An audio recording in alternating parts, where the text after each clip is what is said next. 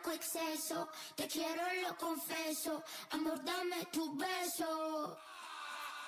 Hoy nada de loco exceso. Te quiero, lo confieso. Amor, dame tu beso. Hoy nada de loco exceso. Te quiero, lo confieso.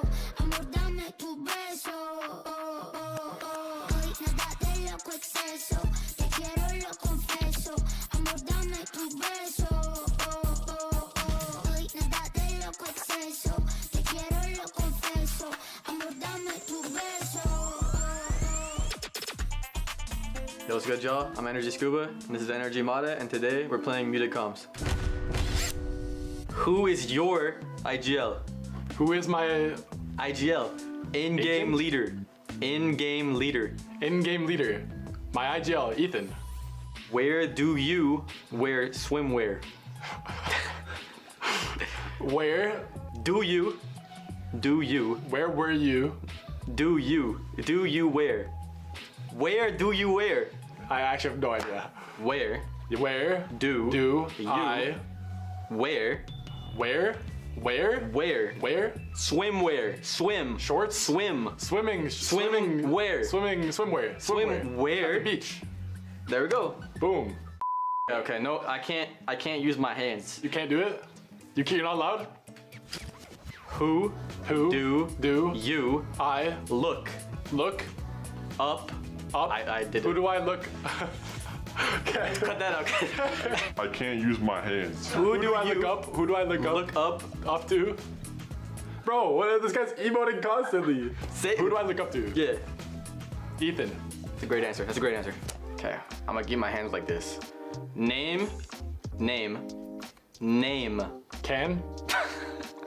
Name. Dambi? No, bro. He's trying so hard to emote. Name. Yell Why it. am I yelling? Yell it, I'll hear it. Name. Bro, you gotta keep on. Name. Name? your. Oh my Say the God, whole question. I keep pointing. Say the whole question. Name your favorite duelist agent. I gotta use my hands here. Name two. Name two. Duelist agents. Say it again. Name two. Duelist. I don't know what that means. Go again. Waylay. Jet. Neon. Jet. Name two duelist. Duelist. Name two Agents. Agents. Name two duelist agents. Name two duelist agents. Jet, Waylay. There we go. Boom. That was Muted Comms. It's actually a lot harder than I thought it would be. See you guys next time.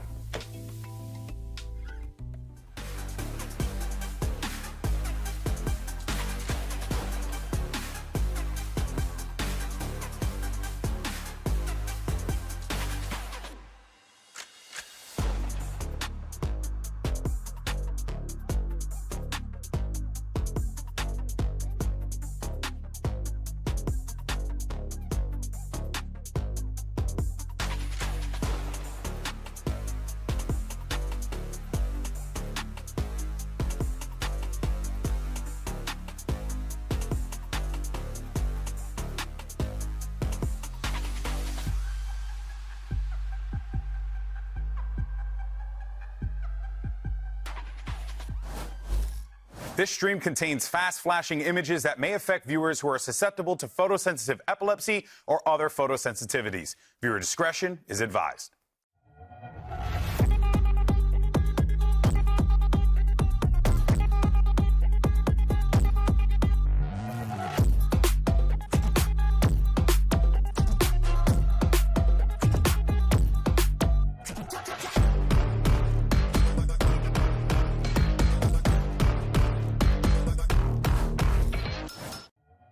Today, the #1 seeds from Alpha and Omega enter the competition. And a trip to Sao Paulo is on the line as well. Hello and welcome to day 2 of the Stage 2 playoffs, coming to you live from the Riot Games Arena in beautiful Los Angeles, California. Zowie here on the desk with my besties. It's Vincilli and Dryad for today's upper bracket matches.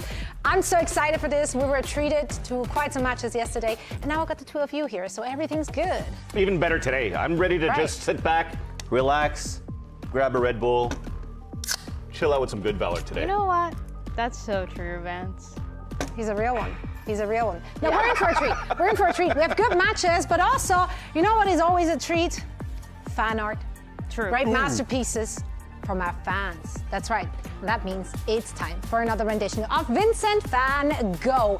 One of my absolute favorite segments because look at those dogs. Is that Bren? It's Could be. also no pressure. Zoe's like a real artist, so she will be judging every single one of you. Good luck. This is not real art. Oh, I mean, I'm It just saying lies you're in the judging. eye of the beholder. No, I believe here. it. Now, I believe we're it. going to look at some fan art created by our viewers, and we need to guess who they are portraying.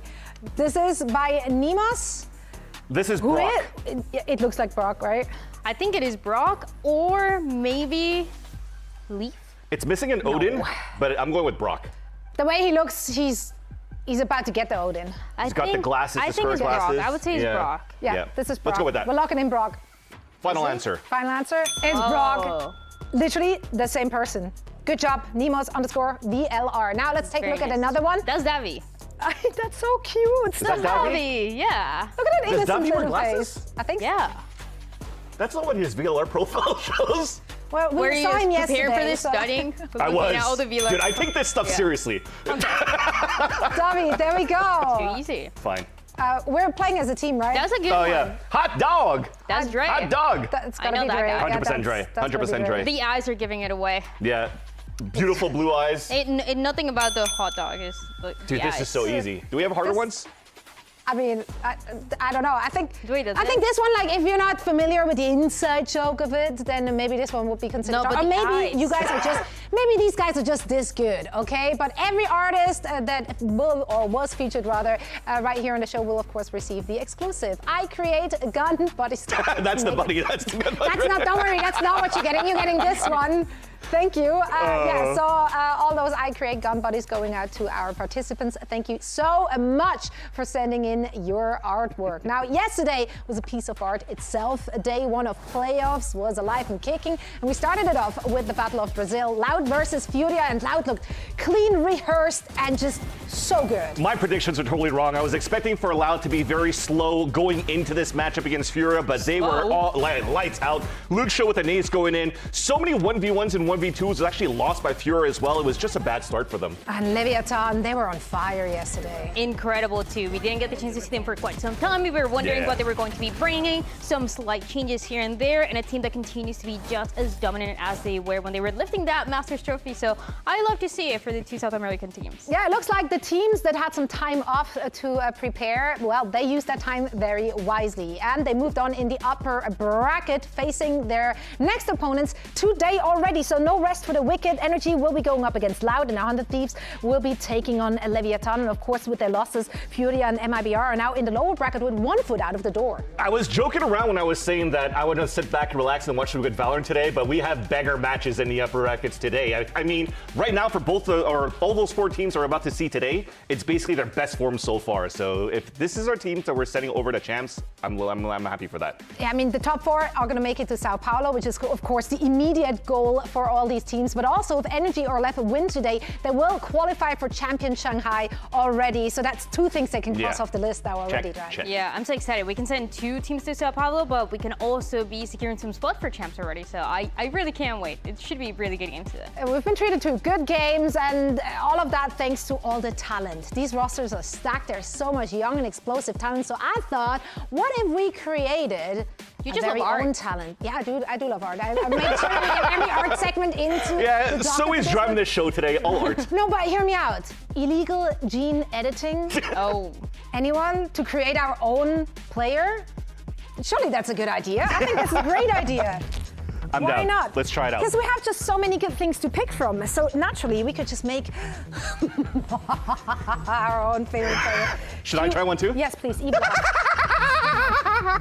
Yeah, I'm not doing all That's that. the- You guys got it. Diabolical cackle. Gotcha. I'm ready. No, I like it actually. It's me a in the little lab. scary, but that's okay. Now we're going to use bits and pieces of our pros and make an unstoppable killing machine. I mean, like a well-rounded player or something like that. And that player will be unbeatable in the playoffs. Surely, with our powers combined, we can create the perfect player. So You'll be the first, MVP we need for a the next good head. 5 years. That's right. We need a good head to start it off. Just a good head on the shoulders. who could that be? Like someone with good utility, maybe someone who knows what to do and when to do it. I think recently, when I think about utility, I think he has to be Blowsin. That guy's just kind of insane, supporting his team, getting kills himself, getting some insane flicks yesterday too. He's just the utility guy, I would say. The utility guy. If I think about Blows, I'm just thinking about how he plays defense on split. As a fade, just unstoppable, great utility, and just like this too, he could shoot. Look at his flick that he just got yesterday. So it's a complete machine, but when it comes down to supporting the team, supporting the players that he has for LEV, man, it's Blows for sure. Okay, and here's Blows said. This him. is gonna be so cursed, I know it already. No. Okay, next up, guys, we need the eyes of a killer. Okay, we need someone who can frag, someone who eyes on the prize, someone who sees it all and shoots accordingly. DG Sin and the things that he was doing, he's a killer. Wow, he was incredible. He was insane. The last map, we didn't know what was going to happen. EG about to get eliminated, and this guy just turns up, frags out. Plus 20 differential for EG against Crew, and when it comes down to all the matches for this stage where EG even fell to their knees against our opponents, it was still great matches that Digizine brought to the table, and I'm looking at him really wanting to frag out and carry EG to Sao Paulo. I think we're onto something here. I was adjusting the eyes. Let's go. Yeah, I like it. You like to keep the ratio correct. That's good. I think we need a nose. You know, someone to sniff out trouble. Someone with really good game sense. Which player has the best game sense? Verno. Yeah? Sniff that out. Yeah, just for me, when it comes down to somebody who's been so good in the clutch, I think he won like 17 clutches so far in the stage out of like over 50 tries, but it's still up at 34%. You need to have good game sense to win those 1v1s, those 1vx's that he has brought so many times through so many maps into so many series. I think him stepping away here from the IGL role has definitely unlocked him back to the OXG days. Yeah, he has been an IGL, a second caller, a fragger, an Odin abuser a little bit recently. He does it all. He's honestly incredible. Yeah. Okay, next, we need someone to yap, someone to make the right calls. What's Vance? IGL? No, it's not IGL. It needs to make sense. The yapping needs to make sense. So, let's go with an IGL. I'm gonna go with Ethan because I like his lips. Well, I would say more like the calling is pretty. Oh yeah, that too. Yeah. He's handsome, man. Won champs 2 times, incredible. I love his decision making when he's trying to see what the team is doing on the other side, looking at the keyboard, looking at the mouse. Yeah. That is kind of my favorite thing ever. I'm never gonna get over it. You're right, I forgot about all those details. It's not on his looks only, but the IGLing into a new meta as well, it's looking quite good. Double stack. Things are happening. All good. He's just smirking. Little wonky, that's okay. Okay, and then of course, last things, but certainly not the least, we need some good hair, some aura. So it's not going to be GB or Josh who's going to deliver the aura with some good hair. It of course has to be Cryo. This guy has always had the aura. He's just a chill guy, and then you look at how many kills he has. He has 30 kills. Doesn't matter if it's Jet. Doesn't matter if it's the Sentinel role. And I mean, he has cool hair. You know, my thing is in this little thing that we have here. He doesn't have the bleach hair, but that's okay. We can make this work. Also, have you ever checked Krell's fit checks? This guy's stylish as hell. So when you want somebody that has aura in and outside the server, Krell sells. Okay, this is a little cursed. Looks not bad, to be honest. I think it looks pretty bad, but that's okay. I think just in theory, we have created the perfect player here. That's way too high. If we disable the player cam, I think this person is going to shoot. And speaking of perfect Don't give things, bald spots. You're gonna give a grandpa cut at the top there. I think you did great. I think we need to move on from this thing. We can't save it. I think we cannot save it. We will. Guys, we created a perfect player. Energy had the perfect stage, and that was a perfect transition into our focus on Energy. So let's chat about that, because they went undefeated in this stage, and they were just on top of the world, really. And they were the only Americas team that managed to go lossless. The only team, and it was a tough group as well. You look at who was in that Alpha group. It was LEV, it was MIBR there. It was a Furia as well that we didn't really know what to expect from NV, EG, and Energy managed to get those wins, especially that last one that we just talked about, that LEV one. It felt like was the most important one of them all. That was going to define who was going to be the flawless one in that group, and Energy managed to do it in a way that nobody else was doing it too, going with different compositions, trying to figure out this style week by week, going with an Ethan that was prioritizing the comfort, and it's something that that Bunker was talking about as well, of what is Ethan comfortable with? And a lot of the cases, that was the KO that we ended up seeing in a lot of the maps. And to be able to do that as well against being tested by Leviatán, the Masters London London winning and getting a dub out of that one. That instills confidence for Energy moving into the playoffs. I think the 5-0 is just a statement as well, but to see how they currently play individually inside the server, they look like an unstoppable force. So probably maybe even another chance in the sights. Now, I want to talk a little bit about their map pool. Of course, we have changes to the map pool. How do you guys think that Energy will be faring with those changes? I think they should be okay. I know that when we look at this, it looks a little bit concerning because they were playing a lot of that breeze that they, is no longer in the map pool. And the other maps that we're seeing here is like, yeah, they can win some, but what about the other ones that we're not seeing here? I think they had more than enough time. And this is a team that is comfortable in this kind of scenario. This is the way that they won champs. I have to talk about the preparation when it comes down to Energy, right? With Bonkar, what they bring for Lotus. They're unstoppable on Lotus. Overall, has even more wins across the year here on Lotus. That means that they don't need to practice that map too much. They can now focus on Split and Ascent that they hit throughout this whole stage, and potentially even Abyss now that comes back. They actually have so many aces under their sleeve here to upset some teams. Yeah, I'm excited to see what they've been cooking up heading into the playoffs. Now, for more on Energy, let's send it over to Rivington and check in with Brock. Brock, we enter into playoffs now. Energy is back in the mix. Abyss is also back in the mix. And Energy played this on your run up to Champions. Do you feel like it gives the team a little bit of strength here coming into play? Yeah, I think our Abyss was really good last year, so we're going to have to see if it's still good. Are there a lot of changes coming in? Or are you guys staying true to what you had? The meta has changed. Yeah, the meta's changed a good amount, but we're going to have to see. All right. Good luck today.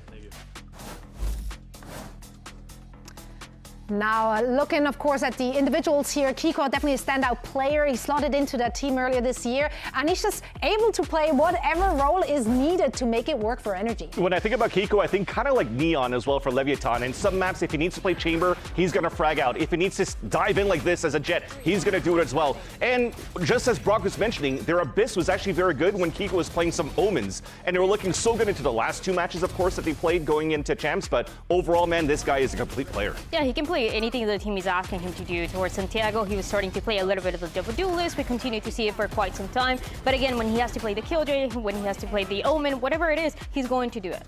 Let's talk a little bit about the compositions that he is slotting into, though, because unlike many other teams, Energy is kind of, dancing to the beat of their own drum. They're still playing their own thing, the double initiator on some of the maps. They did bust out the double duelist as well, but over-under, they have their own identity. Yeah, and their identity had to be defined a little bit about the stress of not being able to play into the meta first that Leviatán brought out with, the Phoenix a lot, right? So Ethan's going to use it on a map like Haven, but overall, when you look at the map layouts for other ways that you could play a KO, for example, it's been working quite well, and it still does the same value that they're trying to do with the Phoenix to set up Mata, and it works quite well. They're doing things that nobody else is doing too. We saw Loud, for example, that before was playing very unique compositions, and then they started switching it up. It felt like yesterday we were going to be starting to see a little bit more of this double duelist. Yeah. But for Energy, this is a team that I don't think they're going to bring it. You don't think they're going to bring it? I don't think so. Haven, yeah, we already saw it. But I don't think they're going to be playing double duelist in the other. I mean, they're not forced to. That's the good news. Yeah. They're not forced to. I feel like other teams felt like their hands are being forced. They have to play it or match it. But for Energy, it's worked without it. So playing their own game and they're 5-0. So why the hell not? Exactly. Stay true to yourself. Yeah, for sure. Be yourself. Be yourself. That's the message here to take away. What makes it so successful, though? Because shouldn't it, in theory, be easier for other teams to read it and take them down, knowing that they're not playing the meta? I think you have to think about Bonkar, about Mitch that also came into as well. Those two have been working together for the longest time since the OXG days. That also helps you have a little bit more of a better preparation when it comes down to these maps. And again, when I look at Ethan on this KO, the symmetry or the geometry of this map allows for him to pop flash a lot over some walls here that sets up Mata quite well. And that's something that a lot of teams don't do. They just go for the standard, let's pop out through the type of smoke, and it gives an extra layer in terms of element of surprises that Energy could bring in their matches. With a KO2, you're forcing the team to slow down a little bit. True. This double duel is that the one to play fast and one to run it down, and it feels like Ethan he just has the right read. He's able to send that the dagger as well and slow things down. I think he's able to take control of the pace of the maps because of this. I think it's a little bit of that KO, but a little bit of also what everybody else is doing. While the team is being slowed down on one side, they're getting a little bit more aggressive somewhere else. Now, I am most excited to see the battle of the IGLs. This one is a story of youth versus experience with Erde against Ethan. Who's going to have the better read? Who's going to have the upper hand? This is going to be an incredible matchup between these two. For Ethan, we just talked about it. He won champs 2 times. Only in Energy, ever since he joined back after winning champs with EG, he's played 68 matches in Tier 1. This is Americas, this is Masters, this is Champs, and when you look at the other side, for Erde, he just joined in May. He barely has double digits when it comes to matches, when it comes to the maps that he has been playing. So there's a massive difference, but something that Erde has talked about before is that this doesn't matter. And his ex-teammates in LEV Academy, the LEV players that were lifting that trophy for Masters, they proved that that experience doesn't matter, but today is going to be his greatest challenge. He's going against an Ethan that is merciless when it comes to matches like this one, when it comes to qualification to Sao Paulo. Yeah, and you know, this experience gap, or the age gap, even not just limited to the IGL role, Loud as a whole is just such a young roster. Like, these kids are all right though, Vance. Oh, definitely, and again, it's on the coaching staff again when Bati also joined in, but also with the newcomers coming through, with also Davi coming into the roster, they've been looking very good since then. And yeah, this is not looking too good in terms of like the global events attended if you're comparing Energy to Loud, but I definitely do think that Loud has what it takes this time around to be a really true dark horse and a chance to get back to Sao Paulo. The most experience that one of the Loud players has is Luxio, who made it to Ascension with Galores. That is the most international experience that any of them have. Well, you look at the other side, on top of winning champs, the amount of events that they've made, even this year, which is something that Ethan was talking about, of compared to last year, and this year what we have going into the last part of the year is this year, at least we made some internationals earlier on. Yeah, I mean, it's two different stories, right? It's the veteran players who, they're not done yet, you know. They still got it. They want to prove that as well on the server. And the young guns, they are shooting for the top. They want to achieve what these other players have already. Now, let's send it back to Riff and hear from Davi. And Davi Erde has talked about improvements, yes, all throughout you guys lead up coming into the games. What has been the most improved for you personally? What do you feel like you've gotten better at? I think there's no specific thing. I think just the time between the group stage and playoffs, it helped me a lot. And yeah, I'm working on myself. That's it. All right. Good luck today. Well, which teams are we picking to head to Brazil? Those are the glasses, that's right. We just need to update it on the and then we're good. Then we're good to go. But yeah, in terms of predictions, did you guys have a hard time with this one? Nope. Nope, okay. Nah. Nah. Energy. Okay, he's just saying it straight up. Let's take a look at our predictions. Energy, not across the board though. Okay, we got some Loud believers. You confidently said no on Loud. Yeah. Loud has been looking incredible, and that match that we just saw yesterday, that was the proof of it. This is a team that was playing incredibly fast. You saw them going for the side hits. What? But what did they play against? That doesn't matter. Actually, it does. Ethan, two-time champ. Furia have been looking pretty good. No, you're going in to the be play-ins. The way speed at which Loud is playing. This is a Paper X. This is a Paper X-like team that we're looking at in Americas, and that is not something that we've seen before. That is something that Energy hasn't faced this year just yet. So what I'm hearing? Am super. I'm hearing recency bias. You'll see. I mean, I guess I will see. We'll find out. Why did you go for Energy so confidently? Like I said, it's Ethan, two-time champions. The only thing maybe I'll give the caveat for Loud maybe getting an upset is that these two teams haven't played since last year in 2025. So there is a chance to bring out something new here for Loud. But there's just too much when it comes down to technicality and also preparation that Energy has that Loud will still have a hard time. How do you mess against Brock's Odin? Blink. Exactly. My point is done. Well, I think we're in for a good match. These teams are going to come prepared. These teams are coming to win. They want to punch their ticket to Sao Paulo. Energy and Loud are ready to take the stage on day 2 of the Stage 2 playoffs, which will start right now, right here in the Blizzard Arena. So don't blink. Don't want to miss any of the action. Keep it open.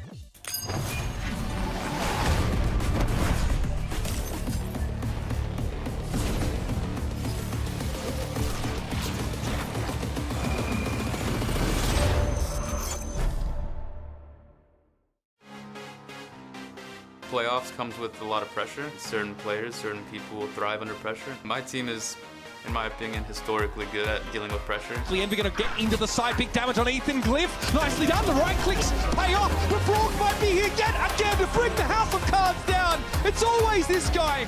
Loud is, I think, a very young team, and they play like it as well. They play with a lot of confidence, a lot of aggression. They contact around the corner and bam! 2 massive kills for Luxio. Nasty ace! Energy. The guys have Ethan. He's the GOAT. Big mud on the defuse now. Can you stop this guy? Please stop it. You can! Ethan's able to fight in 4. We are a good team, and we have to prove that. I want to win. So bad. The rest of his teammates already long and white in the beard, and there's no chance for a defuse. This is too slow. It just doesn't even matter. Chickasee just needs to hide. Loud. They're looking fresh. They're looking fly. They're looking here to dazzle us in our playoffs. Riot Games Arena, it's time! Chegou a hora de conhecer o primeiro time classificado para São Paulo e eles estão loucos para jogar na frente da torcida. Make some noise! Faz o L pra Loud! This Loud team has been bringing surprises match after match, but now this is the match that matters the most to them. The qualification for Sao Paulo, getting the chance for some of their players to play in front of their home crowd, to stand a chance to make it to the first ever international as well towards the end of the year, make it to champs for the first time, and they have everything that it takes. They have the time to prepare, they're bringing new compositions, they have insane fraggers that everybody has been praising. It feels like a complete team. They can surprise anybody, but the question is, can they also surprise our last year champs in Energy? It is not going to be an easy match, but something that the Loud players have talked about is the confidence that they have. They know that the experience, at the end of the day, it doesn't matter. Loud, when they won Masters recently, they proved it, and now for Loud, it's their turn to do the same thing.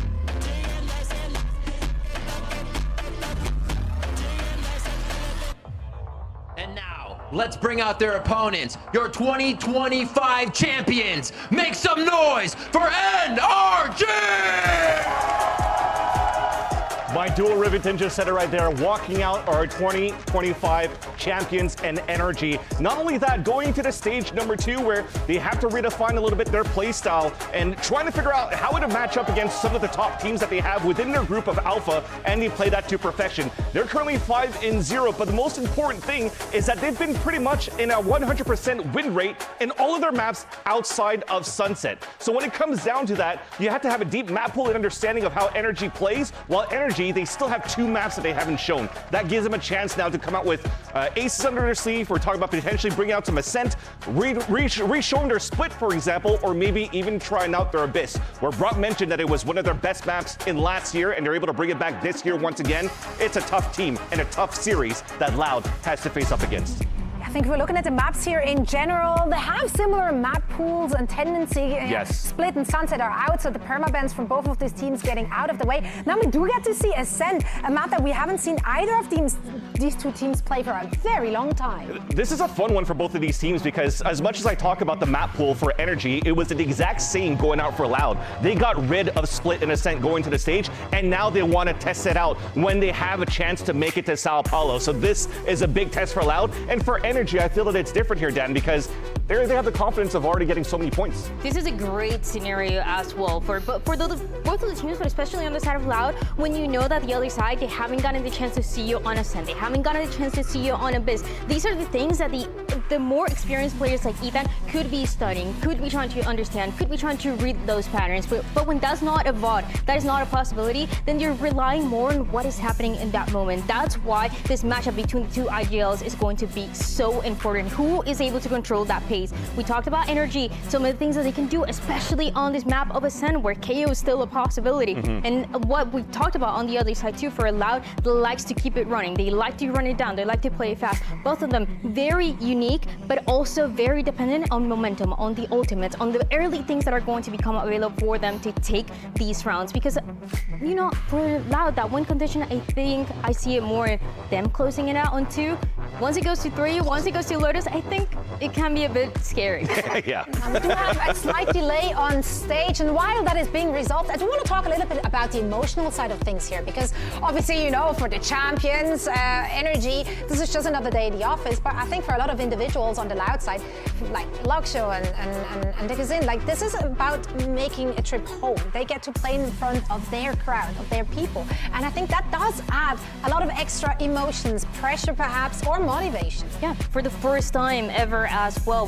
We think about Loud, we think about maybe Lock-In, maybe those internationals that they made back then, those rivalries, but none of these guys were in those squads back then. This is a new roster. This is a new team with new names trying to prove themselves, and Luxio is just one of the most standout ones recently. His stats, the way that he's been playing on the chamber, and even the things that he was doing last year when the team was finding no success towards the end of the year is something that nobody else can compare to. Yeah, we started at the top of day talking about 4 teams that have found a lot of consistency going to the playoffs, and Loud has been a little bit of a late bloomer going into the consistency or the promise that this roster could bring. I think ever since Davi joined the roster, and also that they had Darker, and then switching those roles. So you put Luxio into the chamber role, but then you also kind of switched out with the responsibility of Herde as the IGL and more into the controller role and testing out Darker on a Phoenix, for example, on a Haven. It's been working out for them to have such a strong, fast-paced, aggressive style versus Furia that they could also bring on Ascent for the first map. For Darker as well, that is incredibly flexible, but when it came down to defining who was going to be playing that secondary duelist,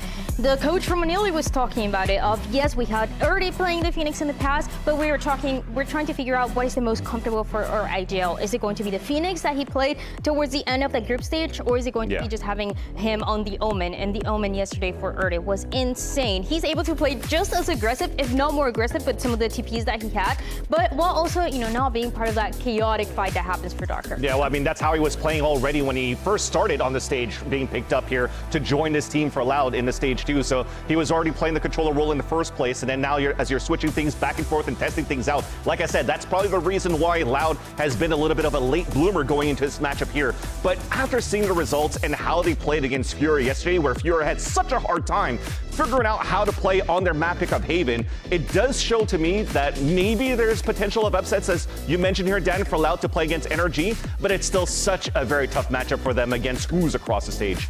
Yeah, it's going to be an uphill battle for them for sure. Loud is not going to be considered the favorite, even though they performed so well yesterday against an arguably weaker opponent, of course. But Dan, I think the point you just made, bringing up what Ramanili said yesterday in the interview with you, like the fact that the team doesn't just handle everything top down, the fact that these very young and less experienced players have the agency to defer to their comfort, and that the organization as a whole is willing to make those changes, that just bodes really well for this team. Part of it also comes from the psychologist, the performance coach that they have. They have praised him constantly because of everything that he's able to bring and support the team with, and that is something that for a team full of rookies you absolutely need. For a team that is under pressure, for a team that is never going to be favored, even if they keep winning here, even if they win against Energy, people are still going to expect Loud to be dropping to the lowers. They're never going to be expected to be making it all the way till the end. That is something that they have to prove themselves, and the confidence that they have is something that I haven't heard from teams in such a long time. Honestly, last time that I heard this kind of confidence was when LEV was winning and going on that run in Masters. Yeah. It's those young players, man. They're coming in with confidence. Us Unks cannot relate to that. That's why I think it's Energy that's going to move forward, right? Just because I'm an Unk, but also for Loud, or the community thinking from the outside in that is not ingrained to have followed Loud as super fans actually since partnership. You would think here that if Loud cannot move here to the top 4 in Sao Paulo, they could at least make it with the lower bracket run, because let's face it here, the lower brackets has a little bit weaker opponents on that side in terms of them going up and down in the results, still trying to find their identity here. So there is still a chance that Loud will make it no matter what here to Sao Paulo as the top 4 in the Americas, but to face off against Energy today, again, a tough one. I'm going to keep repeating myself until I'm proven wrong after this first map. That's how we roll. Man. Now, as we're still resolving the little delay on stage, let's hear what Davi and Mada had to say.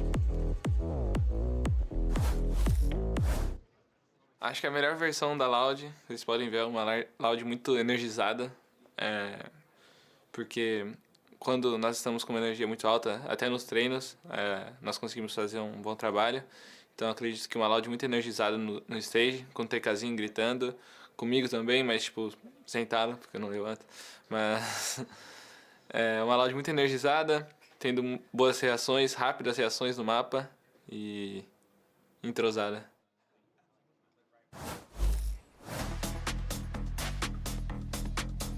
Davi is just one of the guys that we're looking at that we were also trying to guess for those drawings. That was actually but this guy, I don't think anybody was thinking about him on who Loud was going to pick up last minute, who was going to be that upgrade from maybe those more experienced players that were not finding success. One of our only imports that we have in Americas alongside Kiko, funny enough. And he quietly started performing, started matching with the team. And yesterday, I think, was the first time that we saw him, what he's really capable of doing mechanically as well with the team that, again, is playing so fast. They're running it down. And so he's managing to set up his team for success, but also find key openings and key pieces for the team to continue getting that momentum going. This is the way that they started that Haven that felt like it was unstoppable. Yeah, and just to look back, as we had shots from Luke Show as well, if to think about it, if people weren't thinking about Luke Show in the past, you haven't been following Challengers in Ascension when he was playing with Galores, with Sato trying to qualify on top, and him as a Cypher was fragging all out. But now, again, bringing Davi into the roster for me kind of shows in terms of like the utility and what he brings to Loud, kind of like a blows for Leviatán. So it is probably a missing piece that was there. I think filling the big shoes of Khaledzine, who's been a world champion in the past, was kind of big shoes to fill in such a prominent organization as Loud. But Davi so far in his last matchup here is starting to prove that. Yeah, I mean, he's played his best match in Americas thus far. And also, for him to be able to stand out alongside the teammates who've all just been standout players, like, I think it's hard to actually make some noise when you're just surrounded by greatness like that. Yeah, they all got their moments for sure when it comes down to the roster from top to bottom across the board for this team. But I think also at the same time, when you're looking at the other side of the stage when it comes down to energy, from top to bottom, every single one of those players could also frag. I think the biggest question, yes, it will come down to how will you approach here this map of Ascent with Ethan. I think that was probably the biggest piece right now in terms of if you're looking at energy and trying to criticize a little bit in terms of how they've been evolving throughout the stage, is trying to find at least a comfort role for the IGL of Ethan. So yes, it was a little bit hard when he was trying out some Neon during the offseason. He was trying to play a little bit of Phoenixes here and there, but then it seems as though the KO works quite well. So again, preparation, map pool, where a lot of these maps could still be KO viable like Ascent. I think it could still work out here for a player like Ethan. Yeah, and you definitely need the consistency in order to make it to the top. Mada definitely been a player that has been showing that consistency with another great year, and he's looking to bring energy back to that global stage with a performance like that. He is a player that is able to do it when it comes to getting an ace, getting an insane amount of first kills, running it down in the Neon, getting some crazy kills and crazy assists on the Harbor. It doesn't matter what he's playing. This is a player that you can rely on no matter what. Whether, again, it comes to what he's playing, how he's playing it, or outside of the server. I think something that Energy talked about towards the beginning of the year is that, funnily enough, after losing some, once they won champs, they were struggling with energy. They were struggling with a player that was able to stand up, to make sure that every game was winnable, to switch it up when it came down to the vibes, and Mata has proven to be that. And it feels like from him, everybody else has been a little bit infected. Yeah, I also think, to agree with you here, Dan, when you talk about Som, when he was still at the roster with Energy, it also seems like the roles were really quite set in stone for Energy. But when they picked up Kiko, they mentioned it from the offseason going into this year. They had to redefine themselves of maybe trying to switch roles here and there. And it's nice to see as well from Energy's side that Bonkar and Mitch does give a little bit of that freedom and looseness for the players to pick the agents that they want to play. So now that you have the opportunity to see a little bit of Harbor out of Mata on a map like Breeze, and he's looking quite awesome at that one too. He's playing that in the Cove, kind of like Som used to as well. And this could be an awesome agent that they could potentially utilize for the second map here of Abyss and put Kiko on that duelist. Absolutely. Now we talked about Mada and Scuba as well, of course. They together are an unstoppable duo on the server. But what happens when you cut their comms? Let's check this out.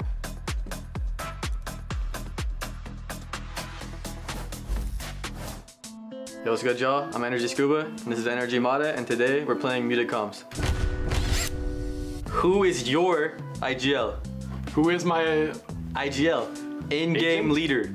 In-game leader. In-game leader? My IGL, Ethan.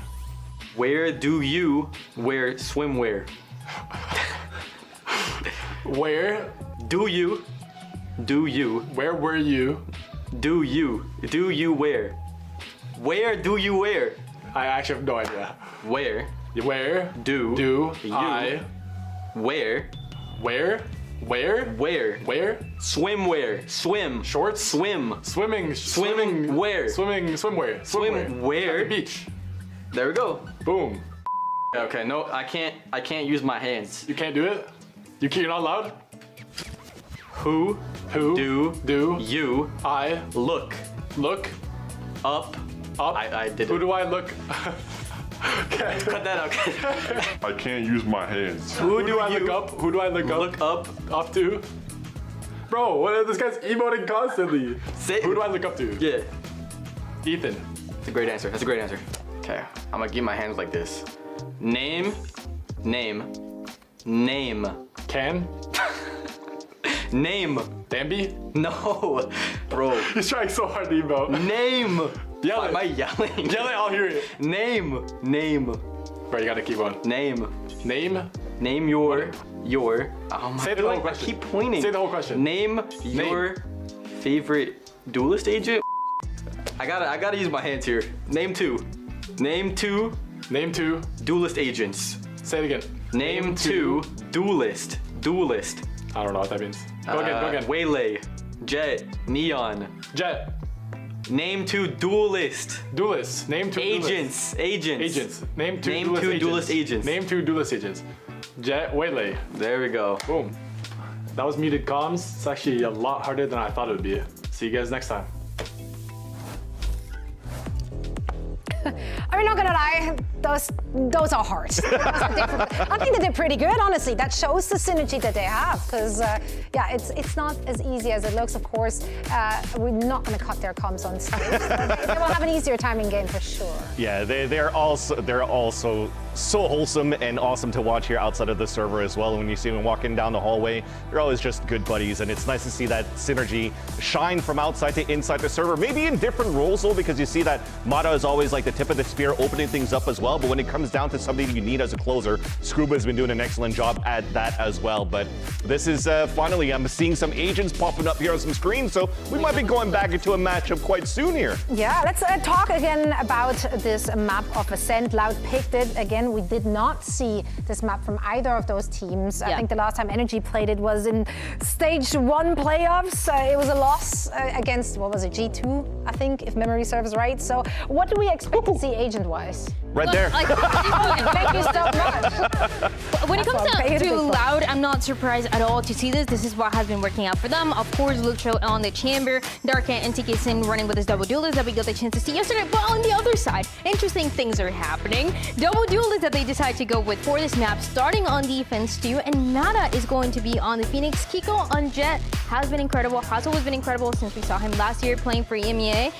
But definitely know what I was thinking. Yeah, I mean, Mata for me is rolling back the years playing a Phoenix on this map. I have to remember his luminosity gaming days, but now trying to bring that focus that they still want to have the double duelist look for energy and to put Kiko on that Jet. It is another one of those comfort roles, and that Ethan has to be the Swiss Army knife. Omen a little bit easier to play in my eyes, especially on this map as well when it comes down to Ascent.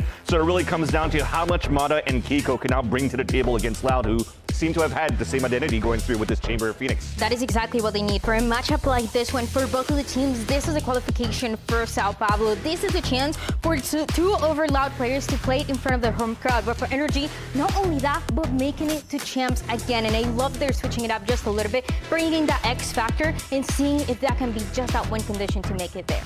Yeah, for them, when you're looking at it for Energy, they don't have that pressure, right? We talked about it. They have so many points under the belt right now, and make it to Sao Paulo, either it be from upper bracket or lower bracket, it's fine for them as long as they make it, because their main focus is going to be anything past Sao Paulo. But for Loud, this means everything. Playing on a home crowd could probably be that buff that allows for you to move all the way across in the top 4 into the top 2 to make it to Shanghai. So yes, I think it is going to be an important matchup here for both Luke Show and also for Tikazine. But I'm also afraid as well. We just talked about it earlier on here, guys, where it was actually close, but we'll see how it goes. We see indeed the top 4 is on the line. Let's get this upper bracket matchup started and send it over to your casters. Here's Uber and Wyatt. NRG spent stage 2 building an aura of inevitability. 5 opponents, 5 wins, including against the Masters London champions, leaving no reason to doubt them. Loud spent yesterday proving this hungry new generation thrives under playoff pressure. So today, one team defends perfection, the other fights to turn belief into something undeniable. This Loud team are clearly beyond the one of the past. All ties severed from this new generation to the one of old. Their predecessors, they struggled when they went to Sao Paulo. They couldn't lift that trophy, but perhaps this new group, the next generation of Brazil, of South America, can do what they could not and lift that trophy. Time for your match start, brought to you by Samsung OLED. NRG will defend here on Ascent for Loud's map pick. Let's play some Valorant. Luxo with a fast first engagement. You talk about the new generation. He is leading the way for Loud. Oh my God. The third just manifested out of thin air. That's ridiculous. There's just no stopping this guy. He's already off to the races. An insane little brace of kills, and NRG hears the pitter-patter of those neon feet coming his way, tucked in a corner, and he loses his nerve. Darker cleans him up, and Brock is cut out of the picture by this smoke. How many times have we seen a ridiculous Brock Sheriff pistol round? But this would be beyond ridiculous if he can claw it back. There's just no way. But for our reigning world champions, all things have to feel possible. Brock, though, stumbles at the second hurdle. Man, Luxo cracked this round wide open, and he is already emoting across the stage. He wants NRG to know he has no respect. And if you consider this the first chapter of the new Loud team, man, Luxo is the author. He is the main character. He is the protagonist for Loud. Oh. In the past, we've seen him pull off plays like that, but the team around him, the whole unit, could not provide enough to get wins. And yet today, you believe that they could beat the 5-0 NRG, the reigning world champions, that they've got it in them. And he gets his easy Marshall pick off. Erde knows he's about to get some Archie-Bargy, but Tigazine's able to pick up the opposite angle. Scuba Armada runs straight into the line, and Tigazine, of course, will slide on in to subdue that presence by Gelato. I'm genuinely, at this point, Luxo is making a case for being the best player of Stage 2. Obviously, there are some fantastic names in the running. Sato, Neon, Asuna on a career-high run. But Luxo is right up there with them. And depending on how this playoff run goes for Loud, for the other teams, you could absolutely see him walking away as the Stage 2 MVP. Sometimes you come into a game with storylines you could want to talk about, right, if the time seems right. When it came to Luxo, we used all of them early on because he was beautiful in that series against Furia. Absolutely channeling those protagonist vibes. He tops the scoreboard here at 4-1 and maintains the Marshall for this bonus, in which Vork has rapidly availed himself of an Odin.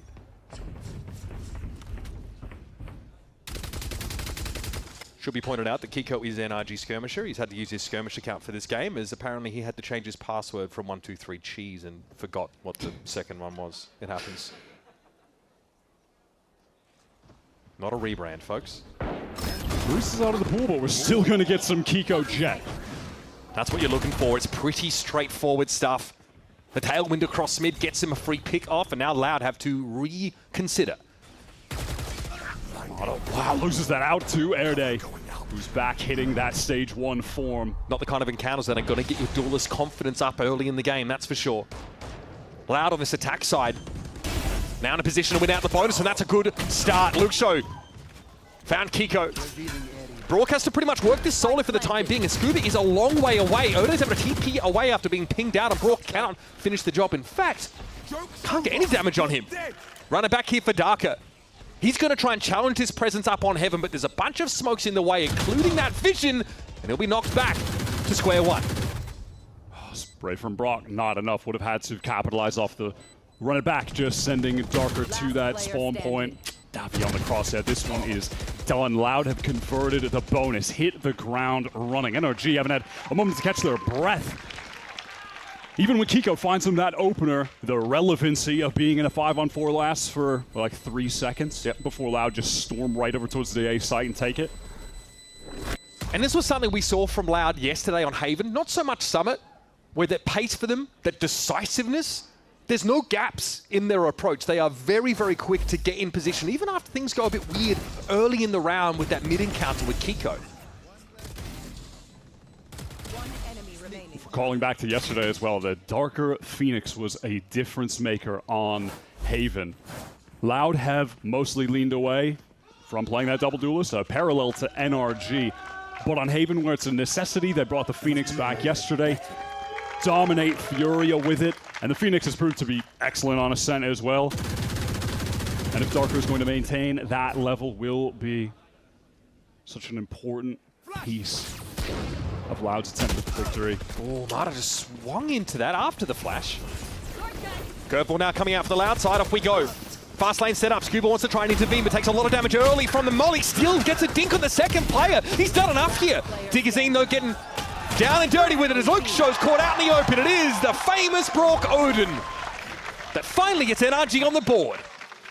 Brock genuinely has been in that Champs 2025 MVP form. He has been, statistically even, the standout for NRG in this second stage. He's hitting his peak right now. And there's no other map where you would rather have the Brock Odin perhaps in Ascent. Haven's not bad, Corrode's not bad, but Ascent, that's just so of a classic. Are we hitting that B-side into Brock with an Odin? That's a dangerous proposition. Quick play up mid here. Kiko had his nose up against the barrier to try and get this tiles crunch going. And through that smoke, he's looking for Luke Show. Found him. Caught him by surprise, in fact. Fast lane mid, though. Let's Tikazine get some action over by this catwalk. But Kiko's still a problem in mid. Marta's now able to chime in now, and all of a sudden, this is collapsed for Loud. They've got to just rush over into this A site, and Scuba is waiting in the wings. Oh my god, both teams are just relentless. Marta is now on the crosshair. They're weak alone. When that door gets broken, he's going to get flash rushed down. This he is pod no racing, man. This is pod racing. NRG now taking the temperature from Loud and are ready and willing to pay at that same pace. But neither team is showing an ounce of respect to the other. Loud don't care that NRG are 5-0. And NRG don't care that Loud are coming in with an extreme level of momentum. They are happy to just shut them down straight away. And this NRG team, they are no stranger to stopping teams with serious momentum.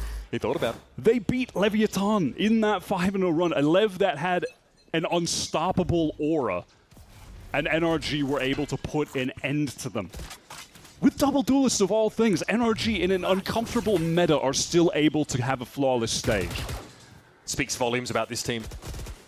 Marta misses his opportunity for that early damage as his opponents were safe behind cover despite being pinged out there. Feels like the 20 seconds of peace between these teams will be short-lived. Oh, Brock's going to play off this trip. Big damage on Tikazine, not enough to secure the kill, and Ethan has to duck back to the high ground. Erde's low, and here comes Brock, not content to sit in the corner.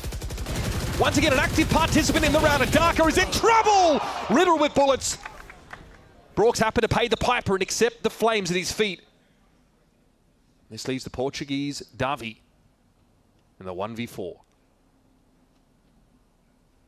The NRG willingness to just fight Loud at these choke points, swarm them, has gotten them back into this half. That lack of respect to Loud. Not letting them get into the site, not letting them get those full executes off. NRG know how strong they are in those situations. That's what just dismantled Furia yesterday when they were playing defense. They could not stop Loud's big set executes.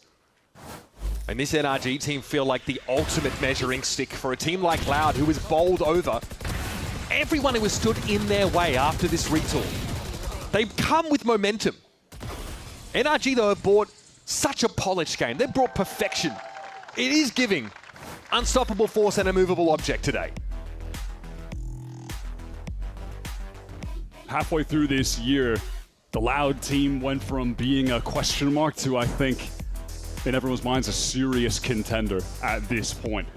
Those roster moves that they made heading into the second stage, completely changed everything. Somewhere around this 13-1 against G2 on Lotus was where I became a believer. And they've not skipped a beat since then. That deconstruction of Furia was diabolical yesterday.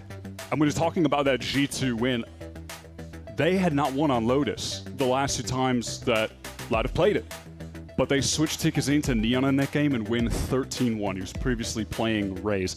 And that has been one of the most important factors for Loud turning this year around and proving that this new roster, that the new talent is actually at the level to make a stage final, at the level to make it to Sao Paulo, at the level to maybe even make it to Champions. Because they brought in a guy like Tikazine who is just hitting the ground running, playing this Neon straight from the Crew Academy to topping most of the stats of Neon players in those first 5 weeks of Stage 2.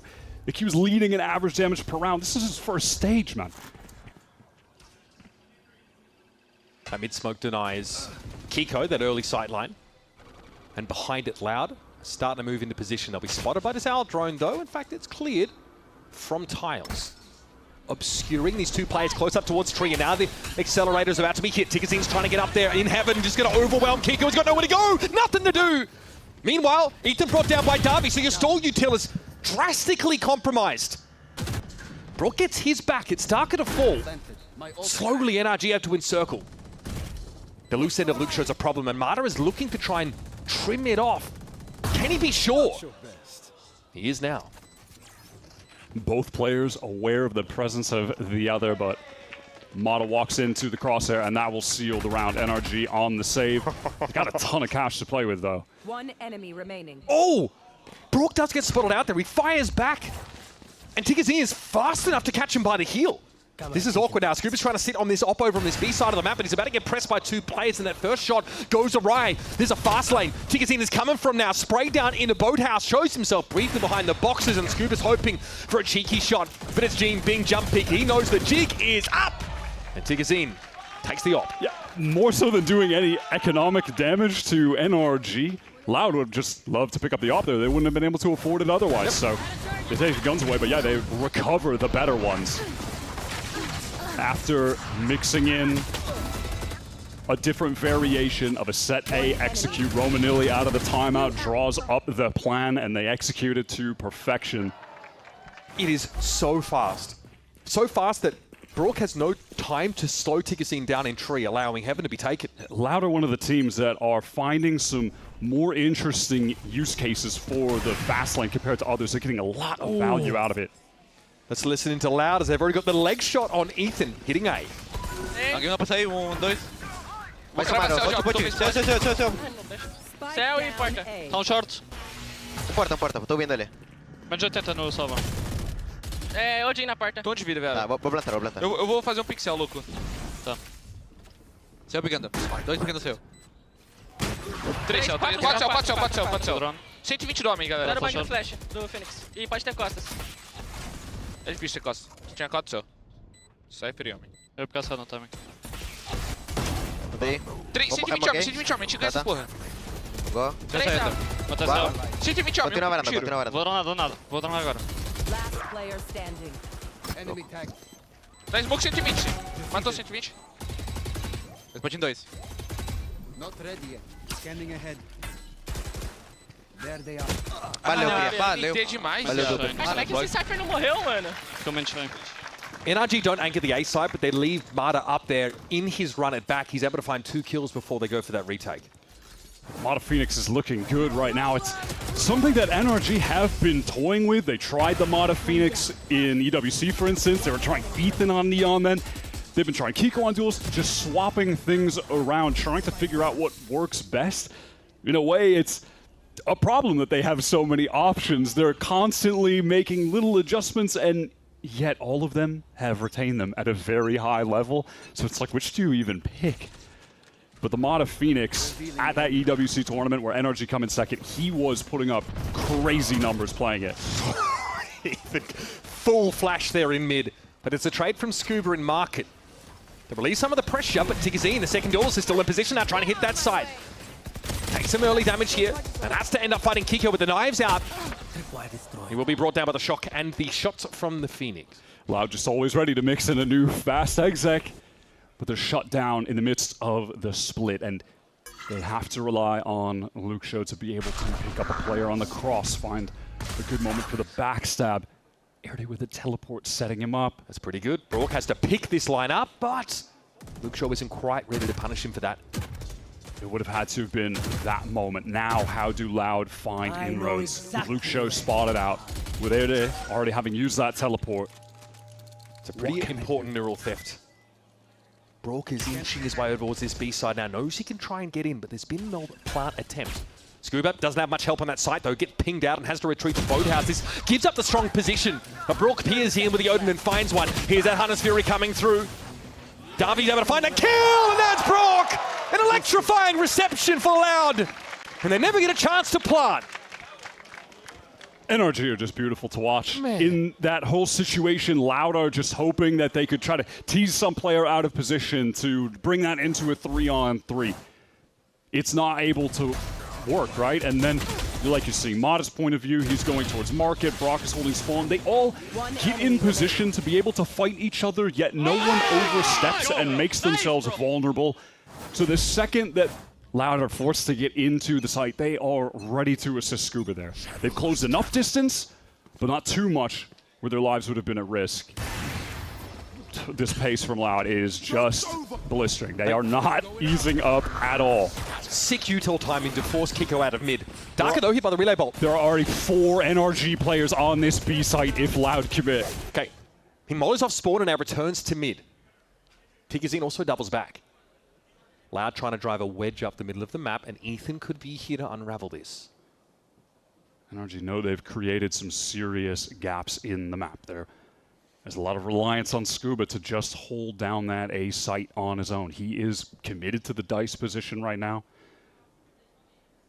And Ethan knows this angle is so possible, but Tigazine wins that critical duel. And now Loud want to activate this execute. Wait a moment. How much time can Scuba buy here on the A site for NRG? He wants to try and get ahead of this Cyber Cage and finds Darker through it. Knows the paranoia is coming, so he tucks his way in towards Heaven. Here come reinforcements. That position in Hell is going to give the team time to get there, but he is exposed. He swings out. He's caught by Airday. Look at Tigazine. He is on this late flank. Could get a free kill onto Brock. He's not going to be ready. Yeah, NRG's numbers, they are dwindling regardless. Marta at least able to finally win out a duel here, get some success in the round, but now in a 1v3. He has to assess his options. Money's fine for NRG, so you may as well jump on in.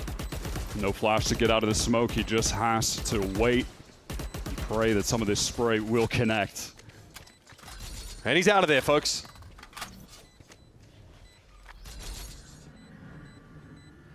And they just want to double back to do a little damage. Look at the econ for Loud. It's not great. Cute. Every kill matters. Is Marta trying to sell something? Give him a reason to double back? He's not even halved it yet. He's actually got time. He's just got time. Erday's going to challenge this out, and he knows it. Marta trying to get as much value as he can out of what was probably already a lost round, and Erday's forced to drop the gun. He extracts a lot. 2 players down, is able to get 2 orbs out of it. Keeps the Loud economy in an awkward spot.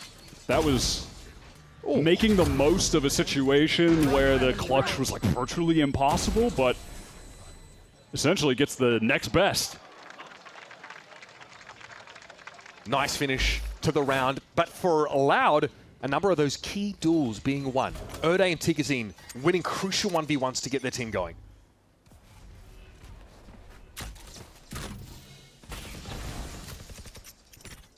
Yes, this should be. Look at the state of the econ for both teams. This round absolutely can be worth 2. Cage. Scuba banking on the judge to back Ethan up here on this corner. Sees Darker coming, but the ping timing wasn't quite where he needed it to be. Now off the trap wire though, in comes Scuba. He's ahead of the flash, and he's able to just finish off Darker. He's hit very hard as a result, but this is stalwart defending from NRG. Allowed to run into a brick wall. And if he can, Luxo just needs to hold on to the only goal at this point. There's so much time left in the round, Wyatt. Teleport's ready. But NRG themselves, they're in a shaky spot. Do they risk going for this? After those first 3 rounds, Loud winning the pistol, they win that bonus. NRG really have had their number at stopping them on these executes before they're getting into the site. They're fighting them at the chokes. Scuba is stuffing them before they can get into tree.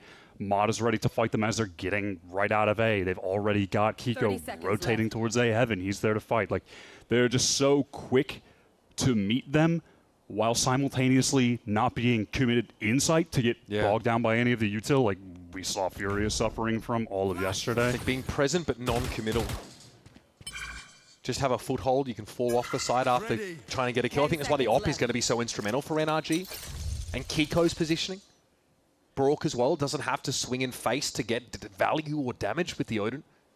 Just play off his info. And there you have it, folks. Quiet end of the round here as Luxo will be allowed to maintain the op. But NRG keep 4 guns and keep the coffers full.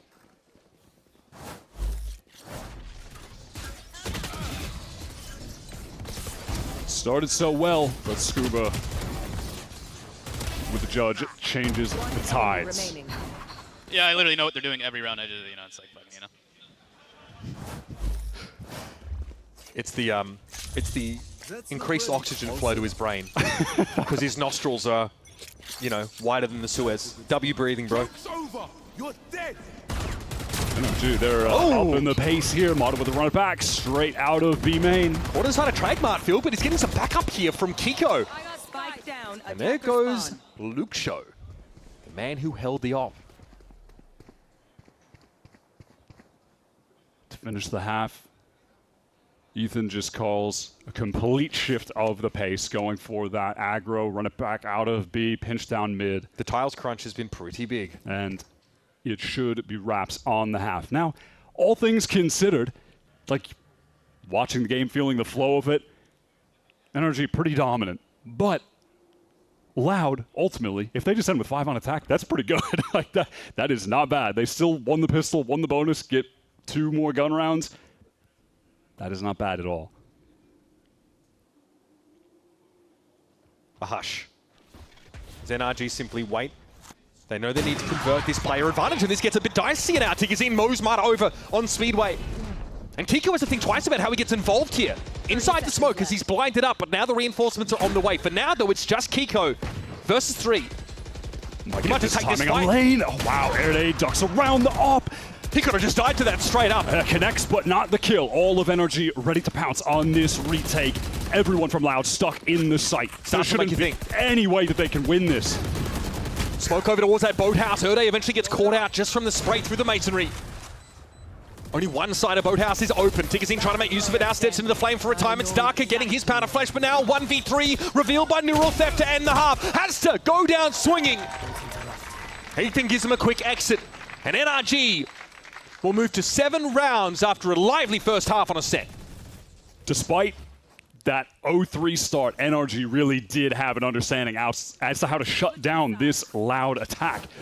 But even though it was 0-3, it's like, is that too little, too late that they were able, that they, you know, gave Loud the ability to put 5 on the board for a Ascent attack, switch to defense. If Loud win the pistol 7-7, we're basically in the lead, right? We absolutely have a game. And I've watched Loud over the last, you know, few weeks targeting star players and bring them down, but with NRG, a new one always tends to appear when one falls. We're going to do a break here. 2 rounds separate these 2 squads fighting for that spot in Sao Paulo. We'll be back after this.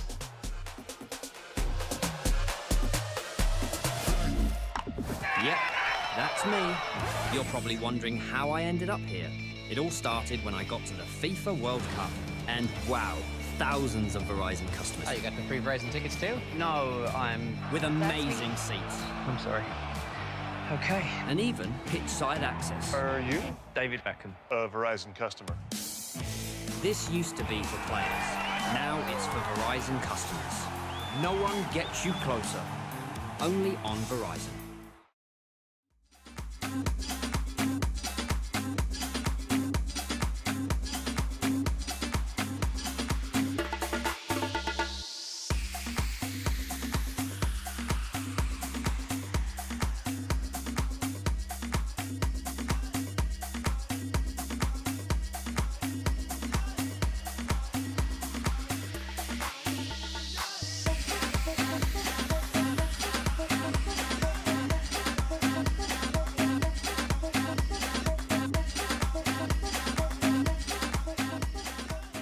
Erday, question for you. Do you approach the match any different when you know you're going up against champions? No, not to be honest.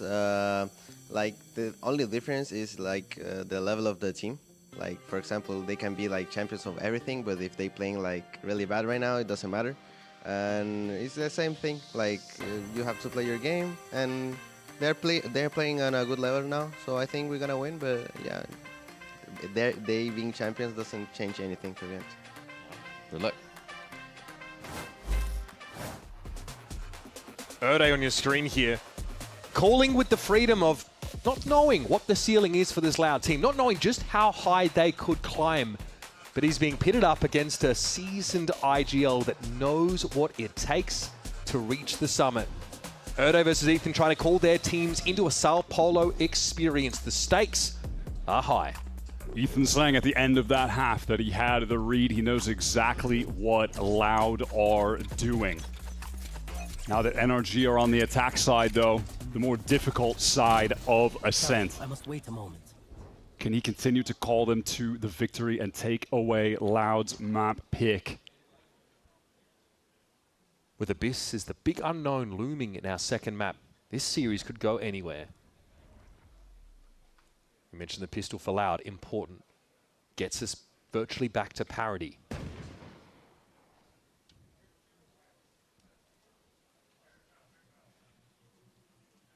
Marta's probing and he knows the trademark needs to be cleared. This is going to get alarm bells ringing for Loud, but not enough to draw players to mid. Darker just ready to molly off of any kind of contact. NRG very tentative in this round, but they're slowly starting to work that A main as well. Patient. 40 seconds seems to be the timer though, and NRG getting active now. Darker doesn't have a chance to molly them. He can't slow them down. A is about to suffer under a deluge of white and orange, and here come NRG. Down onto the side, Tigazine trying to fight for his life, and Erdo's only get the one. Trades are good, but NRG with a player to the good and a chance to plant. Ethan's run with such low HP. Taking contact for the team. And Davi shot down through the wall. Luke Show with the headhunter again. He got 3 on the first pistol. This one seems a little bit stickier. This time it's Ethan that takes the honors with 3 in the pistol and gets NRG up by 3 rounds. Just brutal that Darker gets caught by the 2 Sheriff body shots straight away. Just not ready to throw that molly. It's just as he's jiggling back around the corner, immediately caught with a body shot and through the wall. It's just awkward, and he doesn't have the time to react. Felt like a lot hinged on him being able to slow down absolutely. NRG. That one's going to hurt the confidence a bit. Marta still with a Sheriff to hand. Play off that one-way. Luxo trying to get aggressive, but the flash is thrown to account for this. Into the smoke we go, and out we head with our rendezvous. That is stone-cold confidence to play that situation that way. That's crazy. Kiko's got nowhere to go. This is ugly stuff. Tiggazin's able to run him down, and this severely limits the options for NRG. They might just call a bum rush onto A here. Yes, Paranoia comes in. Luxo avoids it and gets a kill to punish. There it is. Tigazine already here towards door. It's being shot in their face. The other 2 players on the team rotating towards heaven. 4 on 3, but they've not been able to recover anything. So NRG still in such an advantageous position. 2 rifles to work with. The smoke's just come back up now for Ethan, so some of this arresting util is still active. Rock knows he's about to get some action. Doesn't hold him one and prays. It just steps out. Now charges in. Since Prey finds him one, and Ethan's got an assist from Jen. It's all coming down to Tigazine and Davi now. The latter who's picked up a Phantom, but he's low. Barely clinging to life and swings into Scuba's purview. It's Tigazine run down. NRG finding timies everywhere. They're confronting one of the dangers of playing against Loud right now, though. We have seen after that couple weeks off break that they took just in the lab with Romanilli, on the second round ecos after they've lost the pistol, same case against Furia, they always have a little strat. Against Furia, they were always random, like they're walking into a 4-stack high-low pistol staring at them. They always have an idea of how to try to maximize every round right now. Just one of the other reasons that they've become a serious contender. Making the most of any opportunity they're granted. Luke Show is always going to be fighting through those choke points, and looks like this is just going to encourage NRG to try to pick up the pace, but they're stalled out by the Molly A. Not even an option right now. In much the same vein as things went wrong for NRG at B, and they just called an A hit. They attempt that this round, but the arresting util is present. And NRG are denied.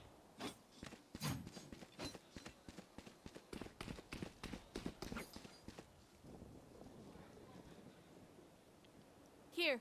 And it looks like B's back on the menu. But there's a bunch of angles that have to be cleared on their way. This takes time.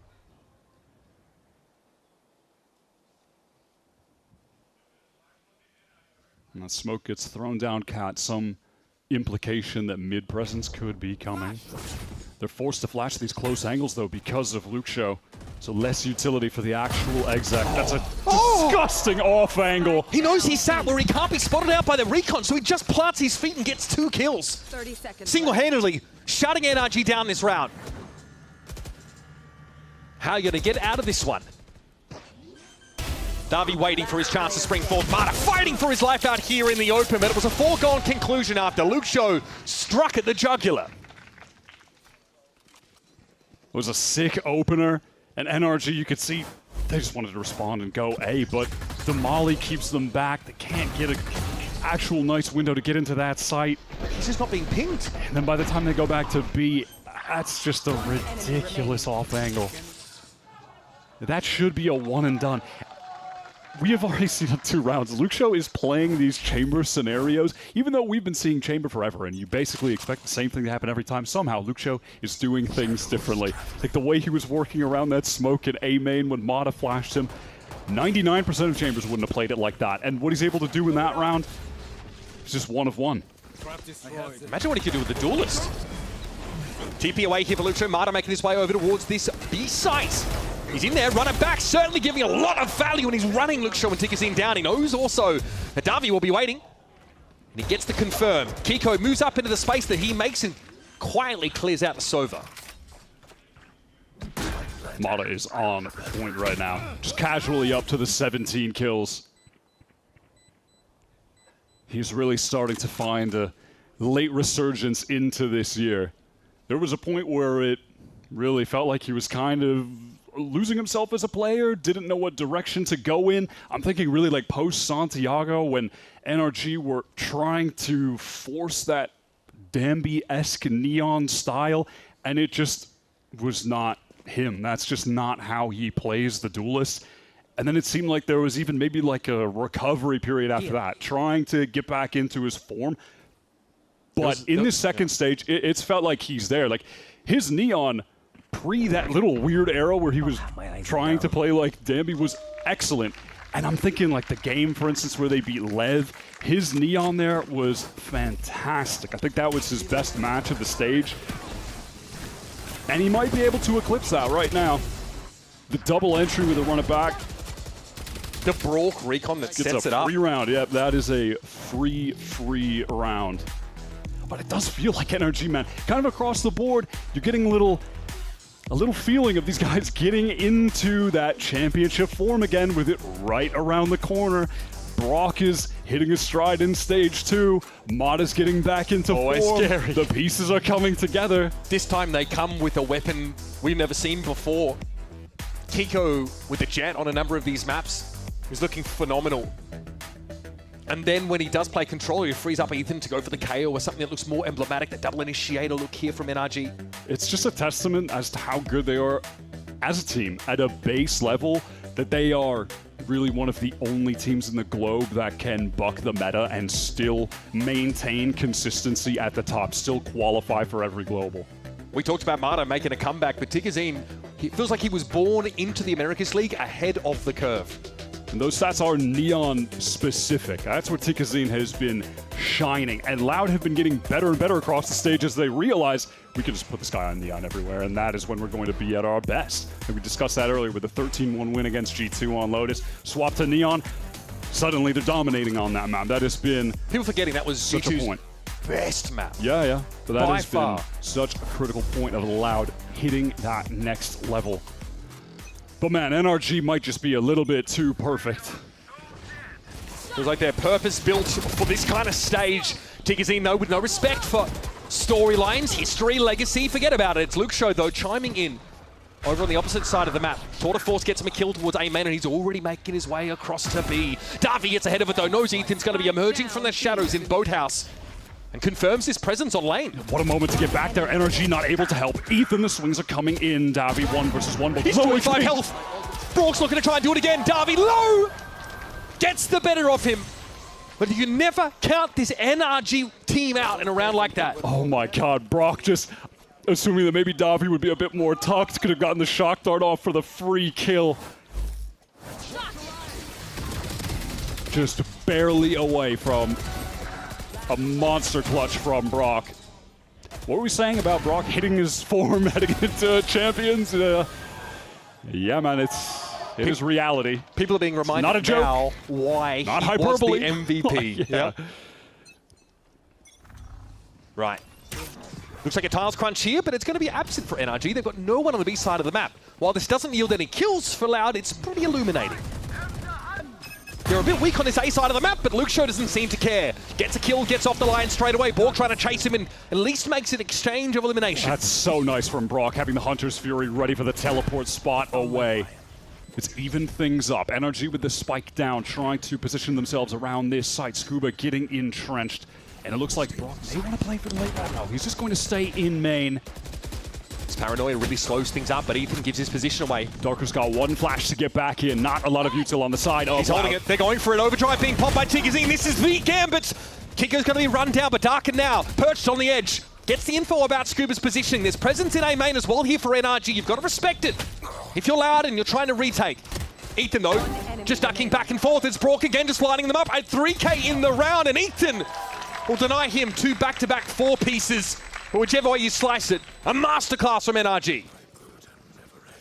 Loud refining that advantage with Airday pushing through door, the catch on the Scuba. He's got to focus on too many lanes back. Chen, it feels like Loud are bringing the round back into their hands, and yet NRG are just too clutch.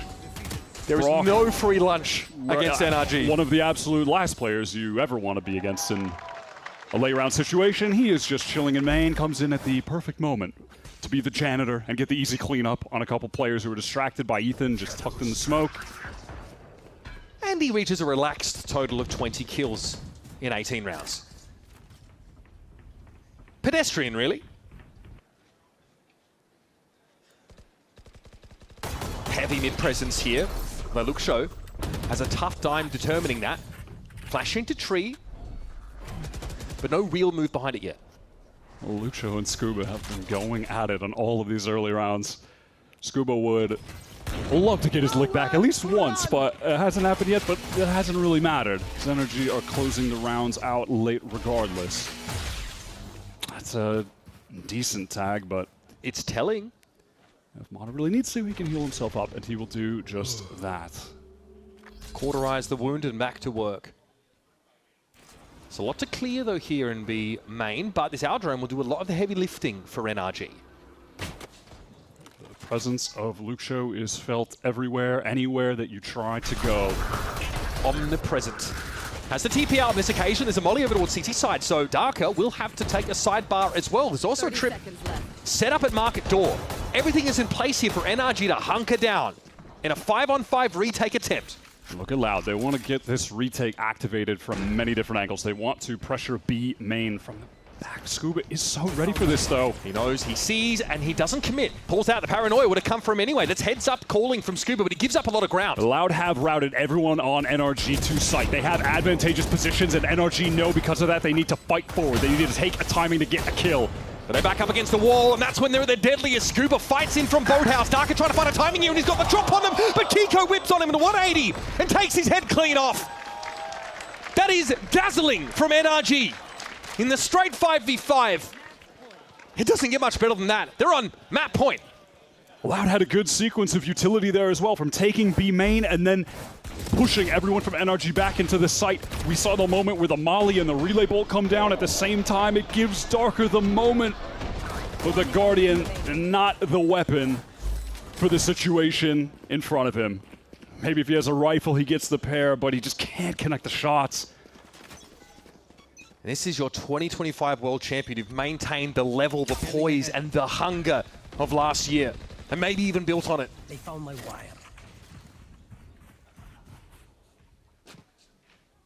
NRG 1 round away from closing out the pick of Loud. A map neither team has played in this stage. Curious that Loud picked it into them. Obviously feeling confident on it, but they will pay the price. Brock, 23 kills now. How diabolical to throw a slow default in on map point like this, and just to wait, give Loud enough rope to trip themselves with.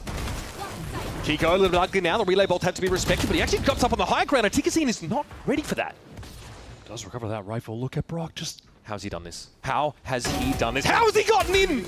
Cat amongst the pigeons, and Brock is making a mess of the place. Darby, though, was kind of overlooked here. He tries to pick up that lane position, but Ethan checks everything. He is ready for everything. the barrel was just sticking out around the corner, so Davi is spotted. This one is done. NRG look phenomenal. Erde now realizing there's levels to this. Going up against the world champion IGL, who is winning major tournaments at 19, whose contemporaries have already retired and moved on, is still here and still at his best. NRG look imperious. That was less of a map and more of a reckoning. Brock and Mata absolutely destroyed Loud on that map. Brock finishes 26 for 11. 20 rounds, by the way. Ridiculous. 381 ATS. And it was plenty of those kills being wrapped up during late round situations that Loud were finding advantages in. Post plants that Brock was single-handedly winning back for his team. Loud are going to be regretting picking Ascent into these guys. That's even after getting 5 rounds on attack. That's not bad, but they cannot put anything together on their defense. NRG just look like they're on a totally different level right now. It is that championship form. That was Loud's map pick. They drop it to NRG, who are looking like they've never been better. Let's go to a break and we'll come back, chat a little bit about the first map, and head to Abyss.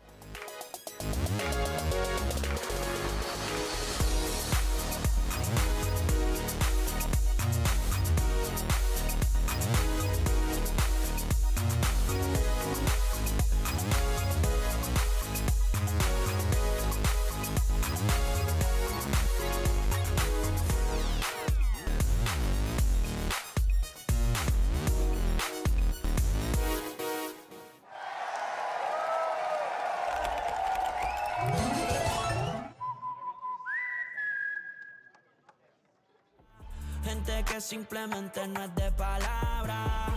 Gente honesta que se busca el día a día, pero aquí no hay cortesía si la lía. En mi callejón hice mi vida.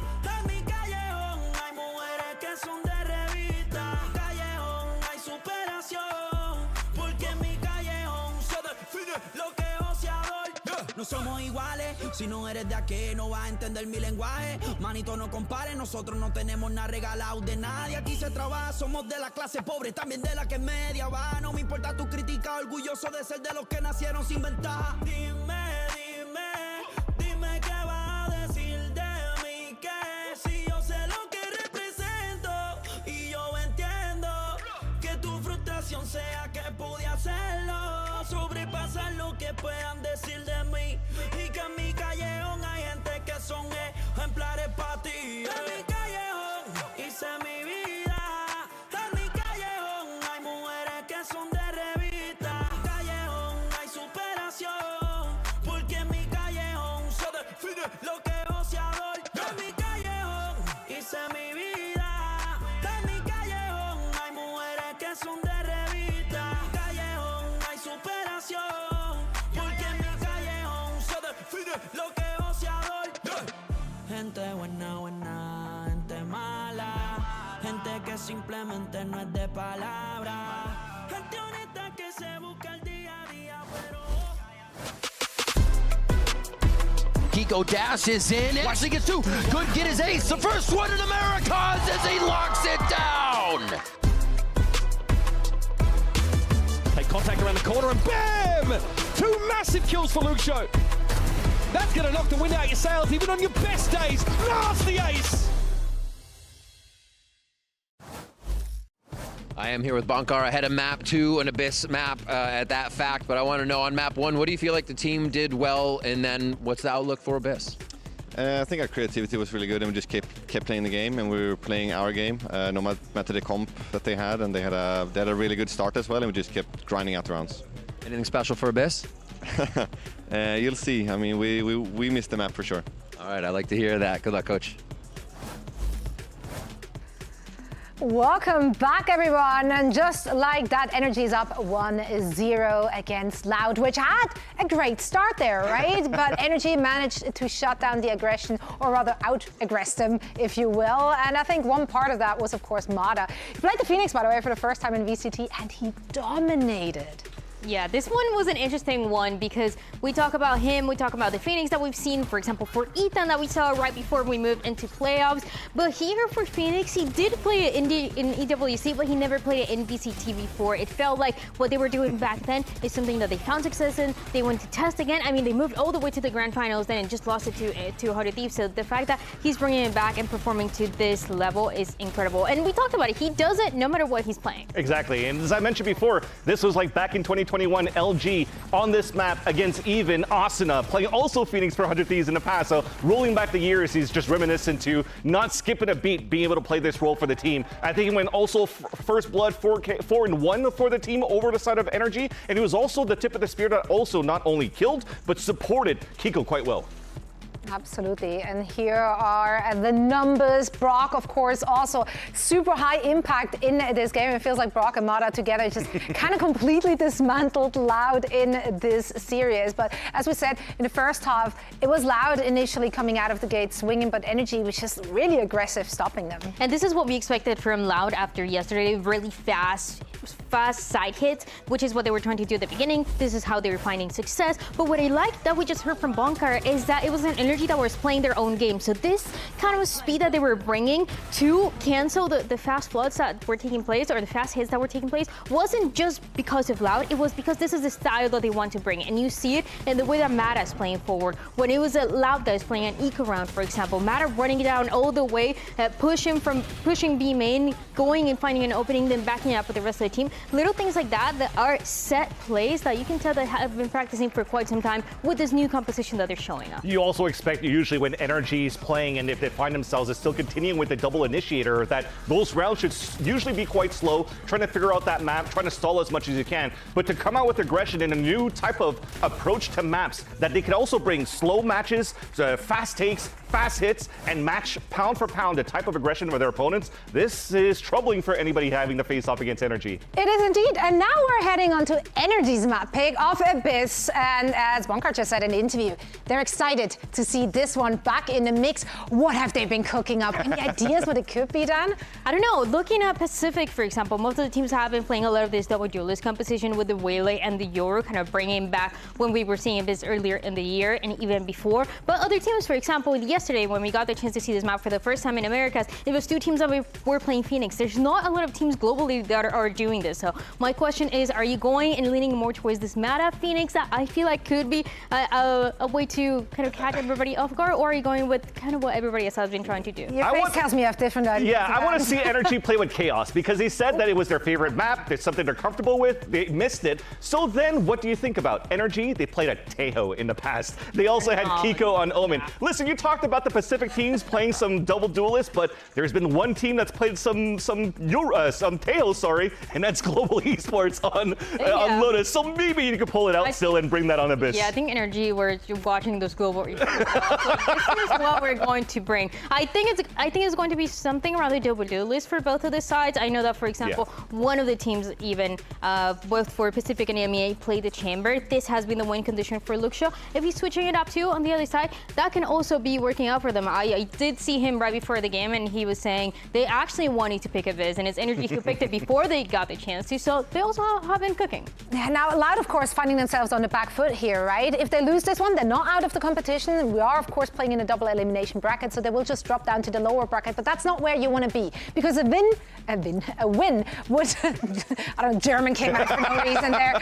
No, a win would cement them as one of the top 4 teams, and it will punch their ticket to Sao Paulo, which of course is the ultimate goal here in these playoffs. So there's a lot of emotional pressure there, especially for a few players on that Loud team, as we already discussed in our pre-show, Dan. A lot more pressure, especially after they lost this map of Ascent. This was their map pick. This is a map where they started or tried to play their own game to find that pace that gave them that success yesterday against Furia. And again, like we saw, they weren't able to do so. But for this map of Abyss, like Luke is saying, and I'm going to believe everything that he told me, they also wanted to go with the snap. So I just can't wait to see what they're going to do here. I think playing these fast hits can be a little bit more tricky. The chokes can be a nightmare to deal with. So I think it's going to be a back and forth between the two, especially for Lauda. If they can get some momentum early on, that can be the win condition for them. It felt like the beginning of this map, they tried to, and then it was a pause, and then everything kind of slipped through their fingers. It's also nice to see, though, that Loud, just like Energy, have a very similar map pool going into the playoffs. So not afraid to try out their Ascent, not afraid to try out their Abyss coming out right now as well. And also for Loud, their identity of the last couple of matches, so you want to think about recency bias, probably bringing out that Phoenix again. Of course, the double duel is here. The Phoenix, for example, Mata was incredible if you have one, kept keeping going on this agent. But also, we just saw the stakes for Energy. They're looking comfortable. Ethan was talking about it. He said, I know exactly what they're doing on the other side. And if he knows what they're doing on the other side, he has everything and every single win condition to not only after this map make it to Sao Paulo, but also to qualify for Champions. We're about to head into map number 2. Uber and Wyatt will be back on the mics with Abyss right after this.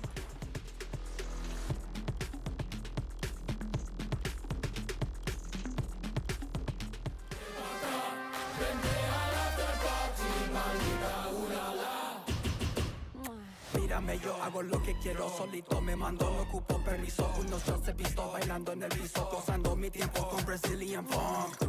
1 in a million one. She bumping that bass in the trunk. She want me to taste, put it in my face. Home run, Barry Bonds. Date hasta mañana, como dicen en Francia. A mí c'est la vie, c'est la vie. Baila y pierda tu balancia, confía en tus ganas. Difficult first map for Loud as our reigning world champions dismantle them on their pick of Ascent. But a win against this team for Loud wouldn't just mean advancing towards the playoffs, it would also be a chance to cut the cord from that Loud legacy of old, the 2022 champs legacy of old, and start to chase a destiny that they themselves are the masters of. Pave their own way forward, write their own story, and it would be poetic if it begins with a journey to Sao Paulo and a trophy lift. To exceed what their predecessors were able to do before them, but standing in their way, it is NRG, the reigning world champions, and they're going back home in a way. Breeze is out of the pool, but if they were to lose a top map in their pool, they are lucky to have it replaced by Abyss, which was always a home for them. What is that Loud composition? Luxo Yoru? Just no Sentinel, period. Not one Senti? Double bubble? A double smoke, double duelist with a Luxo on Yoru. Okay. Yeah, I don't think NRG were expecting that one when they picked Abyss. And they themselves get to go back to a pretty similar... I thought NRG were going to have the Harbor, by the way. They love the Harbor on this map. They got the Viper instead. From one map to the other, Darko has gone from Phoenix to Harbor. Guess it's not crazy considering they're going up against the Marber himself. NRG still with a Phoenix jet look. Mata and Kiko. Ethan here just buying a bit of extra time now in Champ Select.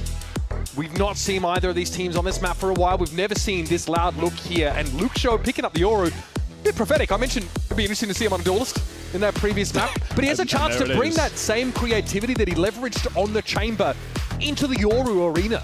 Just yesterday, before the playoffs began, Erde, with a sort of matter-of-fact self-assuredness, said that he was happy for his LEV Academy ex-teammates of Blows and Neon, but jealous of them for what they were accomplished because he wants it too. And he just straight up said that He feels he can achieve more than them, but standing in his way, and standing in his way to prove that for a fact is the world champions, but beyond that, an IGL at the caliber of Ethan, someone who has been winning championships all his life.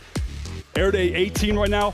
When Ethan was 19, he was beating Prime Astralis in a New York final. 4 years later, winning champions with EG. 2 years later, winning champions with NRG. Airday was 11 when he won his first major. Ethan is the embodiment of longevity in a space where that is rare. It is rarefied air to be able to compete at the top level for this long. His peers have retired around him, and yet he has stood the test of time. Many air days have come and gone, while Ethan has been here for all of these years. Air Day has all of the confidence of a young, upcoming player that knows the talent that they've got, but doesn't know what the ceiling is. Yeah, this is the ultimate test, though. Two brains once again clash. This time the arena is Abyss as NRG look to end the series and book their ticket to Sao Paulo. They'll start on defense. Already a walk up mid though from Loud. This is about to get hot and heavy. Inside the cove, NRG bide their time. Their opponents emerge and are dispatched. We have that same double duelist duo from NRG of the Kiko Jet and the Mata Phoenix. Neon be damned. The Kiko Jet is hitting. What is it with hand cannon 3Ks in our pistol rounds? Everyone's doing it. In the post plant, Erde is very separate from Davi. There's a window here where he can't intervene either. Up against the world. And he is caught. Too many places to be looking, and Erde was not in position. Perhaps a miscalculation by Erde. Wasn't able to get in Crow's Nest in time to be relevant there. This is NRG already off to a hot start, continuing the momentum from that first map. I do wonder if this is a look that they're going to be leaning into maybe a bit more across the board with this Jet Phoenix, honestly. Yeah. Because the Come here, skirmisher! Come here, skirmisher! Get that orb! Let's go, bro.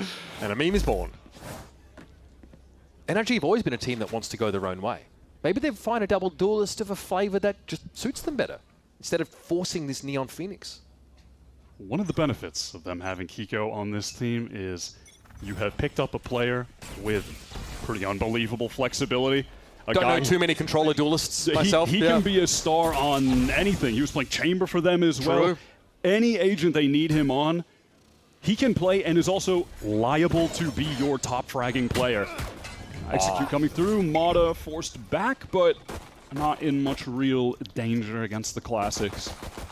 Lightspeed from the Tikazino allows him to circumvent the main choke and get into the site easily, but better weapons win more often than not. Brook back to stat mows padding. him down. Yep. Back to stat padding. Things continue this way. He'll be pretty much top of the charts for everything in the playoffs if you sort by any statistical category. Perhaps this time an MVP candidacy that could not be questioned. It's funny too, off the back of a stage in which I think NRG's kind of like team play and well-roundedness is the focus of why they were 5-0. There wasn't one guy carrying them, one guy putting up obscene numbers compared to the crowd. I mean, in contrast, for Loud, you have Luxo, Tikazine, rated top 4 players in Stage 2. NRG just kind of all over the place. They're all contributing. There is no one below a 1.03 rating on this team. They are all looking very nice in the stats department. Some more than others, Brook. Flooding vision. That gate crash going up mid. Cancelled. But it applies pressure to Brock. He has to be concerned that it could be legitimate, that Luxo could be playing up there at Bend right now. On the bonus, Kiko looks to leverage that Sheriff's stopping power. Still plenty of time to work the map, but it's likely Loud will try and end it B and maybe keep people interested in that A side with some of this Sova util. Heavy pings on that B side. Tikazine, of course, with the light speed. My eyes are on him. How does he get into an advantageous position with this mobility? About to find out. Up we go. Gets the better there. Okay, the flash on towards Kiko. Looked like it was an up, but Luxio's taken down by the Sheriff. Marta inches forward, but Erde's already well and truly in position. This is giving Haven from yesterday. Always TPing forward. He is front and center, demanding the spotlight. Drop Scuba was in some danger there, but tucks away. Weaponry advantage for Loud, and they can post up on deeper angles. Just the paranoia here for Ethan. Gets that one-way setup. It's going to be a nasty brawl around this corner, but the loose end is Davi. Making his way towards that heaven side, and Erde is imperious in this spot. Davi will have a perfect timing to leave Scuba all on his own. Surrounded by foes, and Erde snatches up 3. You mentioned it, but it was against Furia. It was on Haven that so many of those Loud execs involved multiple TPs from Erde, whether it was tucking super far forward into a corner or just sending a smoke up top, TPing into it, same time double duelist pop through, he runs out the smoke. That was flattening the Furia defense. And it feels like we might be getting more of the same, but that is where Loud looked most potent. See if NRG have the answer. NRG looked to try and fight ahead of that early action on Ascent. Here that maybe isn't so easy. Full B exec coming up. The NRG cash is low. This is a critical round for Loud to take, but Ethan is so fast on this flank down mid. Yep. Loud forget to account for mid. And Ethan takes liberties to the tune of a huge frag on Luxio. Still in the post bar, but timing. Yep, that hurts Davi. Brutal. He was winning all those timings yesterday, though, so the pendulum swings. Now Scuba and Kiko are going to throw themselves at this problem, but Erde is more than hardened enough to handle them.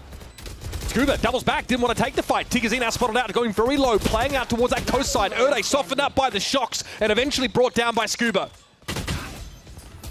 Darker Heel will be flashed and pushed. That moment against Davi was pretty defining for the post plan. That goes the other way. Feels like Loud win the round. It's really just the tiniest little moment of timing that has such a significant cascading effect. But credit to Ethan for putting them in the winning position in the first place. Just that lurk up mid, yeah, he just straight up walks mid. it down mid, gets the quick flank. Takes some stones to make the move, but Ethan makes the perfect read. We talked about how hard it can be to play ahead of that early action. Ethan proved me wrong. Also a danger of running a Sentinel-less comp, one that's going to be heavily reliant on big execs into sites. And then your popping flanks. and fighting on the defense flanks side. Are definitely susceptible.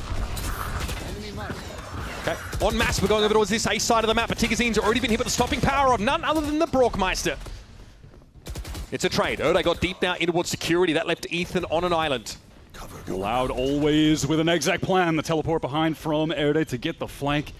And NRG, it looked like they might have had a good adjustment to that situation, but it doesn't pay off. A kill for Marduk here means a run it back. Can he snowball this one around? I cheeky love the molly. I see the ID, but there's Cooper finding two. Darko just can't get that trade. Kiko's actually in a relevant position. Up towards tower, especially now with Davi having been spotted out. He can find a line on this, but gets accosted by Luxio. He intuits that movement. And Davi is able to fend for himself. I mentioned the NRG made a little adjustment there. It was Brock specifically. The smoke comes down, he just goes right in. I mean, someone is diving in this, whether it's Erde, it's the Whaley, someone is getting in this smoke. So he just preempts them by getting that free kill when Tigazine appears in front of his crosshair. But while that's going on, Erde is already teleported behind, and it's got them crunched. Obviously, Tigazine does not have a cloudburst to dive into, but there's plenty of analogs for that. NRG were really avoiding situations on their Ascent defense where anchors were getting caught in sight going down. But it has happened earlier, and Loud just want to run it back into this A site. Classic combo of ultimates coming through. Tigazine gets that opener. Marta gets this trade. There's going to be a push up through A main right about now, and Ethan is very low, hoping for a one and done. Something through smoke, something churlish perhaps. No, he just runs headlong into Luxio's crosshair. It was a force buy, half buy here for NRG, just a couple of rifles in the mix. And Bonkar's already considering a timeout. Just the save down to try and keep a cap on this Loud economy as they begin to burgeon in round total. Well, it did more than just tickle Scuba, who's armorless. In goes to the site. It's Kiko. Taken down through the cloud burst. Erede is racking up kills. When he is on this Omen and he gets more proactive, you see him level up. I just want to confirm the round win by using all those relevant ults. It's taking me back to 2025 when we were just see endless Dimensional Drift Hunter Fury combos. You say that, but obviously we're about to find a NRG Ultimate Economy peak, so to speak. The runner back from Marta, chiefly, might allow you to get some free action on those retakes. Or play ahead, perhaps. Oh, nice little saturate there on towards him, but it's gonna be Marta and Kiko lining him up, and this is a straight up push out from NRG. Mix in a little bit of spice, why don't you? That's a really crazy play. That's sick from NRG. Yeah, we're talking about the ult combo, and I mean, were they listening? They just immediately hit them with the run it back Hunter's Fury ult combo, ran it down on them. Thought the counter util might have been good for a second. When that Waylay stun comes to an Amada, they catch Ethan, but yeah, irrelevant. Hunter's Fury's through. Kiko's already pushed down mid. They get a little bit of contact and just blow up the B side. It did interrupt the push timing for NRG off the site, though. They're still able to find success with the second player. We're doing it again. I like that. But no reaction. No reaction from Loud to the flash. Kiko CCR come in. Here's that reckoning. Kiko has to drop down and play coast, but that's where the paranoia was intended for. Ethan has TP behind, though. He could find a moment here. Tikazino is just bullying his way through. Bold. That's a trade, though, that leaves NRG with a staging ground, but they know Ethan is here. Surely they do! Darker brought down, spraying desperately as Ethan, but Lucio cuts into the quick. Spike planted. Loud one player to the good, but all NRG need to do is get a strong opener. Scuba just caught in the side. Luke Show is tearing them apart on this round. Loud play quick. NRG try to respond even quicker, but they can't come up with the kills. The teleport from Ethan behind is nice. The rest of the team trying to fight on site. It's all a great idea, but Loud are able to come away with the important kills. You can see, like, on the site, again, I mean, how many times in the last 2 days are we talking about just Loud executes? But they just come in, plan, activate, go. Like, the Reckoning cuts off the entire right side of the site. The Paranoia cuts off the cliff side of site, and then there's also the stun thrown in by the Harbor that connects onto Kiko. It's like every position an Anchor could possibly be in is getting hit by something. Just Tikazine fighting there in Link. Should have got into that side pretty quickly. It was tough for Kiko, right? He has to play against that Al drone early into a Paranoia that forced him off the boxes into coast, and he got crunched. Remember, Loud aren't playing with a Sentinel. So NRG can work them out. We saw Ethan find success with that lurk up mid. They're always going to be on a clock because they have no trips, no way of early detection for these wide flanks. So far, I'm seeing the vision with this Yoru, though. If they just want to dive, go for big execs on attack, and then it keeps Luke Show in a position to be a good opping agent on defense. Hey, it does make sense. Ethan is playing up at Ben. Luke Show's been using these fake TPs just to apply pressure. Kiko is solo on B right now. Something has drawn Marta across. That early presence in mid is forced him to play here, leaving the B side so light on players. Kiko can get one. Oh, Erde's just a little bit too quick with it, but the insistence from Kiko, he gets himself up in the crow's nest. This is now going to throw Loud into disarray. They've got to hit this B side, but they know there's a backstab presence established now with this Jet. They try for util, no ultimates. They know they have to fight forward, find an opening somewhere, take an amount of space, but they can't. The Paranoia forces them back, and NRG are fast to collapse. TikTok clock is ticking down, but Ethan emerges and gets rid of Luke Shaw. Now we start to see Kiko get active. He knows he needs to get involved and not just wait for someone to come and clear him. Tikazine mowing him down again, bullying his way through Link. Oh my God. Still no plant. Still no plant. Davi alone now has to find a way out of this round when he knows the enemy duelist is virtually in his spawn. Tikazine is an absolute demon. The movement there is crazy. Always getting more value than you'd expect in those Link and so close to getting the kill on Scuba too. Davi had the best game of his stage so far yesterday against Furia. Yet to make his mark on this game. He was big in the clutch yesterday. But he's going to have to reckon with a double face here from NRG, and he knows it. Not from Link, but from Heaven. That's where the enforcers come. And NRG, who couldn't wait for him to peek, but he's not giving them anything just yet. Patience. NRG are going to clear this box, though. Shorty's now being reachable. They know it's going to get up close and personal. No pleasantries exchanged. Scuba simply ejects Davi from the round. That Tikazine play is still just stuck in my mind, honestly. That feels like that was overshadowing everything, but credit to Kiko. This was a round-winning play early on. It forces that accelerate as well from Loud. They've got to go.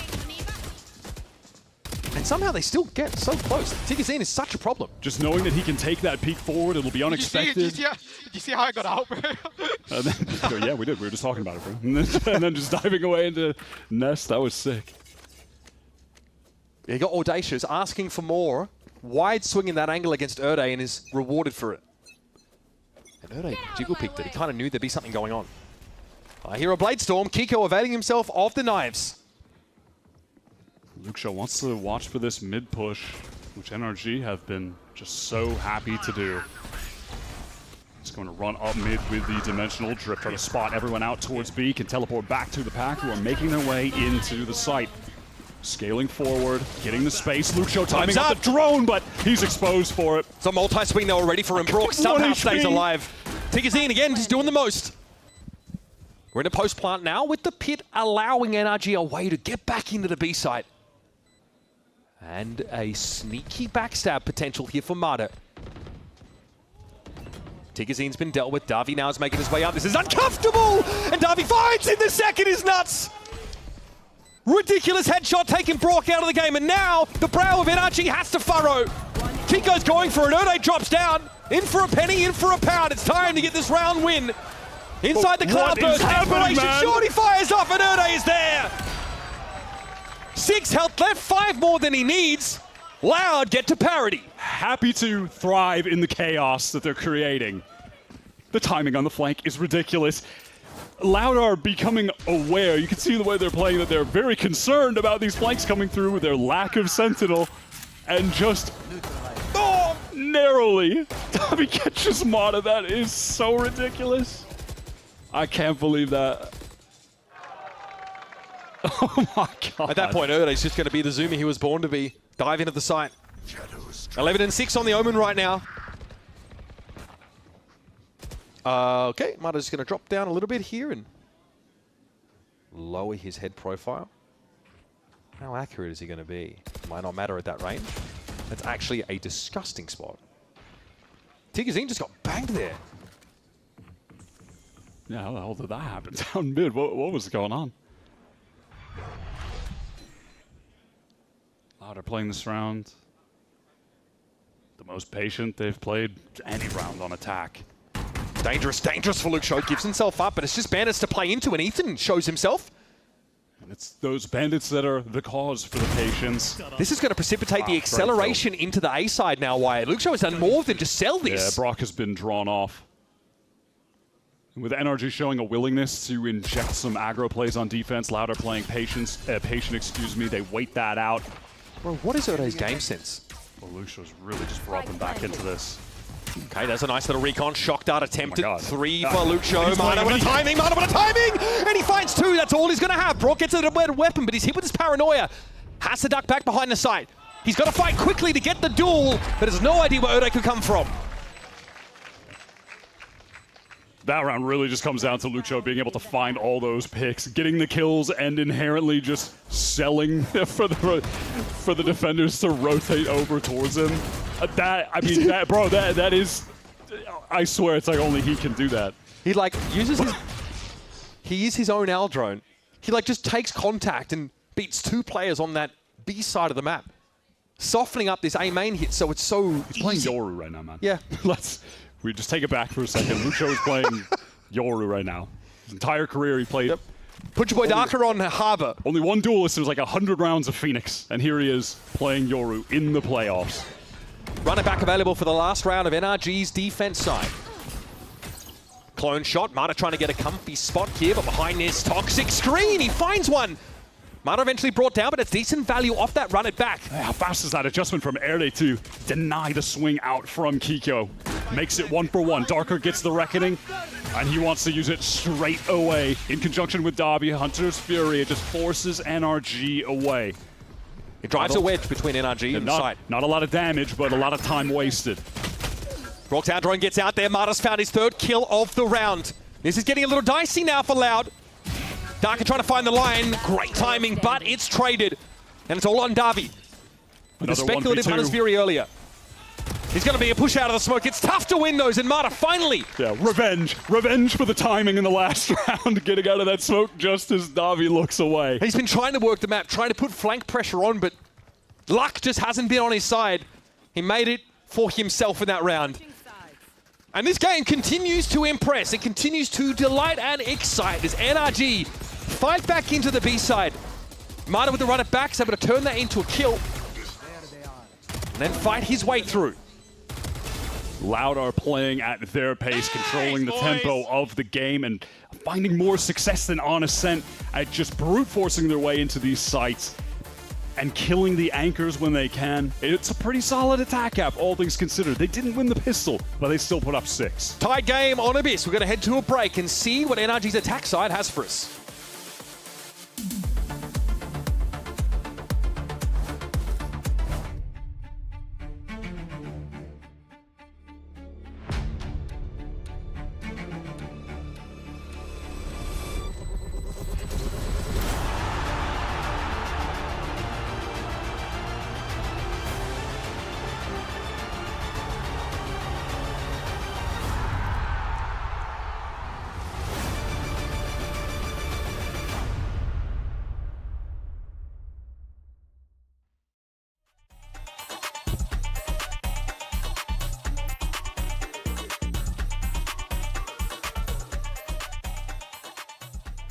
Kiko, we're in the playoffs now. Big pressure in these matches. Do you do anything different to prepare for a playoff match?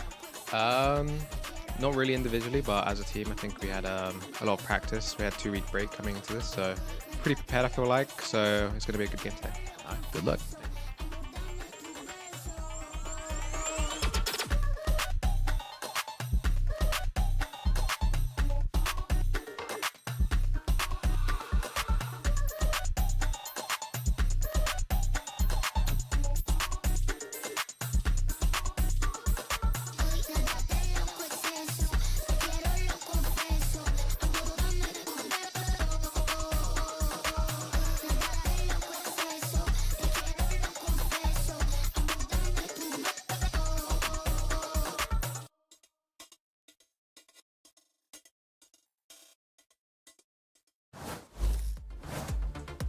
Someone we talked about a lot this year. Someone who we said never has a full bad series. Even if he starts slow, speeds up, never stays out of the game for long. Mata really had to find himself again, I feel like, midway through this year. Now is on the Phoenix. Where the Neon Phoenix didn't work so well for NRG. They've got a different look now with Kiko's Jet, and it has looked fire.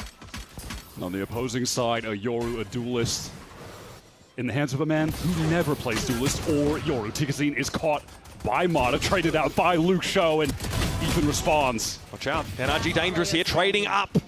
Leaving Erde, who has also taken this game into his own hands, left in a 1v3. Talked about how he had to call against the mastermind, the maestro, the puppet king. But Erde has fragged out this game.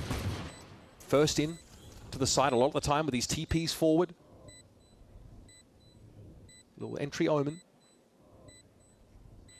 His way out of this. The double up, I think, is going to be a little bit too much there towards B main. Tuba biding his time. There is just no rush for NRG. That will result in NRG winning both of the pistols in this game. Uphill battle for Loud continues against a team that has history on this map, a reason to consider it a home. I mean, I still think back to their first game at Champions last year against EDG. They start that tournament down 2-10 on Abyss, run it back to win OT. That is the statement they made to open that tournament and then close it with the trophy lift. This is their comfort zone. Now Loud on defense though. Remember Yoru has that ability to be pretty omnipresent across these sites. Just going to get this one over with. So keep an eye out for that gate crash, allowing Luxo to defend. With the 5-second increase on its duration, it's becoming a bit more reasonable to use that defensively now. I've been seeing a lot more Yoru globally in these playoffs since the buff is. Nongshim Red Force are just back to their previous antics. That's terrifying. We're Americas. We don't fear that. Loud now on the anti-bonus round. Throughout the stage, statistically, they've struggled on these rounds. They've only won them 22% of the time, second lowest in the league. It is probably the biggest weakness that they had in the team through their run, and it's a round they cannot afford to lose right now. Energy are on pace to make it into that upper final, lock up a spot in Sao Paulo. But Loud deny 5-ult orbs from NRG. No early run it back. No Hunter's Fury online. It does stifle that. Double duelist snowball just a bit. But still, it means that that pistol is literally worth 2 rounds.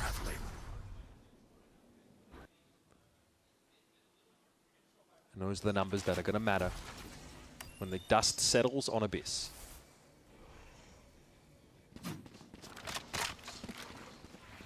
No defensive pops from Loud here, despite being on a double duelist.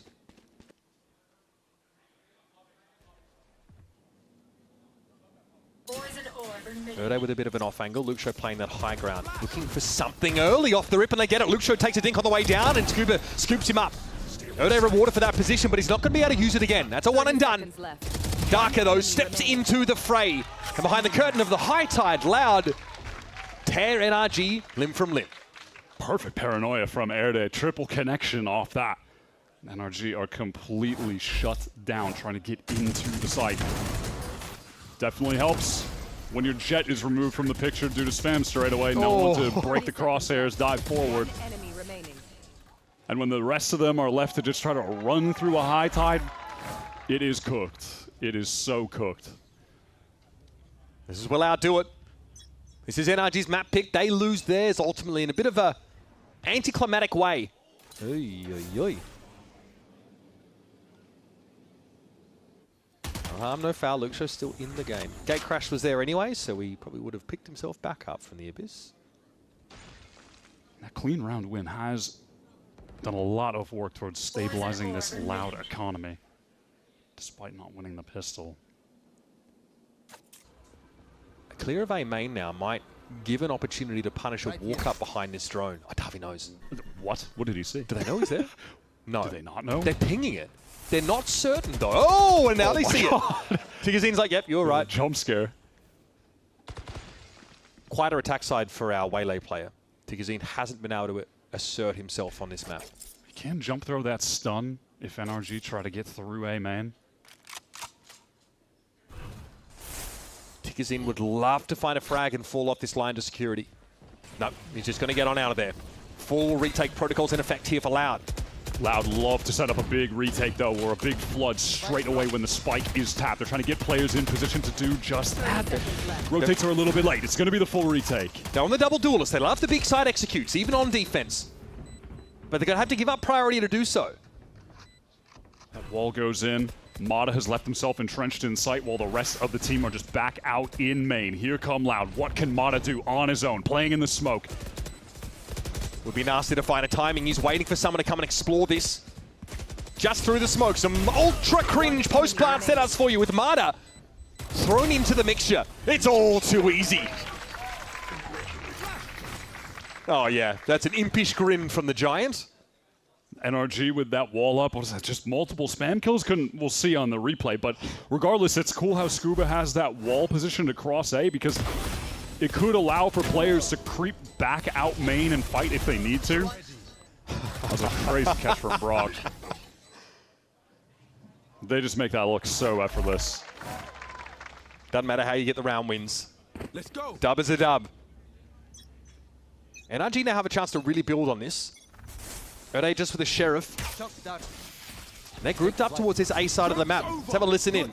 There's Loud trying to defend on this A side. And the orb here. CT on the left, guys.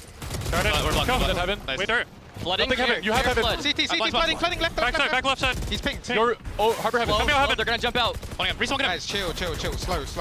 Hold spawn. Listen. I'm balling heaven. You can plan. Go help spawn. Slow, guys. Relax, guys. Please chill. Spawn. I'm getting out. I'm flashing back to it. Back spawn to the fish. Me, prostate. Walk away. You guys are good. Harbor was heaven. Walk away, Adam. We can run now? Wait. No. We're in no rush. I'm gonna resmoke heaven in 3. I'm running. Come on. Are you ready? Go, Adam, go. Smoke heaven. What if you maybe watch mid rotate? Oh, no, it's fine. Got out, guys. Good spacing the whole way. This guy could be snappy. We never start darker. He was heaven. He was early, way earlier. Viper roll. I'm gonna hold flank. I'm just gonna stay in window. I'm gonna ult side, guys. I'm ult side. Can you guys play out after Scoot gets bombed down? Let me plan while you ult. Heaven already. I'm flashing. He's gonna walk out. I have to jump out. Ethan has you guys. I got you. I can't see anymore. One on low in the smoke. In the ult. I have your back. Yeah, could be. I have your back, boys. Nice. Look forward. I have your back. I have Raptor less. Fuck me. Could go up top, okay? I mean, you can't really do anything. Just walk above you. I have a god spot. Don't worry. I have a god spot as well. You guys are good. Yo, straight chilling. Drops. On me. We're good. Carry sandwich. He's gonna be flanking you. On you, sandwich. Could go top side as well. I'm good, guys. Nice. Good job, guys. Fucking calm in the hectic shit there. Yeah. For a team as seasoned and experienced as NRG, you could hear just how hard it was for them to calm the hell down. Just to keep the comms tight and not get carried away. That's what Loud do to a team. Yeah, that constant application of pressure, but it is the ability to calm down, the efficiency and the communication that just clearly separates NRG from the rest of the teams when you listen to the way that they speak to each other. It is just that championship level of efficiency. But the temptation is to cream into the void and run it down against this Loud team. I can see it's there for NRG. Take it. Oh my god. Very gainful walk up there for Luke Show. Loud win here could change the game. They're on the eco, Judge for Air Day, a Stinger for Darker. It's still going to be tough to close this out, even with the 5-on-4. But that could be the first domino for them to win around 18 that could put them in position to actually tie this game up. Look at the status of some of the ults as well. With Luke Show just one away from the drift, Darker does have the Reckoning.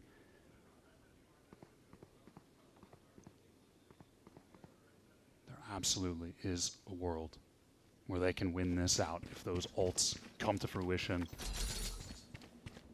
A execute going to be coming through in a moment. They're going to walk into this Judge close range. Makes sense. But NRG have to know they're on a save. Have to know that something could be afoot. They're going to wait this out, walk it up. In fact, Ino's able to get 2. That is max value. Davi, though, won't be allowed to escape back inside security. It's a great catch from Kiko. They're trying to flip the map. Luke Show, oh my god, just tucks back around the corner, gets the jump spot as well. He wants that fight. Kiko desperately wants an engagement. What? The Loud players need to link up together. Brook and Kiko both tapped up pretty heavy. What can Darker do with this Reckoning? NRG want to fight in front of it. Kiko wants to find that kill before it even comes through. Here it is. Right, seen up by Kiko. Fast reaction now, playing into the Reckoning. That is insanely audacious. And there it is. Luke Show down out of security. The Harbor ultimate, absolutely gutting for NRG. From the opening Sheriff kill to Air Day, just claiming that smoke with the Judge, gets the 2. Everything goes right for Loud, and they're back in the game. I'm starting to believe. That's the kind of round, the last couple of rounds, we listen into NRG, they sound agitated. Kiko desperately looking for a fight in security. One enemy remaining. There's a path to victory here for this young squad. They've just got to keep the rudder steady. And NRG still have a buy. But that dimensional drift you referred to is now online. Huge stimulus going the way of Loud's economy. NRG now in trouble, but Luke Show's caught before he can even teleport. And now NRG are going to accelerate, especially given they've already got the teleport in from Ethan. From the shadows, gets him into the middle of the site, claims all of the ground. Spike planted. Bizarre situation. Darker not spotted by that, but don't think it'll be relevant. NRG are going to surmise he'll pick that spot up eventually, but this is some of the A main presence being neutralized. Loud are making an adjustment. NRG all played from A main last time. Let's flank behind them and apply that pressure, divide their attention. Might have to run it back here, but he's not actually pushing off the site. Hoping that that's an answer, but he's not even going to spot out a player. Loud waited out. The clock runs low, but they have to move right now. Engage, post-plant, cringe to maximum. On the side is Ethan. Waiting there, TP'd forward now, going to play around these smokes. Early on the touch, and it's going to be Ethan dropping down. Not gentle whatsoever, NRG get within 2 rounds of Sao Paulo. Their post plants are just so frustrating to play against. Everyone out in main, and then just leave the smoke in sight, leave someone inserted in it, just dancing around, staying alive when the clock is low. Just jump right back in to kill the diffuser. Wonderful, guys. Wonderful, bro. Look, it's 2 rounds away, and NRG lock up that spot in Sao Paulo. Loud's last round got them back in the game, but their hopes are just dashed immediately. Airday is topping the boards right now with 20 kills, but he's going to have to go beyond that, lead this young team against an NRG who have done it all, who have been so consistent since this iteration of the roster began. They've made every global, won champions, top 2 finish at EWC.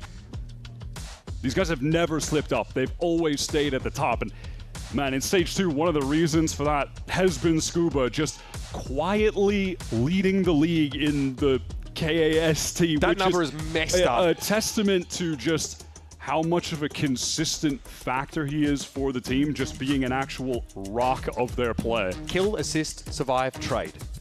That's what that stat means. He is always relevant, or he's always maintaining his weapon. We never really see that number get so high.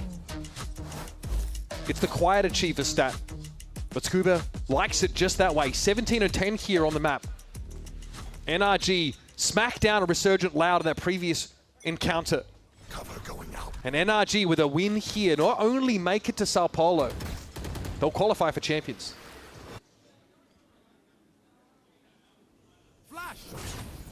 Lucho trying to push down mid fast. A variation from Loud. Airday weak, caught on the run, but gets one with the Judge and gets away. Always the Judge. Marta, though, is hungry for revenge. Loud want redemption after that previous round. Who's next? Onto the side we go, but again, you're on a timer. Luke Show is nipping at your heels. From another dimension, sure. Darker wants to get involved as soon as possible and catches Ethan as he backs away. That is key, not his friend today. And Luke Show emerges from a tear in reality to tear one in Scuba. Loud have been consistently winning the rounds out of Roman Illy's timeout calls. That time they give NRG no space to get the spike down. Luke Show's pushed down mid immediately. And just as NRG are trying to take space in the site, they've already lost the space behind them. And as they feel the pressure to go forward, yeah, Darker is already there for the catch. Loud absolutely worked them. Not many teams I have seen do this to NRG. Very, very few. Here comes Tigazine in your face, but NRG are ready for it. They're ready for this early action. And Luke Show spam down through smoke. Loud might have had the fastest obscurity to notoriety arc I've ever seen from a Valorant team at this level, but NRG are ready for anything. Loud know that they're going to end on this A site. Why would they not? NRG have been playing this side of the map damn near to perfection. Barbie Flash here trying to swing the wall, but he can't work it adequately. It's going to be Erda. They're doubling down yet again out on the side. It's Darker. This anchoring from Loud, impeccable. Leaving Scuba and Bork dragging themselves away. Scuba on dreadfully low HP. Darker still with a decent kit of utility to work with as well. Smokes for Airday. They've got tools in this 2 versus 2. Scuba and Bork being convinced of Loud's locations, choose to split up, and Bork has got himself set up. How does he know? Erday is ready for it. And Scuba is sitting on a paltry 37 points of health. The last player in the server I want to run into is exactly who Brock finds. No charges.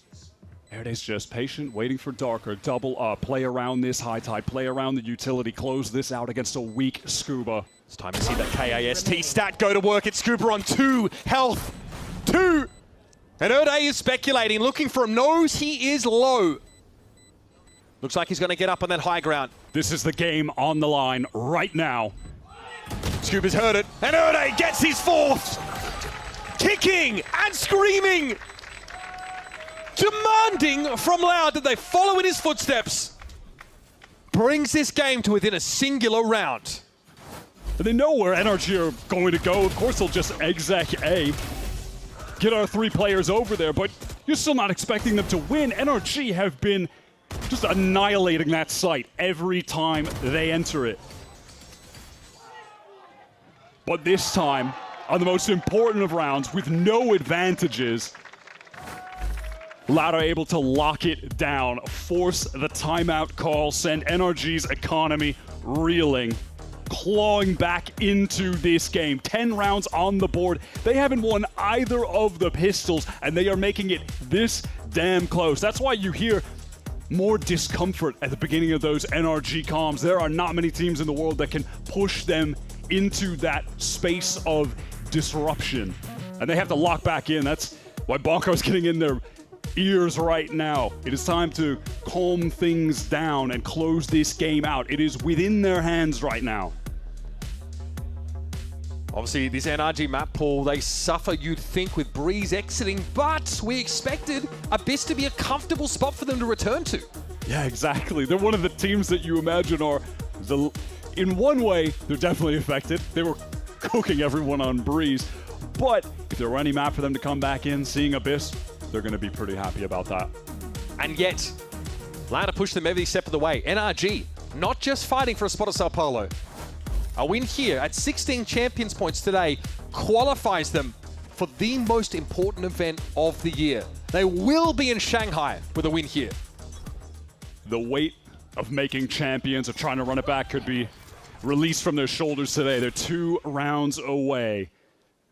Loud are digging deep, fighting for every round. They have to lock down this B side right now. That reckoning is well timed from Darker. Marlon was not ready to walk into that, and Ethan just gets shot from above. It's going to be Kiko trying to salvage the round. Hit with a snake bite, vulnerable, sees a player cross. Knows it's a clone. Now going to take the fight up close and personal. Lucho ready for it, surely not the right click. Runs out of silverware. Scooper and Brock, the former, with a buck he had to salvage, and that seems all but impossible. But we are post-plant inside the pit. With a shotgun, anything is possible. Shocks are good for a bit of damage. Scuba is just trying to find the path to victory. Where can he stand? Where can he position himself? They're closing in from all angles. It might just be good for 1 kill and done, but he's able to escape. He saw the traces, the plume from the shots. There's a bait on the side. That's 2! Surely not! Scuba with the Bucky! Brought down by Luxo. Oh my god! Another almost round for Scuba. That's got to frustrate you. The decay brought them all down to absolutely nothing. Oh my god. How does Luxo win there?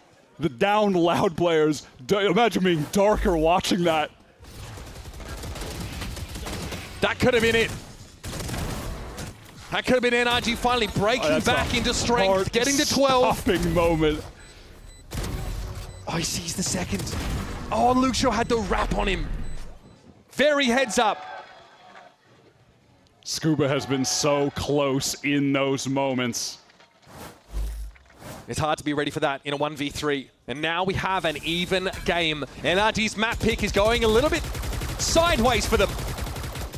Loud wants to insert some aggression, just taking the early control of A main, forcing NRG to need to re-clear it, need to use some tools if they want to go back into the A exec that they have loved. Their bread and butter on this attack side, the catalyst for most of their round wins.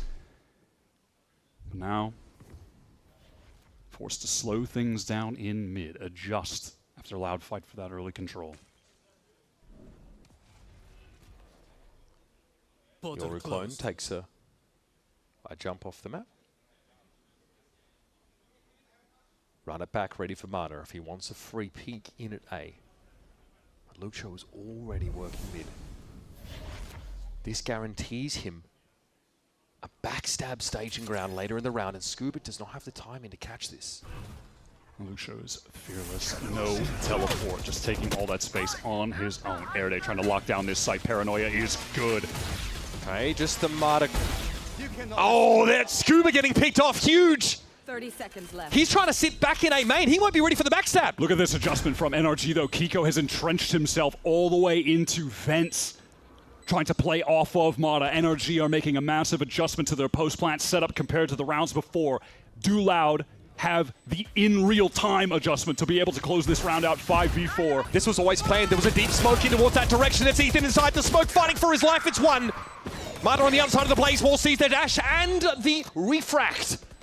The Tigazine's going to have another bite What at a kill. it. He found Mata, but maybe not. Kiko! That's two. Now Brock is alone. Listen NRG to the timer. losing out in these moments though, but he doesn't have a line of sight on the site itself, and Luxo finds him. And Loud have enough time for the defuse. The setup, the map point. I can't believe we're here. 0-2 on pistol rounds. Every round Loud has won. They are fighting with every last breath that they can muster. These have been the closest rounds possible, going down to 1v1s. Barely any time here in this 2 versus 1, having to make those in-the-moment calls to be able to dismantle NRG's very, very different post-plant setup, having both duelists towards vent. That's something completely new. Tikazine, he dashes up, spots it out, refracts, wins that duel. If he loses that duel, the round is done. If they didn't have control of Heaven there, and both of the NRG duelists were posted up, it's GG. That is NRG on match point. That is a defining win in that 1v1 for Tikazine. It's been a quiet game, but he comes up with the goods in a moment where he was desperately needing to do so. And the best case, use case rather, of that Wayla util we've seen all map. Getting the free peek, that free info, and refracting away. Then knowing exactly what he's walking into. Or half of what he'd be walking into. He couldn't have predicted Kiko to be set up where he was. And this is where we see that championship pedigree from NRG. On their road to glory in 25, they were behind in many games and had to orchestrate some of the most astounding comebacks. It's just one round in this game, but it is the round that matters. It's overtime, or it's map 3.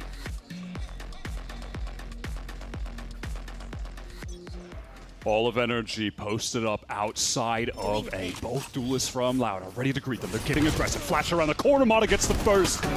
They're going to blow their way through this one way or another. Mata is up, loud and proud on this B side. He dismantles that triple player setup. Luxo is trying to keep some space in the site. Is there an opening? Is there an angle away to bring it back to the 3-on-3? He spots the cross. Sick info there for Ethan. Luxo has to gate crash on out, giving up that position in the site. Here. Dimensional drift back in. Going to get the info, going to spot out all of these players. All three of them pops up behind them. The paranoia is good. Perfect from Erde, sets up Luxo, and now he's found a second. This could all go wrong for NRG. This could be the map. Mata trying to find out the open, and it all falls to Brock. He's going to get swung. You can't be serious. Loud are fighting to untether themselves from every other era of this franchise. And a win against the 2025 World Champions would be just the pair of shears to cut the cord. Yeah, find me one person in chat who didn't type GG 5 rounds ago that actually thought Loud was going to bring that back. They didn't win either pistol round, and yet they win it out. Crunch time, 13-11. Listen, we talked at the top of the map, setting up Airday versus Ethan, the IGL head-to-head, hey, beyond any level of calling. Airday absolutely fried them individually on some of the most critical rounds. That 3v5 hold on A side, that would have been the match point NRG round, and yet him and Darker just shut it down. Every single round win, as hard fought as it gets, as close as they get. Loud, they had to dig so deep, but they are proving that when the pressure is on them, they can find their form and succeed, even against the world champions. These guys are feeling themselves none more than Luxo. We've got him standing by for an interview with Riv.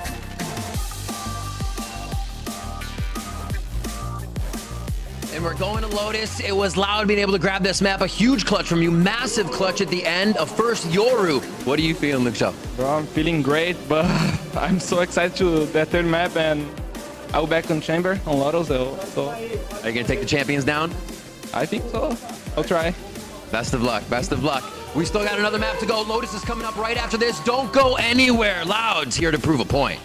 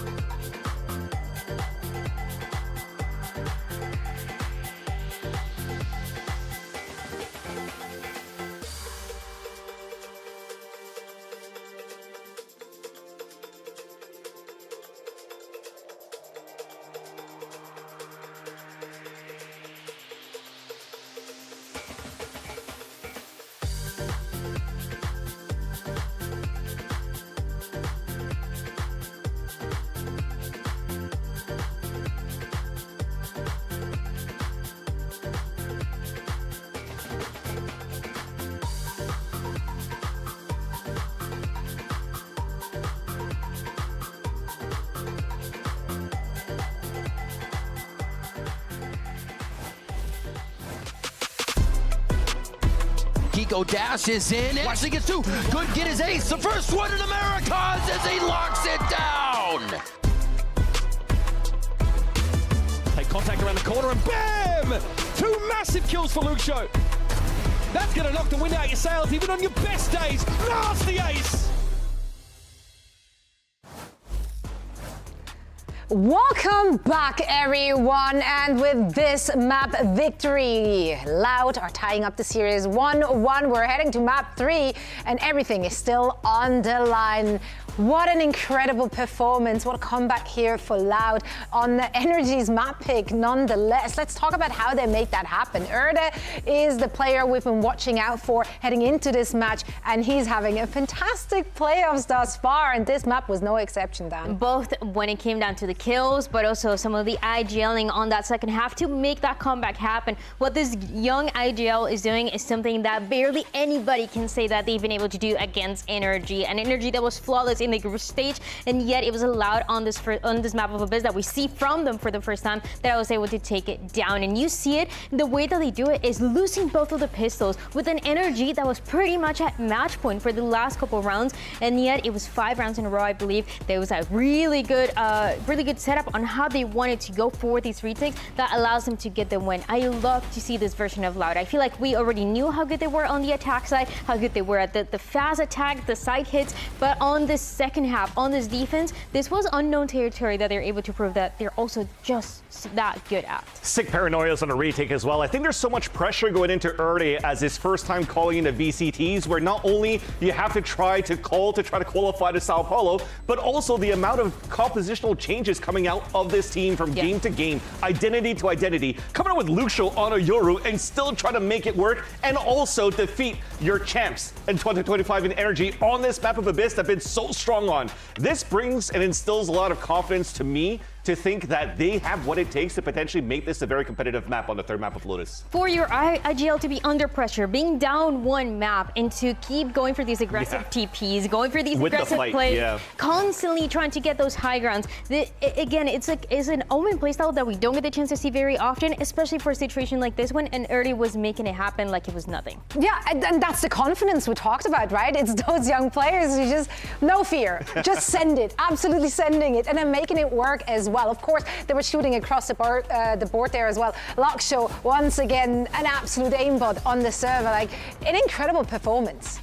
Luxo, first time ever that we see him on this Yoru. This is the other secret that he told me when he was telling me that they wanted to play this map, is that he was going to be on that Yoru first time ever, and he does such an incredible job. I think the easy thing would have been to put him on the chamber, to have him take a lot of that mid control, take those mid fights, as we've seen for other teams, but him getting a little bit more active and being such a key part of how those retakes and why those retakes were effective is so nice to see. Yeah, I mean, he's not taking a step back from any of the shooting that he's able to do like he does on the chamber. But you just talked about the retake capabilities of Luxo. You have to look at the replay of this round right here, the round winning here for Luxo and Loud, because he TPs all the way back towards Ivy when he's already found the information with the clone when they're shooting his clone away. Then he dimensional drifts back into the site to get the information and get the paranoia out of Erde for them to close out the map. Those are some of the things that off the fly, off the cuff, you don't see that from a lot of Euros when they're playing that for the first time in the VCTs, and he's able to show like he's a veteran on that agent.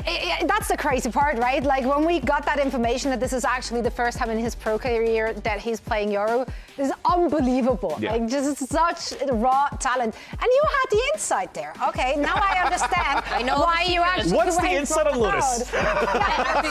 Okay, I'm sure you don't know. I don't believe you. That's all right. Well, we have seen Energy on Lotus once, I believe, in this past stage. Yeah. They did win that against EG, but what do we know about Loud's playstyle on Lotus? I think this is one of those where we can expect them to do what they were doing in the group stage, to go back to that TKZ and Neon. I think today he's been switching a little bit more, playing on that Waylay that we just got the chance to see for this composition that we saw in Abyss. But here, I think the Neon, that standard composition that has worked out for them, and the fast pace just fits them for this map perfectly. I know that we talk about Energy, how good they have been on this map, both here in Americas, that one time that they played in stage 2, but also all the way when they were playing Masters.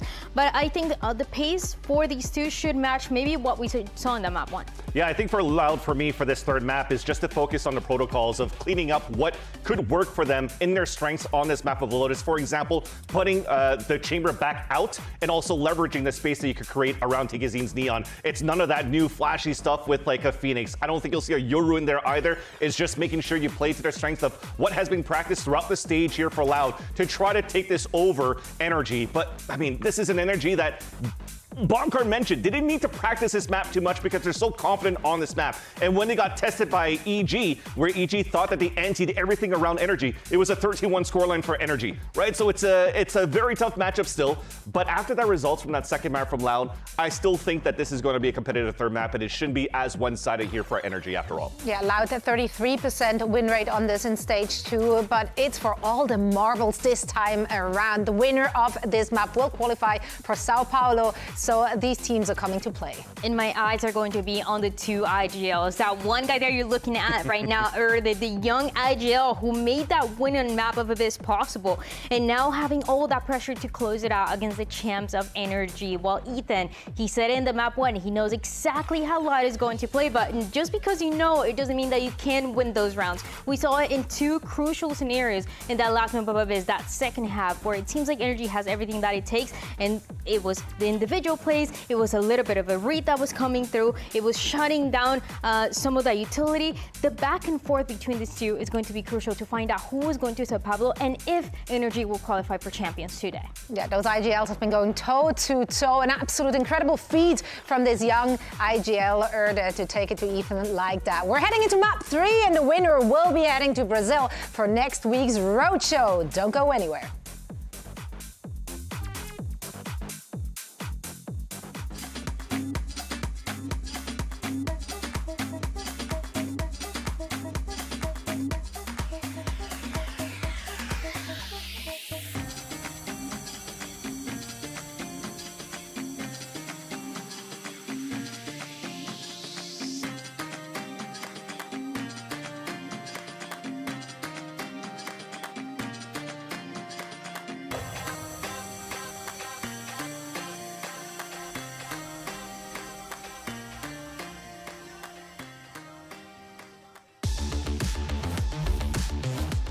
A ridiculous showing on Abyss from Loud.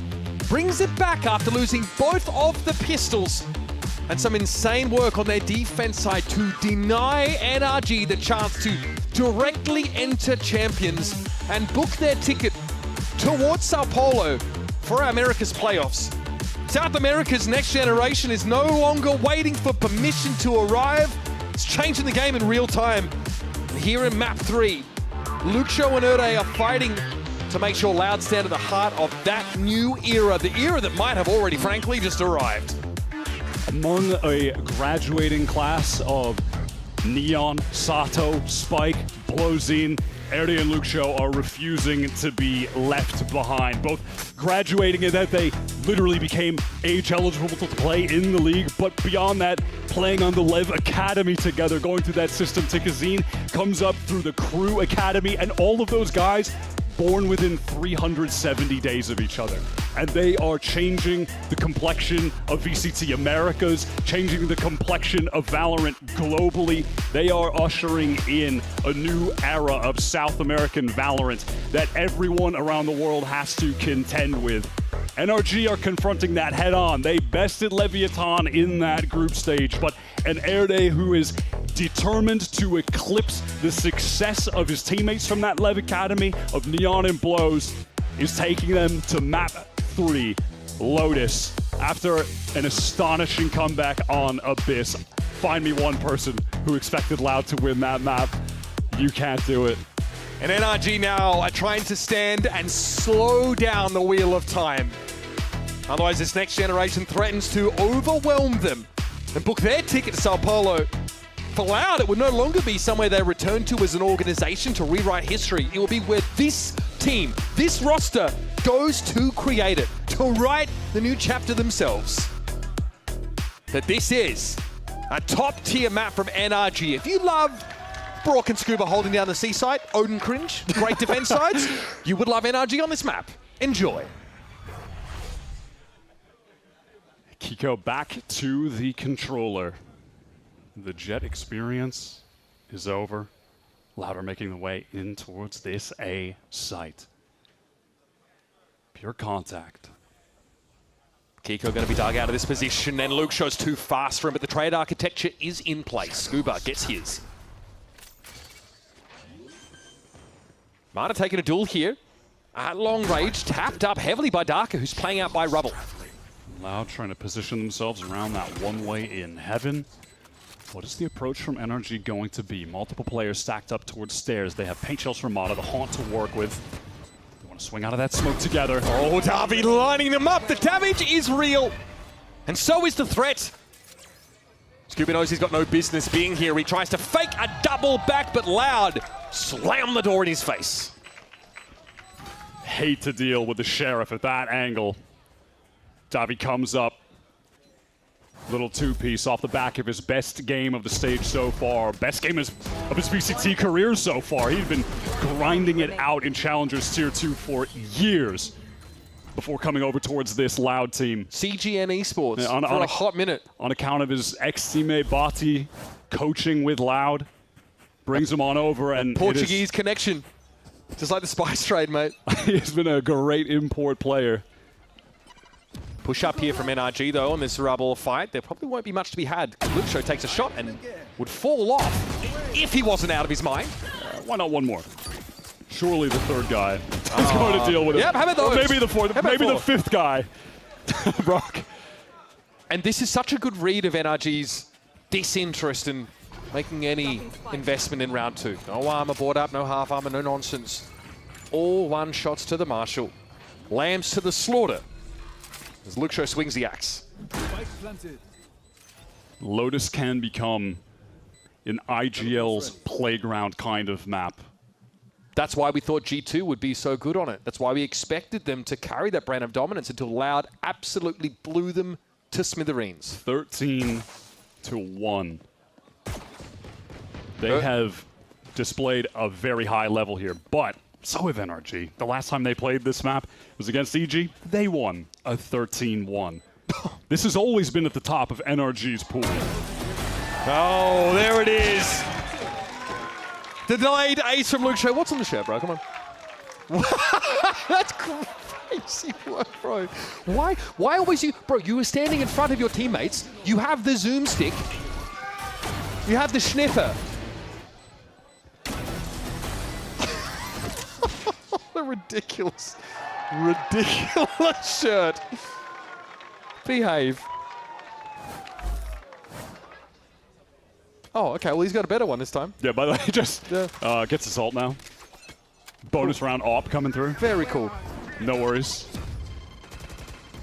How aggro do Loud want to take it towards C, given that Luke Show gets a lot of info towards A and also just jumps up and gets the pick. It feels like it's already beginning to spin out of control. Loud is threatening to make a mockery of this game, Wyatt.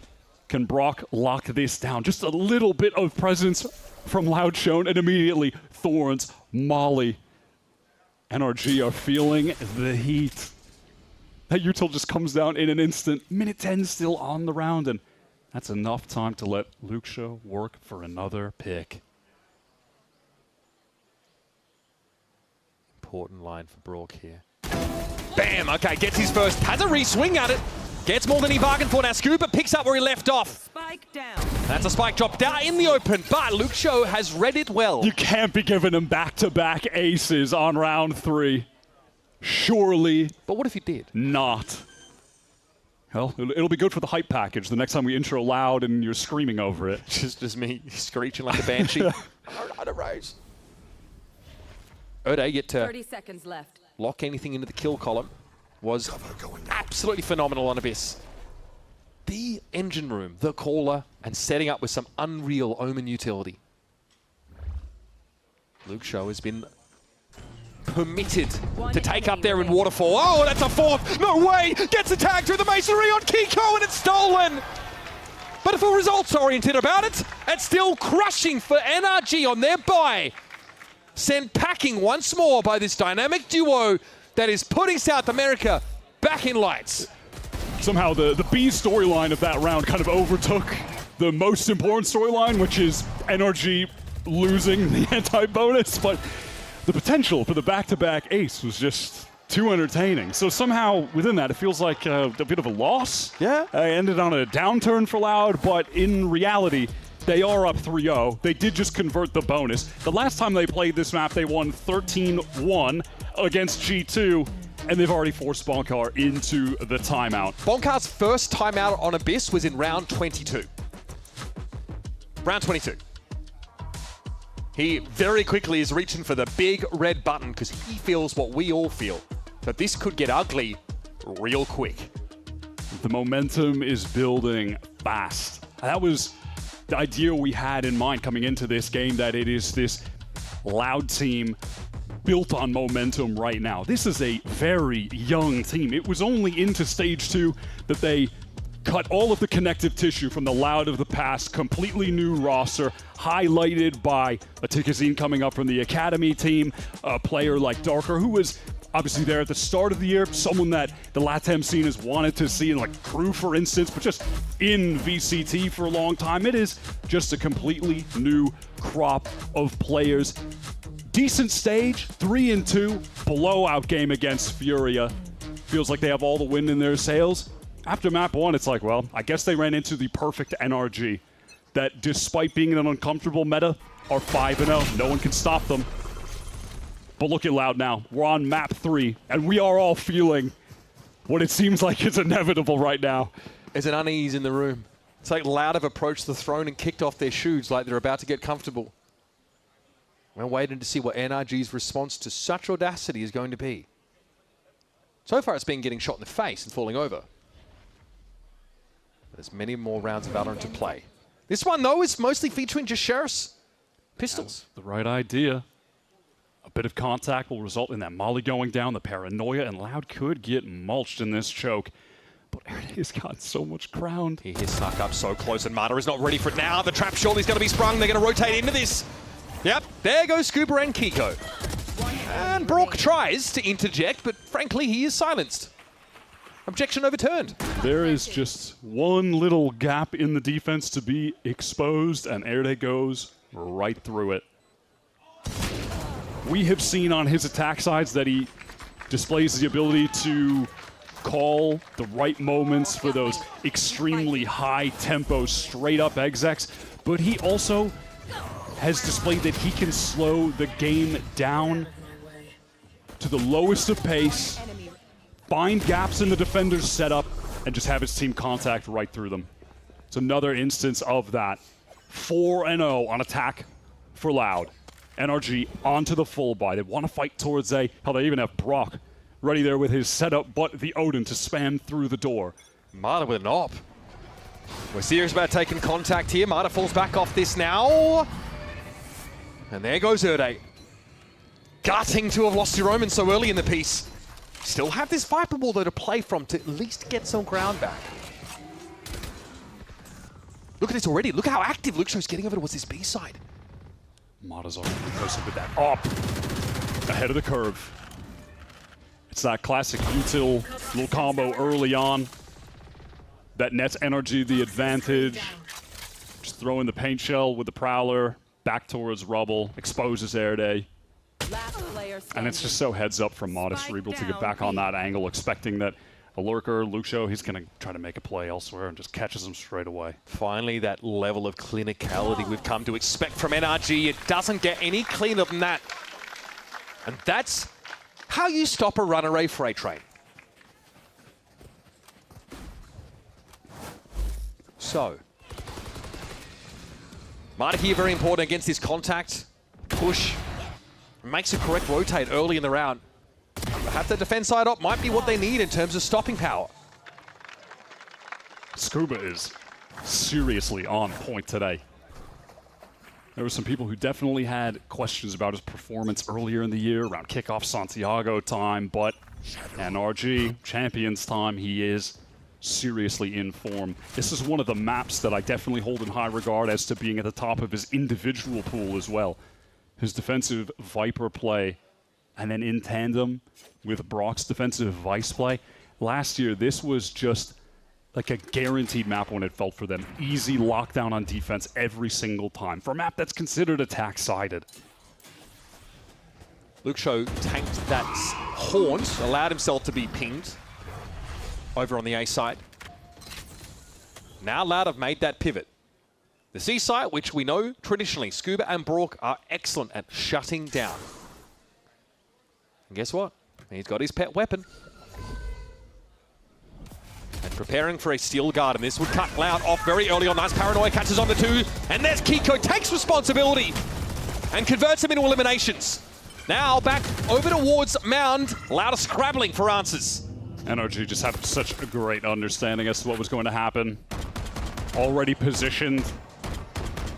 That paranoia setup, Scuba still just with the molly into the steel guard, and they know exactly what was headed their way and had the perfect plan cooked up to deny it. Feels like the onus is now going to be in Loud's hands. They're going to save. There's no going back from this. Forced to save, and the momentum firmly halted by the NRG concrete wall defense that they will so often set up on this C side. It literally is the immovable object and the unstoppable force on Lotus. But inertia works the same for both. Genuinely one of the last sites you would want to exec on any map against any team. It is NRG on this C-side Lotus. If you're trying to hit this C-side as well, while Scuba and Brock are playing well, having a good day, that ramps up the complexity even further. Got all the tools online, Operator, Odin, Ultimates. Round 7. Wants to work that A side with the op. Shots exchanged, both go wide. Since those first couple of rounds, Luxo's been a bit quieter. NRG are respecting that op position, but Luxo is always asking for more. That is bold. He is just walking out in the open. Of course, does have the teleport, but playing around the drop of the other team's Viper wall is a dangerous game. As Darker extends. That is a deep Vice trick. Rarely see that used. And normally that's back over towards Lobby. Still, it slows things down, gives NRG some time if they need to re-establish. Every time we go to the Brock Odin point of view and he's looking at a wall, it feels like a kill's coming up. It feels like it's going to happen. I think NRG have cottoned on to this idea that there'll be a B pivot. As soon as you hear the Odin, it makes you want to go somewhere else. I get it. Ethan out. That is a pretty important seize that's going to disrupt things heavily. 35 seconds left in the round. It's going to be a pivot back towards this A side. Marta rips the showstopper. That's not an attractive prospect either. But you're caught between a rocket and Brock's hail of bullets. And finally, Loud are out of options. They haven't used them. They've been stripped of them. And yes, the spike will remain out in the open for all to see. When you're on those Loud player point of views, you can just see how impossible it is to play against NRG when they have everything operational. No matter where you go, they have adjusted this setup to deal with you. Go into A, Brock is ready there with the Odin. You try to pivot over towards B. Well, Ethan has already taken control of main, cuts off your one lurk. You want to get in now that there's a crossfire set up from B spawn side and B main? Hell no, so you go back to A. They've got the op, they've got like it's just everywhere. There's nowhere you can go and feel safe. NRG are just happy to push and pull you around and send you into stacked sites, or sites with ultimates, a site with an op, it doesn't matter. And this is why they are so good on the map. We are seeing it activated in these last 3 rounds. This last map, while also being, of course, the decider between NRG and Loud, answering us questions about succession, about the next generation of America's talent, is also an incredible showcase, potentially, of coaching.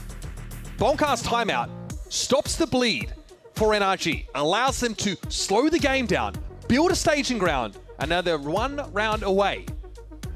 This is Romanilli taking his opportunity to intercede. Plant some ideas in the heads of Loud. It was at the end of Abyss. I believe when that Loud run started, there was a Romanilli timeout, and there was an adjustment from Loud where they were able to finally stop NRG on one of those A executes for the very first time, where they had just been running the Loud defense over. There was a round on Ascent as well. Right out of the Romanilli timeout, they win the next one. He has been doing a great job today, pointing the team in the right direction. And that's all you have to do when you have the outrageous firepower of Loud. Just point them in the right direction. Point them in the right direction. They will shoot. They will not miss. You don't have to worry about that. Speaking of which, Luxo, first cab off the rank this round. And the only player out on the A side with the op. And NRG not often concerned with controlling all the way towards Mound as Luxo goes down, because if you go in to see, enjoy. Brock and Scuba are there. That was equal parts breathtaking and deflating, which I suppose aren't antonyms, but it feels like Luxo is really overextending on this A side to get something going. It's like a Viper. Loud striking with speed versus the Anaconda of NRG, who are just suffocating the life out of them. And in the long game, it's the Anaconda that wins. Loud have been able to navigate to the open site. A spike plant, which feels like a rarity as of late. A 5-on-4. They're going to need to fight forward, take space somewhere, find an advantage. Could it be off this drop? No. Not into Brock. Hell no. That is not going to happen. They've got no upper presence either. They're caught out on the side. Brock eventually falls, but he has left more than a mark. It is a seething scar to the hide of Loud, and Davi, good as he has been lately, has no business being here whatsoever. It's an even game. And Scuba gets the defuse. 4-4 after 8. Lotus, much like Ascent, just one of those maps that allows Brock to lean into his strengths. Luxo is way out there.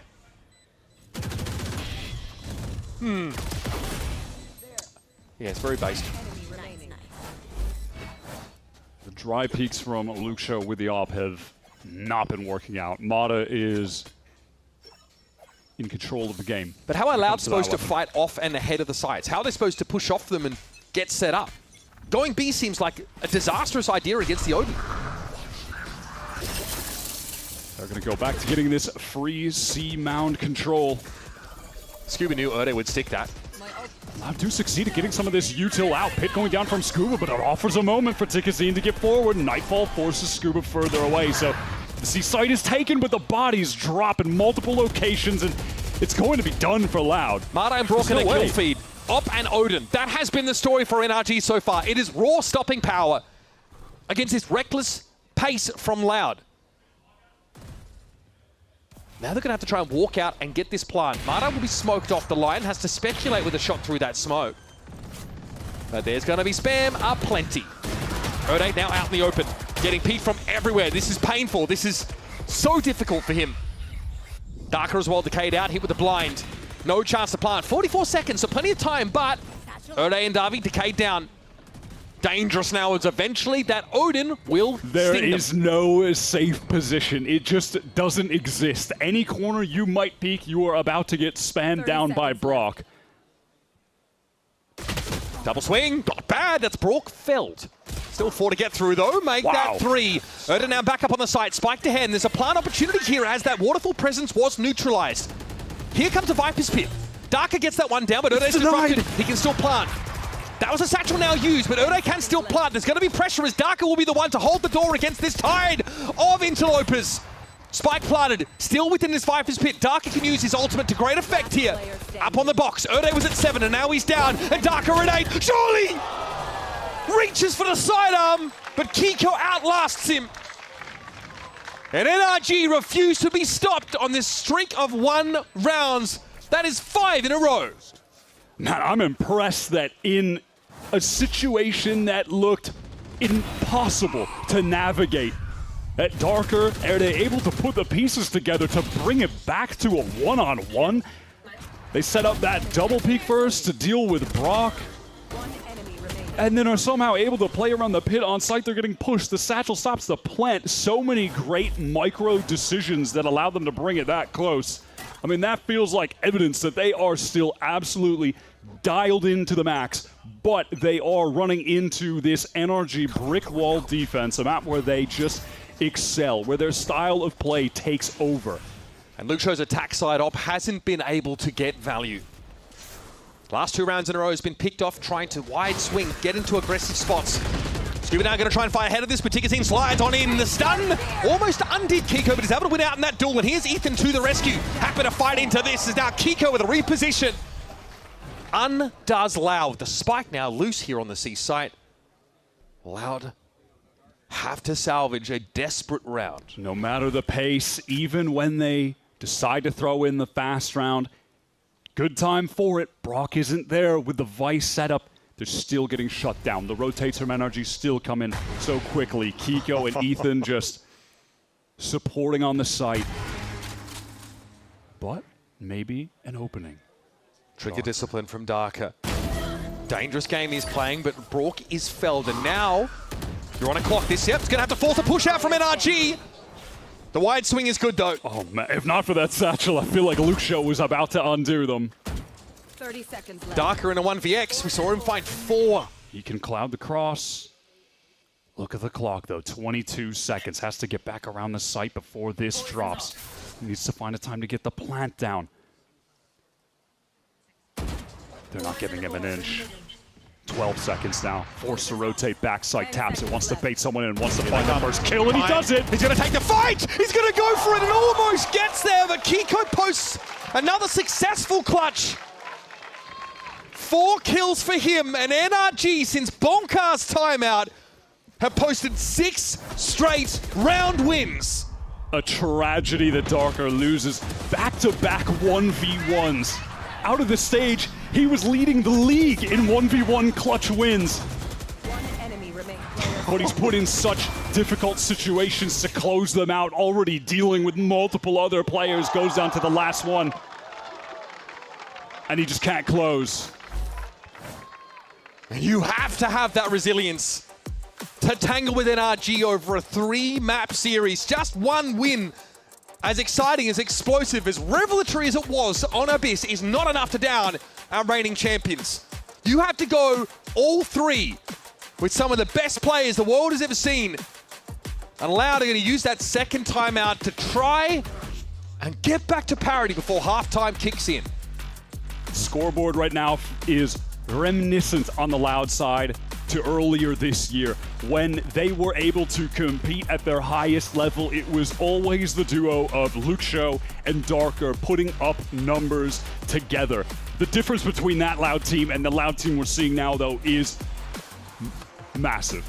Can't be understated. The addition of Tikazine working for a longer period of time, bringing in Erde late in the stage as their IGL. Davi has shown the potential like in the game yesterday, but you have to look at those three guys to take it up to the next level. To some extent, man, can't blame Tikazine. This guy has to get in first against this NRG defense. That's a nightmare. Last role I want to play is Neon against NRG on this map. And there it is again. Brutal. Tikazine shut down, caught at the door by Scuba and ejected. Now you've lost that crosshair break potential of the slide. Lost it, and for what? There's basically no util expended from NRG. Wall's still up, thorns are still up, set up across the map. Every defensive tool available. NRG, yeah, let's just shift back into our Paranoia main setup. Scuba jiggling with the molly. Brock has everything. Here's the op. Where do you go? Where do you turn? Darker does not have the util to give him an edge in this fight. It's a held angle by an operator player. It's only the wall he can throw up and try and sneak a little closer, but he will have to reckon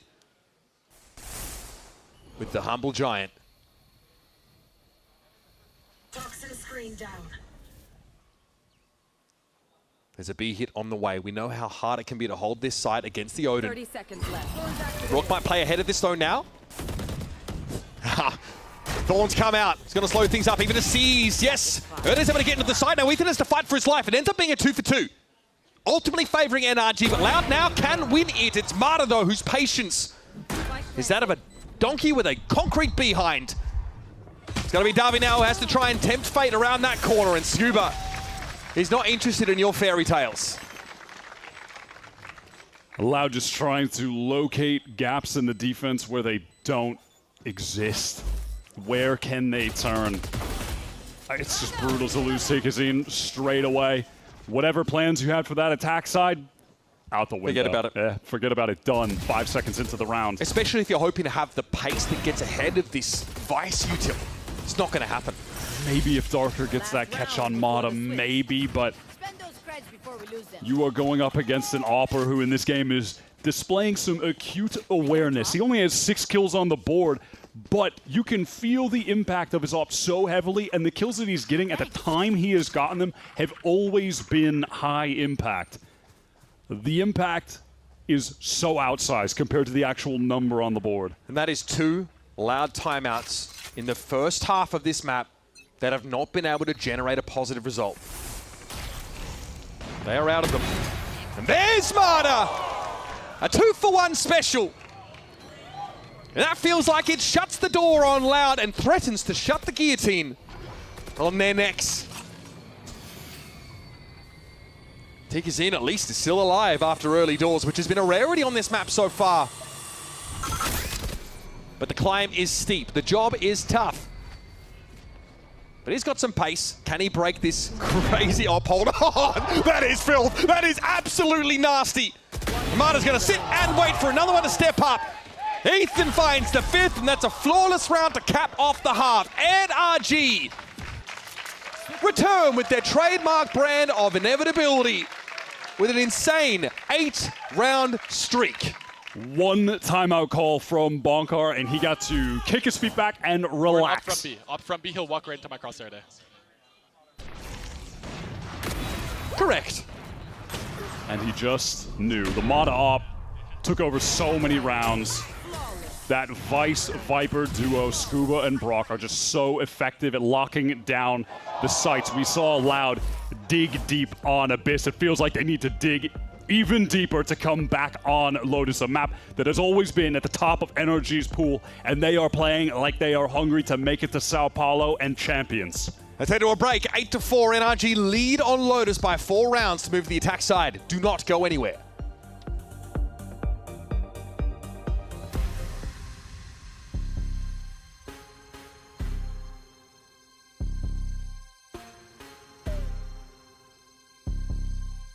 hanging out outside in the playoff heat. And I have a question. Who is going to win today, Energy or Loud? I think it's Energy. Yeah. Energy, bro. Energy's been doing it the longest, the better, bro. Has to be Energy, dude. Mada's too good. Okay. Energy, of course. Mada is the best duelist.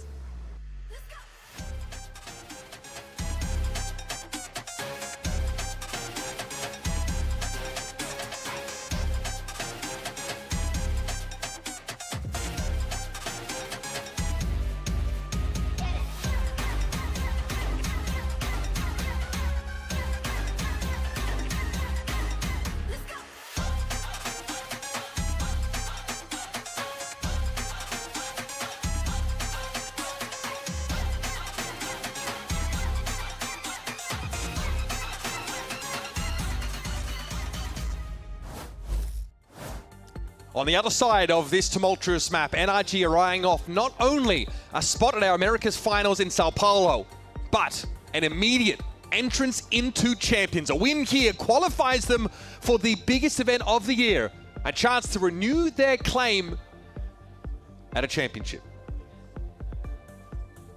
Loud made us all believers on Abyss. They ran it back at the end of that game, proved that they have resilience, that they have heart, and that they have what it takes to beat the world champions on their own map pick. But on a third map of Lotus, top of NRG's pool, can they repeat it? Oh, Brock with the Sheriff. God. It's always Brock with the Sheriff. Easiest game of Clue I've ever played. Crossing there, though, is Brock. Caught out by this headhunter. Luke Show's been stunning with it. Just go to the flank and he's getting pushed. It's just not a timing he was ready for. He has no information about that A-side presence, and NRG are off to the races. Darker has had the clutch attempts. He's come up so close multiple times, down to 1v1s, but he couldn't close it out. Must win round for Loud. 1 versus 2. Both of NRG relegated back towards Shri, double posted up. How does he beat a double face with a Ghost? This would have to be some insane aim transfer. And he has to be concerned about so many potential locations on site. Of course, it's a possibility that they're just crossfire someone to drop. He needs to clear that. He knows where they are now. The time ticking. A tap. Maybe if there's bad spacing for NRG, he can punish it. Inches up, and there's Ethan! The second pistol round of Lotus, won by NRG. 4 rounds away from the dub. This exchange early on that defines the round. Brock with the Sheriff. One of the best pistol round players in the world comes up for NRG. So close to closing out this game now. Loud forced onto the eco. Surely NRG go up to 10, right? And then from there, it would require an all-time comeback from Loud. I tell a lie, obviously that was Loud who win the first half pistol, but can't convert it into anything more than that first 4 rounds. Instead, it's been all NRG. Loud are always ready with a stack of players like this, but they just don't pick the right location this time. Tough to gamble that correctly, and now we are going around the world. This will virtually flip the map on Loud and make them feel and look a little silly. NRG can't wait to pinch the anchors who are entrenched on the seaside. Except, do they know? There are no anchors. We are playing at June, and now Loud with Mada. Someone might collect a bountiful He's seen harvest. them. He's seen them. Yep. Oh, he's seen them. Oh, it's a disaster. Rueful and shell shock. Luke Show is greeted with a cacophony on the kill feed. And all there is to do is go to face the music and likely meet his Valorant maker. On round 3, we were expecting to get back-to-back Luke Show aces. Since then, he hasn't been able to make a serious mark on the game. He has just the right amount of bullets for it, Wyatt. Time, obviously, is an issue, and Luke Show has to diligently clear these angles if the defenders are distributed, rather than the attackers. But all of NRG are going to group up on Mound and greet him with the firing squad. And we said it towards the top of Ascent, getting into this game, that Luke Show in this second stage, he is absolutely making a case as being the best Americas player of Stage 2. He is up there with the likes of Sato, Neon, Asuna, and the Phoenix run that he's having right now. Luxio is in that conversation, but it is going to be determined by what Loud can accomplish in the playoffs. Lambs to the slaughter. Ridiculous little round, but this is where you need Luxio to get into absolute elite form.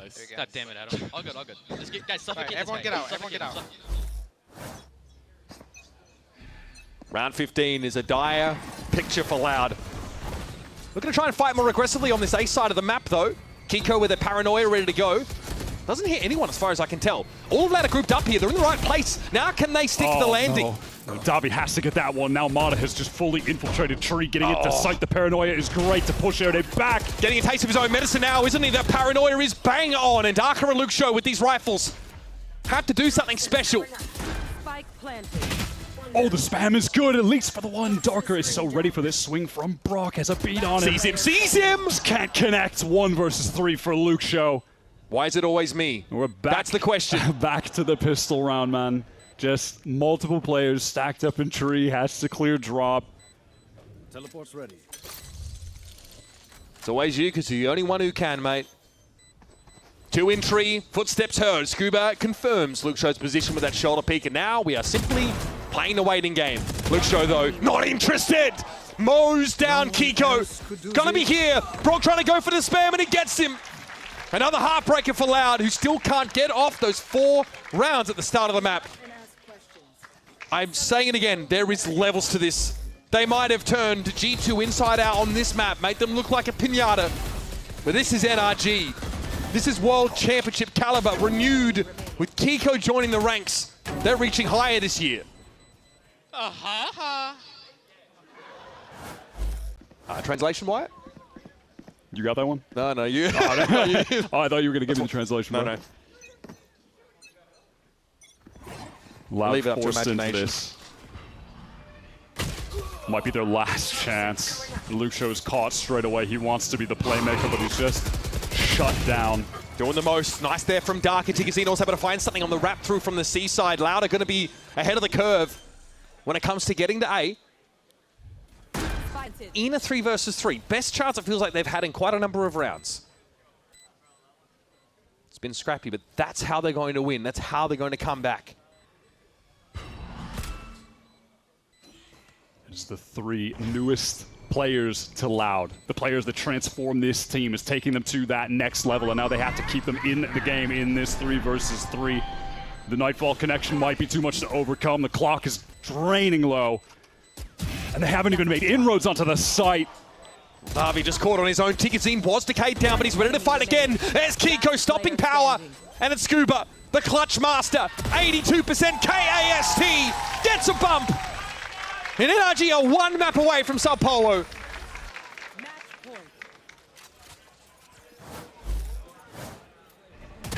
Loud made it seem like Abyss was going to completely turn the tides of this series, running it back at the end of that map, and then starting this one off, pistol round 1, bonus round conversion, and since then it has just been all NRG, 12 rounds in a row. World champion pedigree. Like you said, there are levels to this. Loud have shown the promise, but NRG have the experience. And the pedigree. Now, it's a matter of finding the place to land this plane. Is it on round 17? Still guarding for Brock. Luxio with that tour de force being reached for. The final gambit for Loud. Rests on their star player, and he delivers an important opener.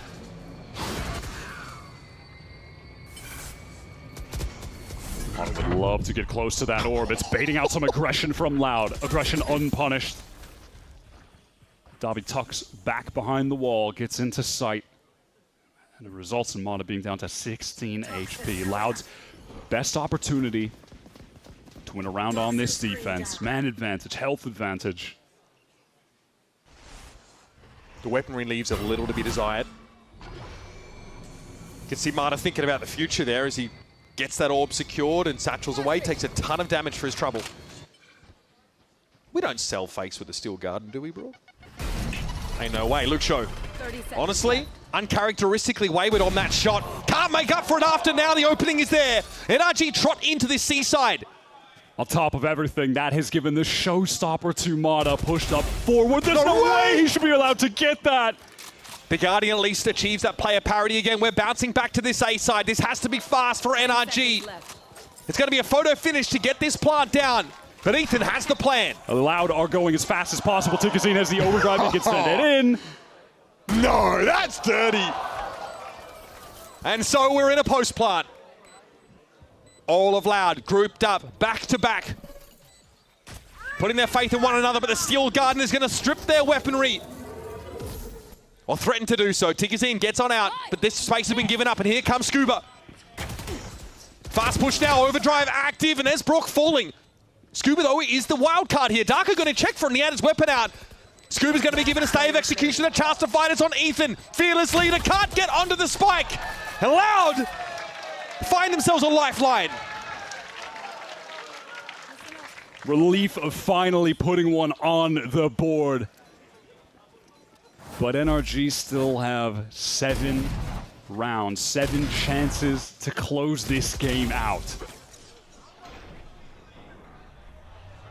They have made so many teams in the last year victim of ridiculous comebacks, a hallmark of their run to the 2025 Champions win. I don't think it's likely that they're going to allow anyone do that to them. Not in this form, not the way that they're playing Valorant. Bonkar's last time out started a 12-round winning streak for NRG that has only just now been snapped. There's something about it. There's an ethereal quality to it. And Bonkar is all about securing this victory without any further bloodshed, making this as comfortable a finish to the series as possible. Do not give Loud an opening. Do not give them a chance to build momentum. Do not give them any hope. Bonkar wants to close it out now, get his team to Sao Paulo, get them that guaranteed spot at Champions, opportunity to run it back for another global trophy. It's right there. It is right in front of them. On the opposing side, you're looking at Loud, a young team in a position they've never found themselves in before. The deepest VCT playoffs run for any of them. Even for Lucho, this is his 3rd playoffs match ever in VCT, which feels crazy to think about. But that is where they find themselves against one of the best Americas teams to ever play the game. Loud wanted to know where their ceiling was. If they lose this round, there'll be a bird on the windshield of it. Here's Lucho aware, though there's a TP over to the side. He's having to get out. But can he fight his way from that position? No, Mata overwhelms him with the ghost. And now NRG are crawling over to seaside. I have been so quick to collapse onto Lucho. He's not been able to get more than just the one in the last couple rounds. Scuba for the fight gets the dink, but it's not enough. The connection with a util. What a seasonade combination. Mata going to play up against this as well. They're so low and it moved down. 19 days. 1 playoff series and not a single sign that NRG have forgotten how to win. Loud arrived fearless. NRG leave flawless. Booking their ticket to Sao Paulo and, importantly, creating a spot for themselves at Champions. Loud absolutely tested them in that series. The comeback on Abyss, putting NRG's backs against the wall, but when it comes to Lotus, a map that they have thrived on since this roster's inception, Loud just did not have it in them to overcome NRG today. We respect to them for that performance. Taking the map off them in that fashion, it does prove that Loud are a serious threat, but further than that, it is a testament to the greatness of this NRG team. Still flawless in this second stage, 5-0 in the groups, win their first game in the playoffs, and immediately lock up dual spots. Sao Paulo and Champs. We're here in the Heralds, calling for a new era of Valorant, driven by this South American talent, but NRG have said not today. The final boss has its final form drawn out in this 3-map series. But when push comes to shove, NRG look imperious, impassive, and showed us that there is a gulf that Loud are yet to cross. They wanted to find their ceiling, but now they found it. There was a chance that in this upper final we could have seen Erde IGLing against his LEV Academy rivals, his ex-teammates, but they just couldn't get there. They arrived at the finish line, but NRG just one level above. And now it's up to Loud to make a run through that lower bracket. If Luke Shotek Gazine want to be able to have the privilege of playing in front of that home crowd and still create the legacy of this new Loud team. You can see that they have the makings of something great. They were so close, but in an instance like this, in a match like this against an IGL like Ethan, lacking the experience that NRG just have in space. It's an important reminder of what it takes to become champions. That composure, that resilience, that ability to have your coach just call in a timeout like that and turn the game around. Incredible stuff. Let's head over to Riv on the stage for our Verizon post-match interview with Mata. Thank you very much, gentlemen. Let's hear it one more time for NRG. They locked in Sao Paulo, and as you can see behind us, qualified for Shanghai. Crazy. It is crazy. You guys have done it so quick. How does it feel that the hard work paid off, knowing you're just looking at internationals piling up in front of you now? It's an amazing feeling. We work so hard. I don't think you guys actually understand behind the scenes how much we do and how much people sacrifice, so it's good to see it all pay off. Absolutely, and paying off too. Take me back to round 3, where the timeout came in round 5. You guys went for a streak. What was even said during that timeout by Bonkar? We just said like Luxo's like 20-1. Let's pause. Let's let him cool off a little bit, and then let's just play. Like nothing's really going our way. We're unlucky, and let's just play. All right, and got lucky in the end, got that win, and honestly, it came down to perseverance and knowing what the team wanted. So let's talk about the Phoenix. You're now on that Phoenix. What is that giving you the most agency? Do you feel like that's the most comfortable right now? I mean, I'm trying to be like the Swiss Army knife for us. Whatever we need in our comps, I'm like pretty malleable. Like I can play whatever, and I mean, yeah, I'm just trying to do what I can. Mata, what was that process? Because we saw Phoenix go against so many players on the team and then fall into your hands. What was kind of that back and forth for NRG? A lot of things behind the scenes that I don't want to share, and okay. Just keep it between the team. And yeah, now I'm on Phoenix. All right, what's the outlook now? What's the focus? You just prep for Sao Paulo and get ready for champs? I mean, calm. We're going to Shanghai. Like, come on, that's sick. Absolutely. Congratulations. Let's hear it once again for Mata, for NRG, as they lock it down once again, and they could go for that trophy once more. Thank you so much for the interview, my man. Congratulations on the win. We got another match to go through today. 100 Thieves versus Leviatán. You got something to say? Let's go LEV. Okay, let's go LEV. We'll be right back. More VCT Americas after this.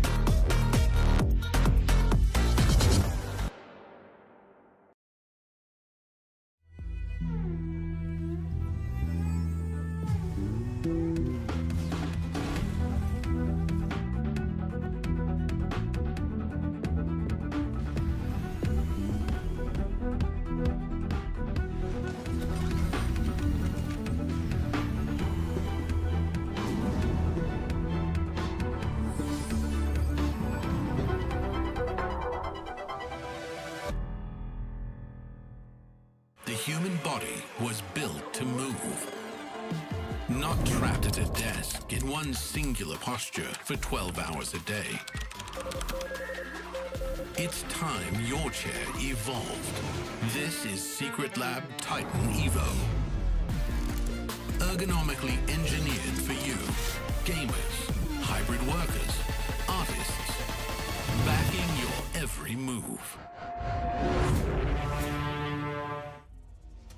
Whenever I use Zowie models, I would say I just feel my element. Demon 1 is good! Without Nyack, the biggest difference was the ghosting. It was immediate change. If you see something and it's not actually there, you're gonna miss your shot. Black Equalizer and Vibrance, I can react quicker to it, I can shoot better at it. This guy is just spectacular. And that way I can always trust him, that I can just focus on competing. My performance will always be at the top level. Zowie.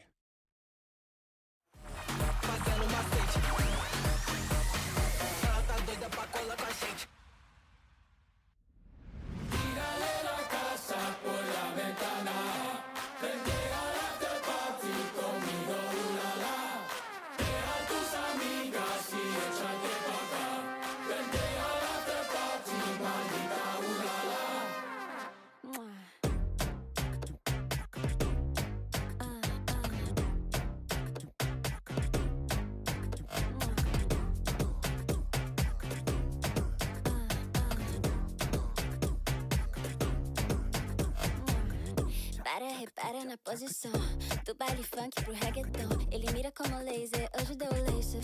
Faz como tu quiser, yeah, yeah, yeah, yeah, yeah. Faz como que tu quer, yeah, yeah, yeah, yeah, yeah. Date hasta mañana, como dicen en Francia. A mí c'est la vie, c'est la vie. Baila y pierda tu balancia, confía en tus ganas. A mí c'est la vie, c'est la vie. Tira de la casa por la ventana. Vente al after party conmigo, ulala. Deja tus amigas y échate pa' acá. Vente al after party, maldita, ulala.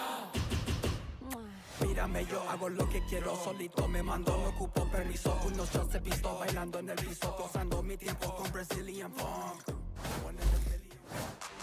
It'll be an exciting match because we've never been able to play against Leviatán the entire year outside of kickoff where they didn't have their full roster. Estoy súper como motivado de jugar contra ellos. Cuando ellos nos ganaron, yo tristemente no estaba en el equipo. Most teams would say that they define the meta. Sato and Spike's got a scary double duelist duo. I think we have the best Phoenix in the game. I don't think many Phoenixes compare to Pete. Yo diría que están evolucionando como equipo, están trayendo cosas nuevas, pero obviamente nosotros vamos a estar preparados para eso porque nosotros lo hacemos lo mismo o quizás mejor.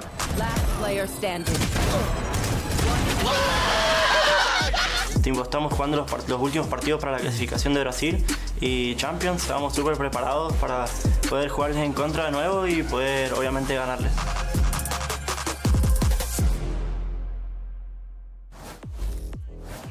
Welcome back to the Stage 2 playoffs and our second upper bracket match of the day. It's 100 Thieves versus Leviatán. So we're here back on the desk with Sully and Dryad. Guys, the stakes for this one are huge. The stakes on the stage for this one are huge. How about that? Because the winner will be making it to Sao Paulo, our first roadshow ever, and I'm pretty sure that's in the back of both of these teams' minds. Absolutely. The first ever roadshow that we're going to have in Americas, and both of the teams want to make it so bad. We just saw Energy be the first team to qualify and also qualify for champions. It is the same case for LEV. They win here, they make the Sao Paulo roadshow, but they also make champions. Absolutely. Now, this matchup, of course, also pits two former Americas winners against each other once again. But we just heard in that short piece there, of course, the last time those two faced against each other, they weren't the same team, right? So they weren't complete yet. Yeah, but looking at this, it's like a once upon a time kind of thing. Both of the teams qualified to a Masters back in 2024. So this is actually going to be a fun little storyline, and hopefully here, especially for 100 Thieves, a chance to actually topple Leviatán and make it to Brazil is definitely going to be a little bit of a boost for them to try to make it the champs this time around. Yeah, 100 Thieves making it to and winning that Stage 1 2024. For LEV, they won the Stage 2 2024. That's right. And a lot of different faces, but also some of the faces that remain for King, who was lifting that trophy, who lived that Masters trophy as well. And for the side of 100 Thieves, Cryo and Astro that have been from the beginning and want to make it to Shanghai once again. Yeah, now we talked about Leviatán and how they have been the defining source basically for this current meta that 100 Thieves are playing as well, but they both still have a little bit of their own style, at least within it. Yeah, I love the back and forth between the two in that interview where both of them are like, yeah, we do different things, but we do it better. No, we do it better. I think it's a back and forth between We have the best Phoenix. It's really fun. I feel like, at least in stats, I do have to give it to 100 Thieves. Asuna has been the best Phoenix, but also on the other side, I think there's different approaches because you have a really good Phoenix, but on the other side, you have a really good secondary duelist in Sato. Yeah, now for Leviatán, we just saw them yesterday, right, on the stage, and they did pull out something new as well. They added a Euro into the mix. What did we think of that? I thought it was super cool to see the look of Leviatán with the Euro, because if you look at how they play their attack side, everybody talks about the gate crash with the 5 seconds allowing for you to rotate a little bit more, but they were actually playing this map fairly slow on their attack side, very contacty, and actually using the teleports of their Euro to flash recon and also go for side execs. That was such a huge pain point to deal against for the side of MIBR, and they were not ready for that. So I think it's a different look in terms of how you want to add the aggression and pressure on your side execs, but still it's that TP that just catches a lot of players off guard. Yeah, being able to go for those retakes, and for Sato, what he was doing with the Phoenix when it came down to the retakes is using that utility for that for a little bit more of delay to make sure that the team is going to be ready for those fights, but for the Yoru, he's going to be ready for that fight itself. So I think that is going to be the biggest difference if we're going to see him more on that Yoru than the Phoenix, and I like that they're doing this. I like that they're moving forward. 100 Thieves is one of those teams that admitted to copying the composition that they were doing on Split, for example. Yeah. And so you always have that pressure of we need to be in one step ahead, or otherwise everybody else is going to be catching up. I don't think that 100 Thieves would be copying this type of style from Leviatán though, because if you look at how they exit, it was a lot of big timings from flashes to the recon. That takes a lot of time to master and a lot of time into the scrims for the team for Leviatán. I don't think 100 Thieves will have that time to do so, and you just play to your tried and true as well. Absolutely. Well, we love to see the evolution of those two teams and, of course, the individual players as well. I want to check in with the rookie sensation Neon. Rivington caught up with him earlier today. Neon, coming back to America, Lev continues to win game after game. But I want to know what you think has improved for the team the most after your Masters London win. Bueno, yo creo que lo que hemos mejorado un poco básicamente después de Master es que en cada partido que entramos al día de hoy tenemos mucha confianza y hemos adquirido mucha experiencia durante toda esta etapa. Así que yo creo que eso fue lo que más cambió, de que ahora no sobrepensamos tanto las cosas y como somos ya como campeones y cosas así, uno entra más como con confianza a la partida. Yeah, really, the thing that's changed the most after Masters London is we're coming into these matches like today with more confidence and more experience. After now we've become champs of Masters London, we come into it not overthinking things. Love it. Yeah, good luck today. Thank you. So Neon just talked about how they gain that confidence. It's just playing with that confidence and winning Masters London will definitely instill that confidence to move into stage one. And I want to take that example into how Leviatán are so good in mastering a little bit of that chaos, not only through the macro, but also through the micro. Let's start off with the macro though, actually. So we look at the timeout that was called by Coach Owner that calls these 3 ults available for MIBR. This then means that MIBR would potentially want to play a site retake because of the Steel Garden and also the Cosmic Divide. So that means the extremities should be weak, so they could leverage now the combination of the Phoenix ult and the Hunter's Fury to really take extremity control. So let's see how this plays out. So far, things are looking out well for both of these teams out of timeout. You have now a 1-3-1 scenario from MIBR to try to punish Neon at the bottom, who's been a pain on their side for the last 8 rounds.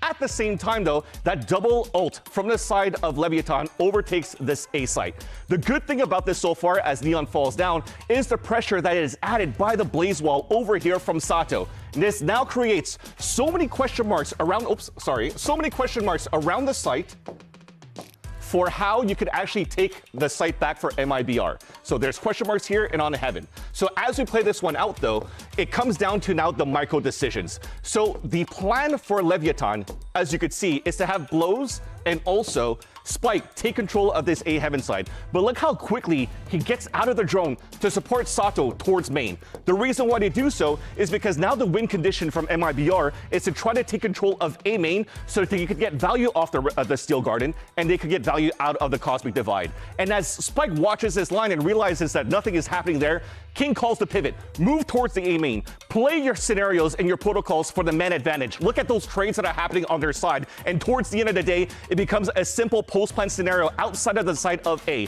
So if you're actually 100 Thieves at this point, you have to make sure that under the chaos in these micro scenarios, that you're going to be confident in your decisions, in your calls, so that you can fight toe-to-toe against Leviatán. If not, this game is going to be over. Just like that. Thank you so much for the breakdown. I think if 100 Thieves has shown us something in their last few games, it's that they are quick to react. Of course, there's a lot of pressure because there's a lot at stake in this very game, because they're just on the verge of making it back to the global stage, and making it to Sao Paulo will get them literally within striking distance of champs. Yeah, and the fun part, at least for 100 Thieves when it comes down to the chaos, is that they've been talking about having a little bit of that performance coach to be helping them out in terms of communications. And that also helped them going into here. Yes, they almost slipped to not make it into skipping into the playoffs from the play-ins, but if you're looking at how they're currently playing so far and how the comms have been so far for 100 Thieves in all of these matches, it's been so clean. You remember Asuna like last year?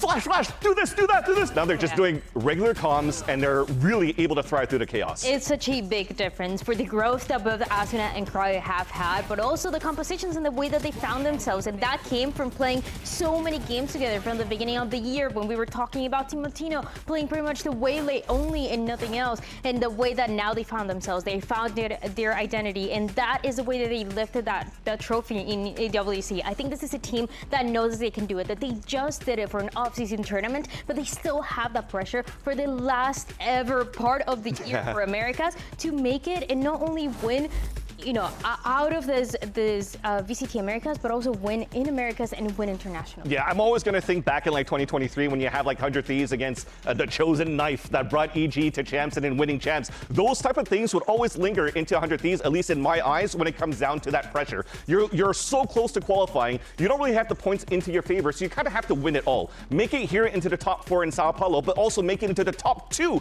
in Sao Paulo to make it into champs. And when it was so last minute, it was so close for them to make it, they just slipped at the last minute. If that recurs and that returns against a matchup against Leviatán where it's like, oh crap, the confidence that we brought throughout this whole stage is now creeping back up on us, where we're not able to take advantage of our confidence here to win these games, I'm going to be afraid for 100 Thieves. Well, they've been looking confident all day long as I've been sneaking around and look at what the players are up to before their match. Let's actually send it over to Riv and hear from Asuna ahead of today's match. I'm here with Asuna ahead of their big LEV match today, and I ask you, you guys are no strangers to starting here in the upper bracket of playoffs, but that first game seems to send you to the lower bracket. What's different this time around? How are you going to stop that from happening? I don't think we've ever topped our group, so coming in as the first seed is a big confidence boost, and on top of that, we just came off of an international win, so we're also feeling very confident again, and should be an amazing game against LEV. They won Masters and we won EWC, so it should be a grand final kind of match. Can't wait to see it. Awesome stuff. Thank you, Asuna.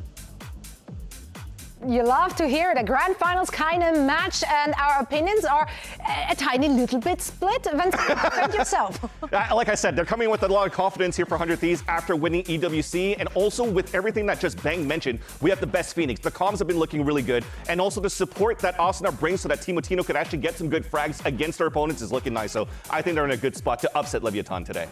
Absolutely. We'll see if they can make it happen as we are just waiting for the teams to get on stage. Was it an easy prediction for you? No, this one is very 50-50 for me. Should have won 100 Thieves with me then. This is amazing countering. I'm a little scared. Yeah, well, don't be scared. We're going to find out who's going to come out on top in our upper bracket final. Everything is on the line, so let's send it down to the stage to get this one started.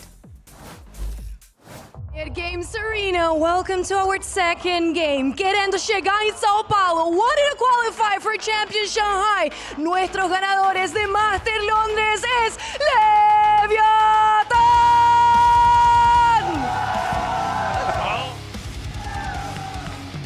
Leviatán, the Masters winners, and now looking to not only make it to the first ever road show in Americas, but also to make it to champs. For most of these players, they haven't touched the champion stage just yet, and they dream on continuing to have this dominance coach owner talked about it. The plan with this team is not the short term, it is the long term. It is keeping this team that won a trophy together so they can keep winning together, and they are taking all the right steps to do so. They reinvented the meta, they made everybody change and adapt to what they were doing, and now they're once again trying to be one step ahead. This team seems to be unstoppable, but if anybody can take them down, it's going to be the 100 Thieves.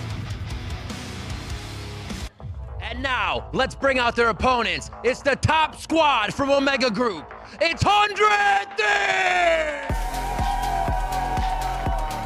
For sure, the Riot Games Arena fans are behind 100 Thieves right now. Being a 100 Thieves fans, it's difficult. It's been a roller coaster ride of emotions since the first strike going into now, but I feel like going into 2026, this is actually the best look that we've seen since that first strike win here of 100 Thieves. The missing pieces to try to make this complete. The return of Bang to be back with the core of Asuna and Cryocells, where they found the results to qualify into Shanghai back in 2024 at that Masters. They want to right their wrongs with that. And with the addition now of Vora, a rookie IGL in my eyes when that came forward with TSM, with NBS as that coach, it seems as though the old guard and the new guard, the different aspects and outlooks of these two squads meshed in together quite well to define their own meta. It may look like you're copying a little bit in what LEV does, but they found their own play style with the Phoenix as well. Yeah, now we talked about already, right, how they have a very similar play style. So let's take a look at these maps. Leviatán is coming in with Lotus. That makes me happy. I kind of hope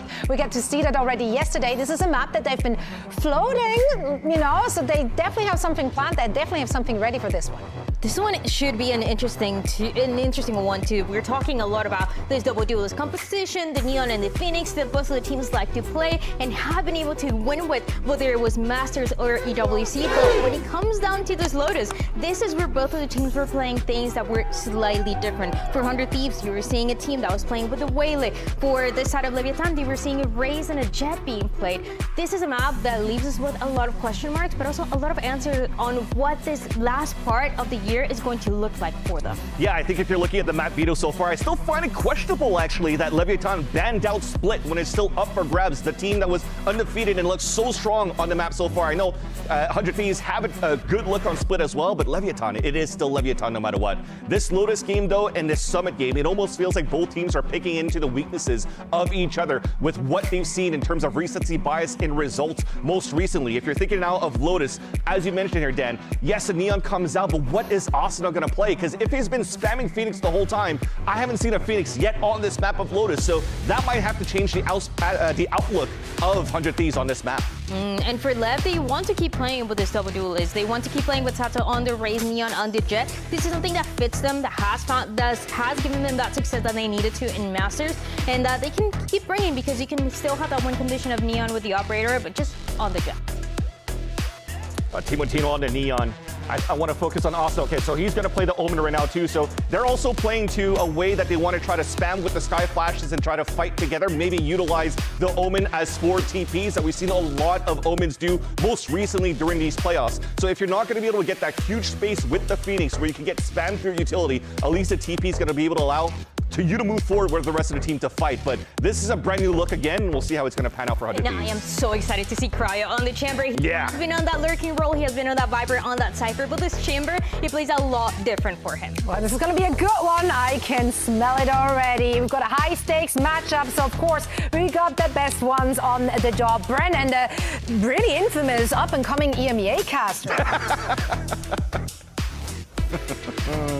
Yeah, I'm very generous. I'm showing him the ropes. They'll never let me live it down. We've given him a great game. I go away for 1 week. Yeah, he goes away for 1 week, but here we are. This is it. Leviatán, 100 Thieves. It is an unbelievable matchup here to decide and define who is in our top 4 to head over to Sao Paulo. And not just that as well. For Leviatán, it's that double booking. If they win this match, they are going to be booking that ticket to Champs as well. Just by the nature of the Champs points, won't be able to get knocked out. But for 100 Thieves on the other side of things, quite a simple metric that they have to work towards. Every single win matters for a chance of redemption for this team. It just makes it more and more likely that they'll do better and be able to secure that position. 100 Thieves, there's such poetry here. This core in partnership begins in Sao Paulo, playing at lock-in. They peaked in Shanghai. What are the 2 events that are just on the horizon? Both of them, they could be returning with trophies to play for. It's a microcosm of their entire journey so far in partnerships ahead of them on the road.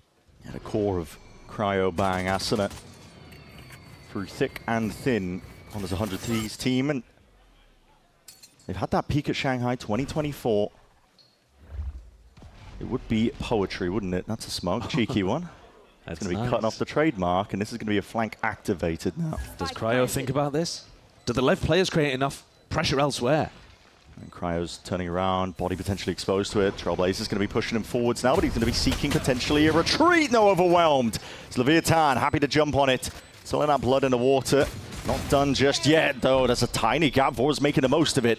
Sled does have angles to work around here. Time still being bled off the clock. Paranoia sweeps. Shots ringing out. It's Neon who's finding it. And Timotino looking to just contain. It's a good Paranoia.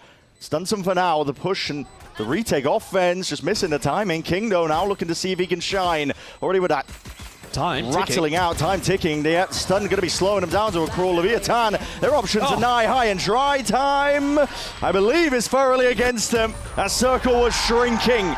And 100 Thieves earn themselves up a pistol as a result. Too slow from Lev there, coming through the flank. It's a nice idea.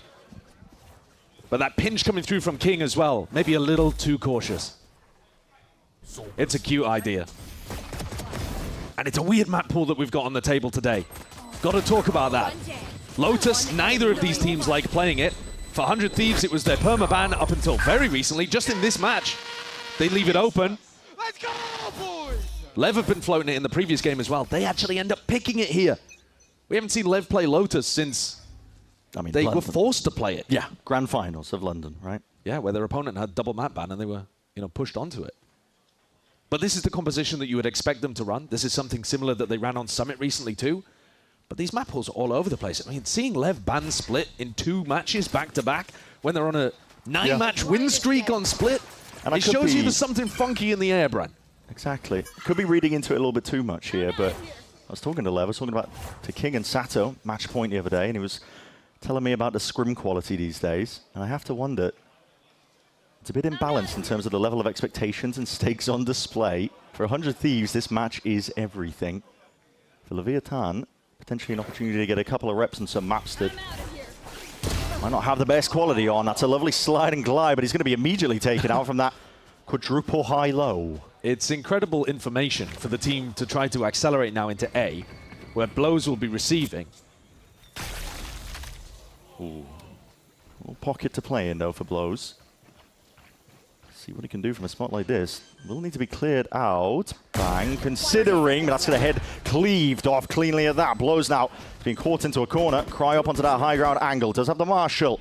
His players are softened up as anything. Tries to step forwards, but the Paranoia is good. Neon a little bit better with that Bulldog that was handed over. Offloaded now. Leviatán surely not getting this one done. It's looking more and more likely. Circling and swirling, biding their time. It's 100 Thieves, the ones left stewing. Hansi here, pot shots ringing out, a couple of flashes too. Hoping to push players off and away, weaving in and out, a bit of random spam, that might just do the job. Smokes now to dissipate, moving forward to the right clicks, but it's all Neon. Down to the bitter end. Final few moments, thrifty win here for Lev. And this time they've got plenty of time on the clock to be able to close things out. And that is a massive thrifty for Lev to be able to put up after they were so close to winning the pistol in the first place. What a monstrous toss away of an opportunity, though, for 100 Thieves. Timotino's giving them all of that information. And then for these two players to die in these spots over towards A, isolated, one over towards Pit, getting right-clicked, and then one on Heaven, getting caught by a Paranoia. Not good enough for 100 Thieves. Here, hold those angles. It is a game that matters so much for 100 Thieves. In theory, they can still make it to champs if they don't make it to Sao Paulo, but let's be honest. You're playing to be able to make it into that top 4, to be able to fight for an America's trophy, and to be able to secure a champs position while it's in your hands, and you don't have to worry about, well, is this exact scenario going to play out where the points get us in? You don't want to be looking at spreadsheets. No. Taking the matches when, as you said, destiny is in your hands. Already a rough start, though, here for 100 Thieves. Lev just feeling like they are, as we were mentioning, toying with them a little bit when it comes to the map veto. Trying to test themselves, really, before they get into the heavier matches in Sao Paulo and beyond, potentially here. The Thorn's going to be deaded off. Cryo's made into mincemeat. Like a stack of bodies here, trying to overwhelm here with the pistols. Sheriff aim intact. Bang. Reciprocates, but he needs a few more. That is lovely work. The plan now going down. Safety in numbers, 3v3. Bang still press forwards. He'd love access to that gun, but it's being guarded for now. Him versus Neon, though. This is where he is lighting them up. Making a Sheriff sing. Stylish here. Spike eventually finally brings this guy down. And up down, there it is. Timotino, he's taking out King. Leaves it just out of Spike. Fake with a TP. Act like he's crossing this one all the way up. The rifle potentially playing a part of it, but Timotino's got one of his own now. And this is it. This is where it gets awkward. Spike trying to get that extra info. Swinging wide, trying to find a fight at 1v1, but it's all Timotino. Answered straight back. Oh, this map is going to go back and forth, exchanging the lead from one hand to another on the basis of these thrifties. As much as I was giving 100 Thieves criticism for how they played the post plan here, Bang has found some beautiful ones on LEV players who are just trickling out one by one now. And the LEV players are confident. They think they can win those. Oh my god. Yeah, they're feeling it. Look at what it means. The energy is sky high for Timotino. Whole squad has a tension in the air. You could feel it when they were sitting down in their seats, settling. As I was saying earlier, this is like a grand finals level match. Yeah. I mean, that's how confident 100 Thieves are about their quality within Americas, but also the respect they have about Leviatán, who it's kind of hard to argue they don't look like the best team in the world. And maybe you could talk about NRG because NRG beat them, but never got the Masters Trophy to prove it. Exactly, yeah. And the win rate is astonishing. Leviatán, it's been hard to stop this team at all. Here, a couple of bodies in the right places, but 100 Thieves, they got the util to match, and TP away. Spike's going to be brought down as a result of it. But if you were going to be able to beat this Leviatán team, it would be through unconventional map picks like this Lotus, which is unpracticed, untested. It was Lev's map pick too. Yeah. Yeah. It presents an enormous opportunity for 100 Thieves to get a win at the best possible time in their season to be able to overtake somebody like Lev. Turned right around. So far, series not gone the way we really expected. Standard affair. Well, at least this one wasn't the thrifty. Yeah, it is. Well, exactly. Yeah, went the way that we did expect here. Flawless for 100 Thieves too.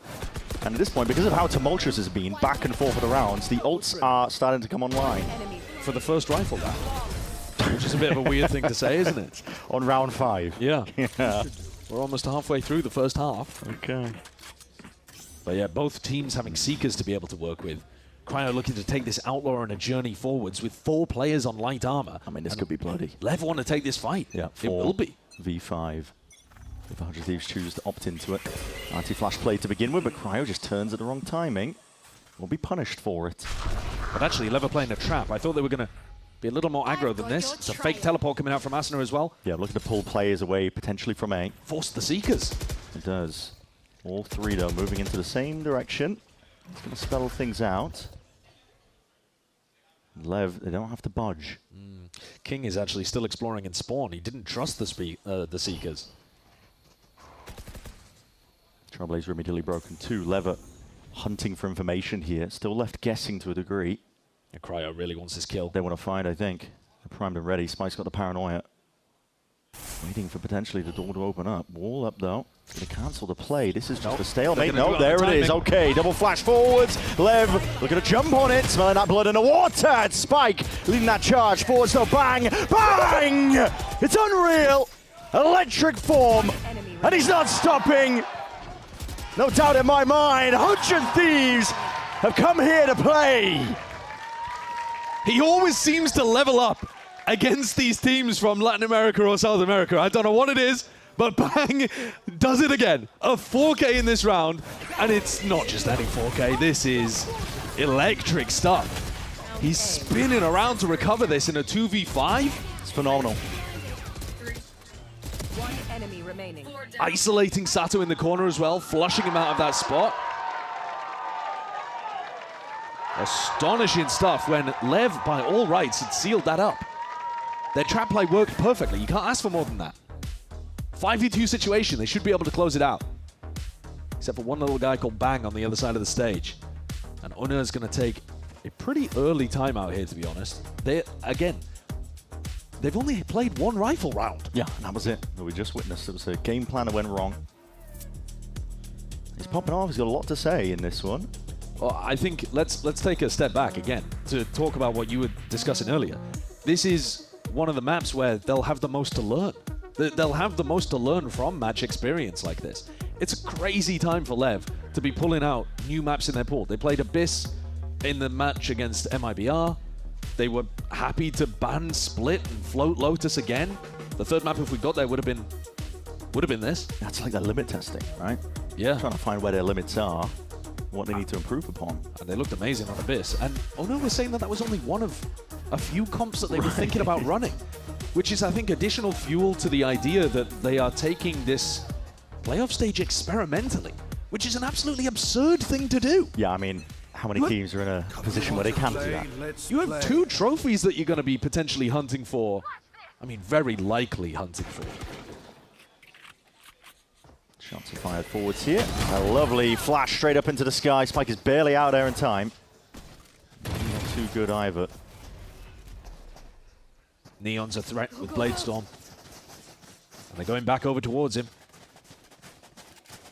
100 Thieves don't like the smell of the stack on C. But Neon is such a threat all on his own. And he's got that full armor as well. He's an exceptional player. Might be overwhelmed though. Let's see what he can get done here with the Bladestorm in hand. It's pure patience by 100 Thieves, potentially waiting for the cooldowns to come back online. This is where Sato was playing and he got flushed out by the snake bite. Yeah, they made a lot of noise. Door opened up. Flash as well clears some level of this one. Fast lane will give you a path to victory potentially, but Neon's still on the count of 4 up onto the corner. Snapping to the craniums, but he's just ran out of blades in the end. Spam down from afar. It's Bang that's got that covering angle. Timatino, though, is immediately going to be going down. Decapitated. Rifle offered up. Now potentially some danger lurking. These are 3 players all corralled into a corner. Switch has to be hit there just to get some more positioning. Push back out. Vora's looking to see if he can cover some extra angles, but he's the one taking a 5 blows. Looking eager to see if he can square up. Forwards and around. The pit does still spill out. It causes issues. The tap. See what the next level of things is. There's a bit of spam going that way. The shorties! Asuna! Putting them into a blender. Nasty shots by King, but time is ticking. Got to pick up the upgrade now, and I think he's realized it. Not enough to work with. Still plenty of damage done. But another round accrued up here for 100 Thieves. Nevertheless. Definitely some danger towards the end, and it's going to be expensive, like you say, but I think 100 Thieves will just be happy that they put a 5th on the board. 5-1 up here against LEV on LEV's map pick. However much that necessarily means in this map pool, we'll see. But that was LEV on the Thrifty. And now LEV get rifles back and op back in the hands of Neon. Looking to open the door over towards Tree. 100 Thieves have been pumping mound pressure and then going back to A lot. I wonder what Vora's plan is in this round. Cryo's been using the Outlaw, the Tour de Force, and now he gets an operator back as well. Here it is. Similar setup here with a one-way. Listen in, 100 Thieves have got a lot to deal with here. No one rat. I don't see anything yet. Wait, he could be alpha. Alpha dead, alpha dead. Guys, we ought to pick. Take C. Take C right now. Let's go. Wait for smokes. Get up, there's 2A still, guys, yeah. Blinded. Dino. Team, I'm burning front bend. Wait, I'm burning pillar. He's top site. Nice. I'm gonna post water. I have water. Titan. I have spawn. I'm gonna post on cheesecake, boys. Cheesecake. Only one water. Max. I have spawn. Guys, they have no smokes. We can play out too. They have Raze ult. Matt, can you try to? Yeah, I'll try. I'm facing spawn. Saving for Matt. Do you have a flash shot, John? No. Okay. Smoke in one. They're probably saving. Sean, can you hunt early? Whenever you have it, just flash off me. Yeah, it's in 30, bro. Jet had the Should be in 10 centuries. Yeah. Well, sure, bro. 10 centuries is fine. I don't even care. You know, I got all the time in the world, you know what I mean? They're about to save, I'm chilling here. Can we hunt? Yeah. They were opping, right? Yeah, Jet was opping. That's the read. Someone save with the bomb. He was I'll save bomb. 100% I'll save bomb. You guys go on. You're a good kid, Jordan. Yeah, I'm a good guy. I know. I'll save the bomb. He was rubble last time with Gal. Oh, I did the thing where I'm jumping. He's vent. 40, close to you. Still close. Close up.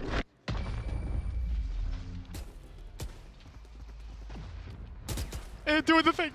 Just trying to steal away a couple of these guns. They couldn't get it out of Blozin's hands, but decisive comms, the communication from 100 Thieves, they're locked in. Yeah, it was a little bit chaotic when they were actually hitting the site, but they're very forward-thinking about a lot of stuff. And you hear them simplify some of their communication by using these, like, pieces of jargon, basically. I love, though, the idea that, you know, they know that there's a showstopper on the other side. If Sado comes, they need a plan for that. So Cryo's going to get posted on a deep angle. They're asking him to do this. It's not just Cryo setting up. Let's see this brawl. Lev need an answer. They definitely do. Currently down 5 rounds. Slower play here. Preemptive now, but that's going to be the showstopper offloaded. Cryo. It's in a dangerous tiding, dangerous position. Overstaying, and he based out a shot anyway. Oh! Sato! What a point to make. And what a punishment that he's put on 100 Thieves. An ace denied, but the damage is done. Utterly world-class moment from Sato. We'll talk about it, though, in a moment, because Arsena's still trying to scrap this one out. Still trying to play into this one. Hail of bullets. Deep TP forwards. He's getting tricky with it, but it's not tricky enough. Dude, love the way that Sato has played that. He's holding onto his showstopper for so long because he knows that Cryo is going to take that teleport. And so he's trying to hold it so that he doesn't waste it on the chamber. And look here, he's faking it. In the end, he has to go for it. But he's still ready for exactly where Cryo's going to TP out to. And the flick onto the second player is disgusting. Reminds me of Blow's 1v3 that he pulled off on Haven against MIBR.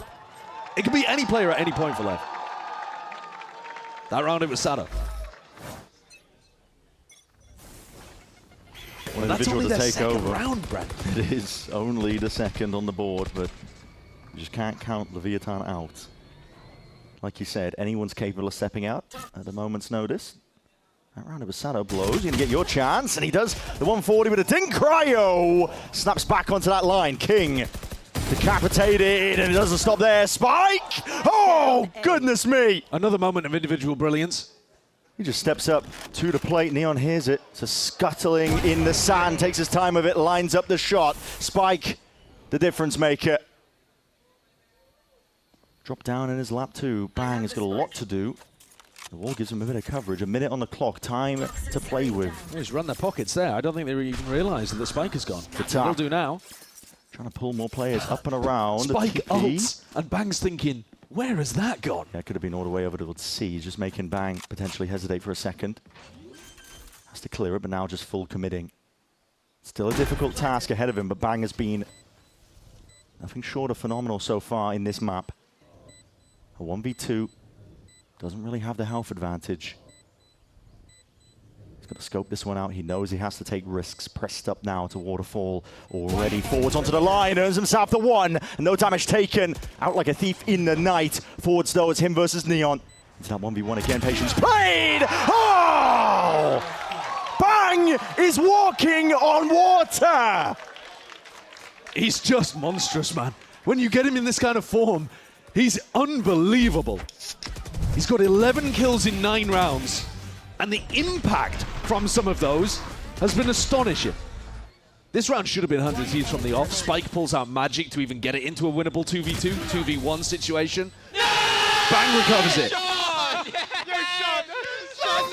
To put his team back on even ground with the Red Bull clutch, up 7-2.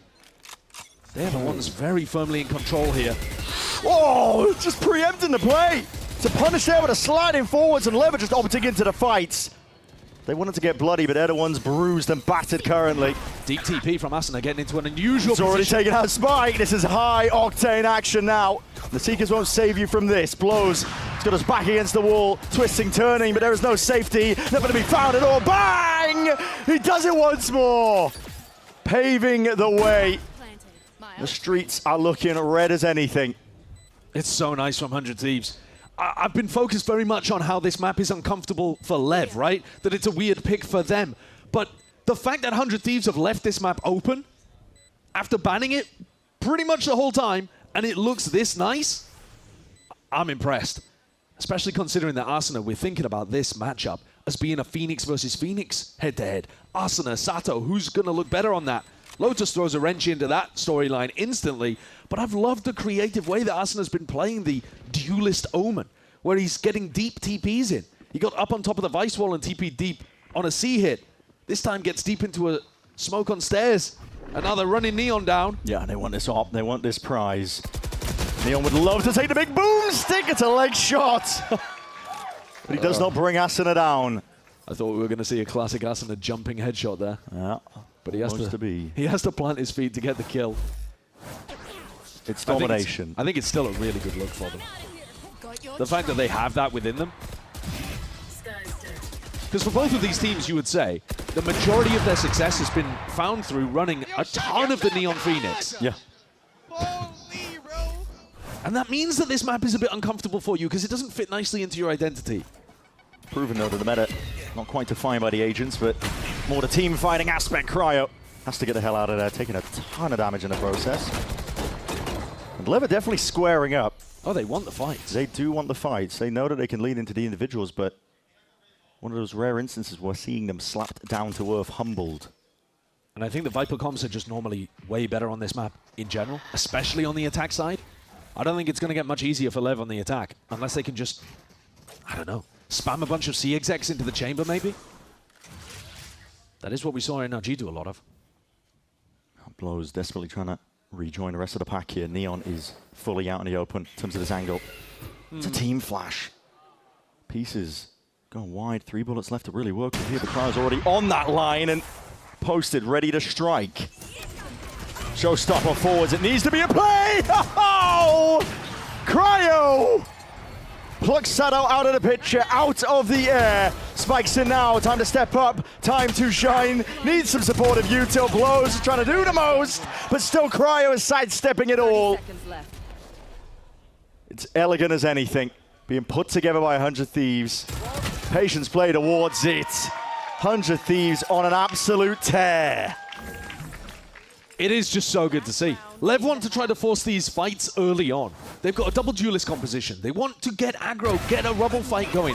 Get Neon and Sato in positions where they can take these duels. And instead, 100 Thieves are slowing down the tempo. It's a minute into the round when this engagement happens. When Cryo plucks Sato out of the air like a clay pigeon. And it's just so uncomfortable to hold these A spots hidden around corners, worried about the operator when you don't have a Viper wall. The Viper on defense allows you to put it up and reposition. And LEV can't do that with this comp. Big push back. Sato is punished. Once more and again. Clean as anything with the movement, looking to see if he could put the hurt on a potential solo play, but it was covered by Asuna. Both of these duelists for LEV want to take fights. And 100 Thieves just have to hold and stop them getting that value. Waiting for the game to come to them. TP as well. Makes it awkward. Tricky engagement. Neon is already going to be brought down to 39. That is a ridiculous snap. And flick of the wrist. Still, it is answered in kind.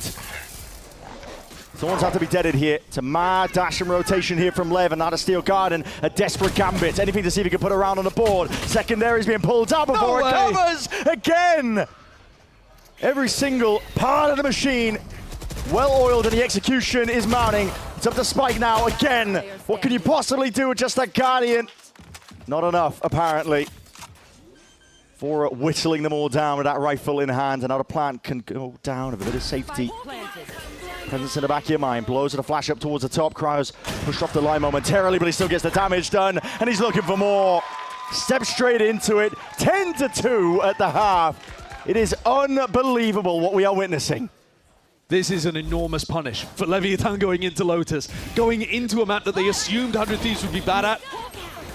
The coaching staff of 100 Thieves has been immaculate all year at giving them ideas of being able to get them up to speed all across the map pool. What is happening in this game? I'm too old for this. But it's 10-2 up, and 100 Thieves are looking great on a map they don't normally play.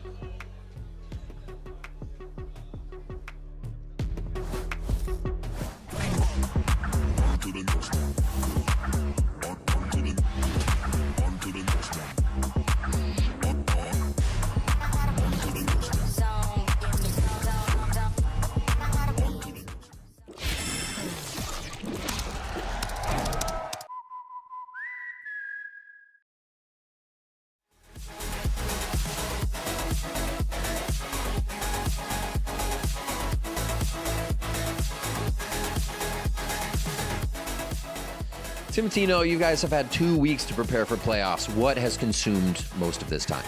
Ooh, I mean, today we're going to play Lotus, and we have a surprise on Lotus. I can't wait to play that map. We're very excited to show what we have on Lotus, and yeah, I mean, the rest is very standard. Cool. That sounds like good work over the 2 weeks.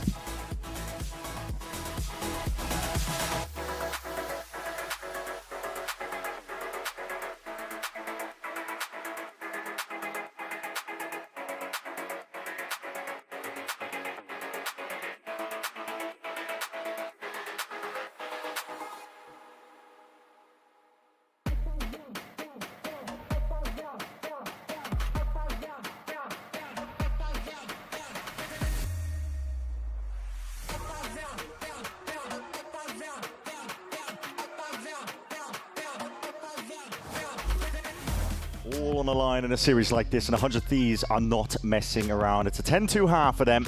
They're up massively, and they are playing for that chance to book a ticket to Sao Paulo. It's where the year began for a lot of these partnership teams in 2023, and not just that, beyond even. A chance to potentially go all the way to champs. That's what this year has been all around and all about for this 100 Thieves squad. They're very familiar with it, the core of them in 2024. Yeah, they've got special memories in both of those places, don't they? Being able to make it to Shanghai as the Americas winner that time. Their opportunity to lift the trophy and represent as the #1 seed. Could it happen again? Trim broken. And immediately just a burst play. Bang is going to be swiftly overwhelmed unless he gets some help, but he's positioned lovely. Just looking to absorb most of the aggression. Concedes up the space. Going to be read out here, and that's a full plant down. And the entirety of Leviatán are trying to fight this one out towards Waterfall, and they are swiftly overwhelming, but Bang is still there. Bringing them down, at least 2 falling. Feld in motion now, 3v3, and a positioning potentially not quite ideal. The flash doesn't even cover it. Asuna, not blind at all. Second layer of things now in that Trailblazer, but watchful onto the flanking is going to be dealt with. And now another tap still. Blows nose. Is that fake pressure? ISOing the fight. It's all Timotino. With 1 HP. 100 Thieves managed to put a pistol on the board that really should sign this map off to the history books. There should not be a chance for LEV to get back into this. They'll have to force. They're down 2-11. But they have looked outclassed here on Lotus. And if indeed it was an opportunity to take a bit of a different direction and see if you could beat 100 Thieves on a map where both teams have less match experience, well, they have been punished heavily for that. Oh, yeah. One of the first obstacles you've got to get past to play against a team like LEV is the mechanical aim, the individuality that's on display. Timotino forwards, they are getting absolutely mauled and crunched. The paranoia is instantaneous. It is a reaction that is straight on the mark. Strikes true to the heart of LEV. 100 Thieves staring at defeat. 100 Thieves look remarkably prepped, Brad. I mean, the fact that they're going and taking mound control, tapping the door open, crunching them. This doesn't look like a team that would be banning Lotus or Lunch. No. This is a little bit like seeing LEV be good at Abyss in their game against MIBR when you're like, oh, hold on. I've got to reassess things here. Yeah. This team is scary, and they can play maps that I wasn't sure they had under their belt. It's going to be 4 spies from here on out, but it would have to be 10 in a row. 10 opportunities for 100 Thieves to take the lead. 100 Thieves are just looking more than prime for it. Now Timotino! Yep. Just turning and shredding them into mincemeat. Feeling preordained, this map, with the way the 100 Thieves are playing. And patience called for at the right times. Bang doesn't get overzealous. Doesn't overextend, just calls for reinforcements. They know it's within their grasp now. Timotino, the one to potentially slam this door straight shut. Bang over the shoulder. It's a 13-2 finish. Clinical is the word I'd use to describe it. And Bang keeps up that performance of over a kill per round. His individual level, phenomenal. The Viper comp in general, excellent. I did not expect us to be opening here with 100 Thieves wiping Leviatán away. I'm sure LEV have still got more in the bank. I'm sure we'll see it as we look forward towards Summit and Ascent. But with the map pool being so strange, you're looking at maps like this as a real trendsetter for how a series may continue. And 100 Thieves turned up to play. They turned up to play and more. I mean, one more map is all it's going to take. It'll be 100 Thieves booking that ticket to Sao Paulo, that top 4 spot, and potentially beyond. That Champ Shanghai skyline in sight as well. The way that they're playing, nothing's in doubt.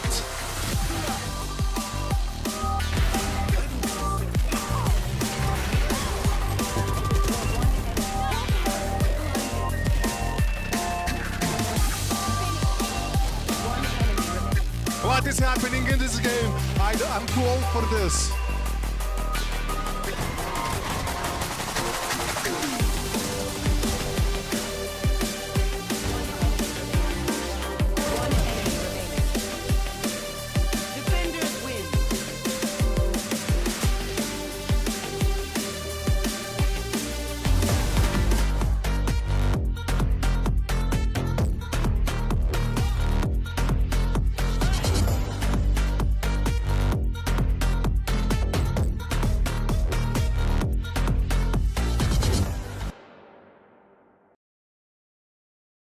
Want to find your fastest server every time? Express like a pro and optimize your connection in one tap. Express and game without ISP throttling. Express and shield yourself from DDoS attacks. Express and choose the VPN trusted by gamers everywhere. ExpressVPN. Experience gaming the Express way. Fast, stable, competitive. Outplay the world. It's time to Express. Unlock free cosmetics, including Lightning Kicks Buddy and more. Scan to subscribe.